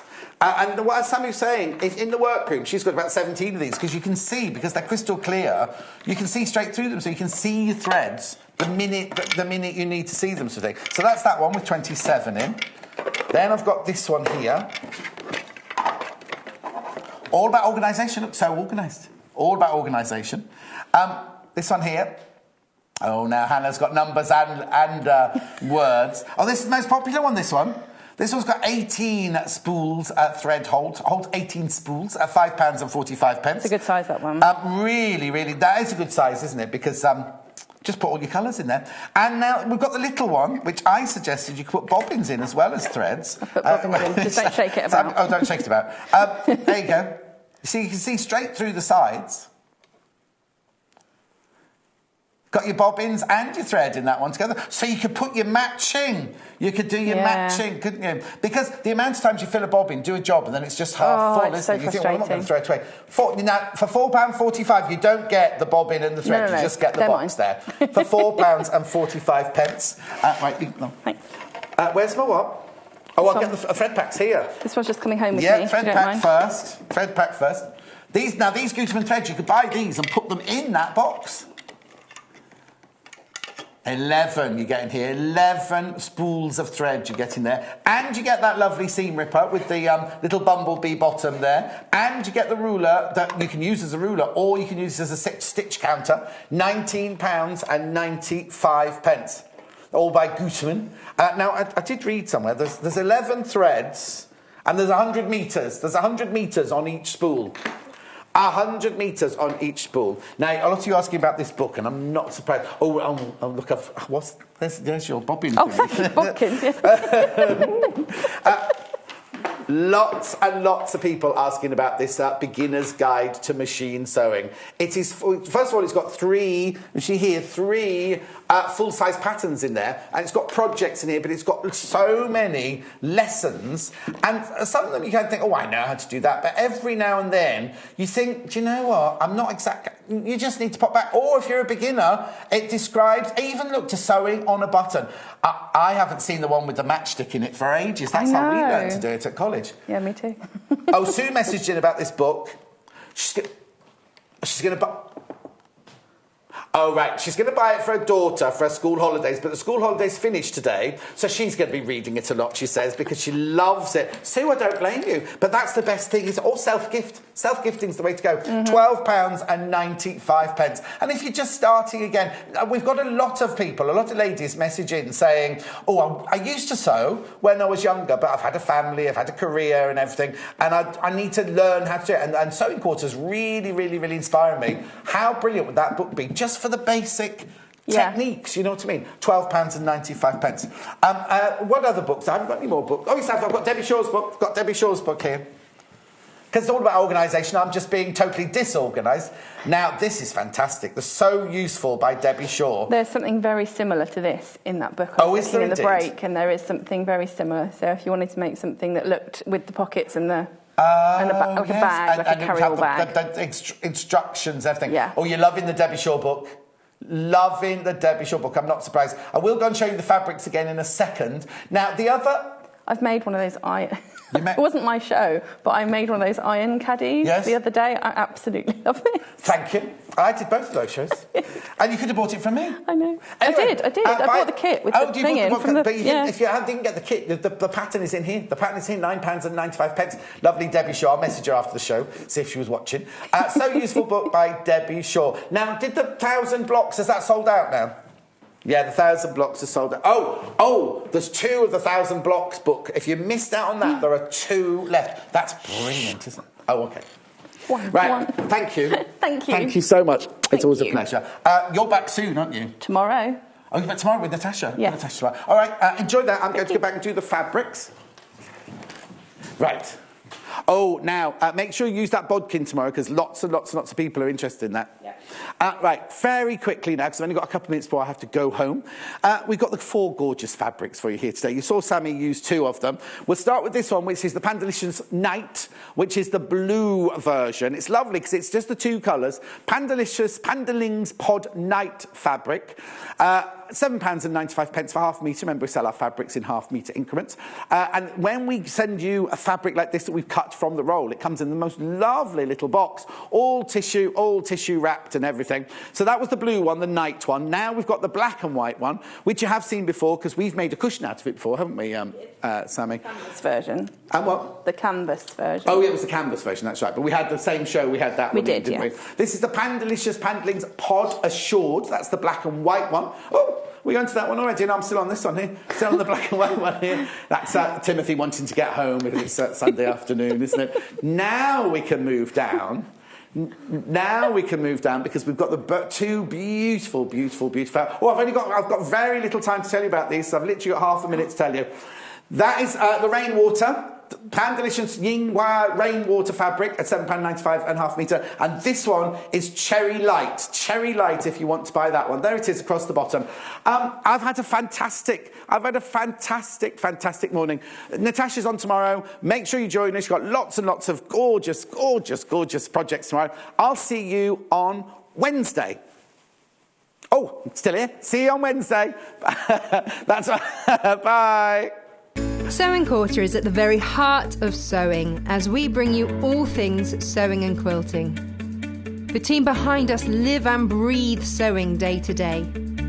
We strive to bring you exclusive offers, exciting live demonstrations, and most importantly, we will custom cut fabric to your specification in our very own cutting room. We will also be bringing you TV exclusives that you won't be able to find anywhere else. So come and join us today at the Sewing Quarter. Welcome to the Sewing Quarter.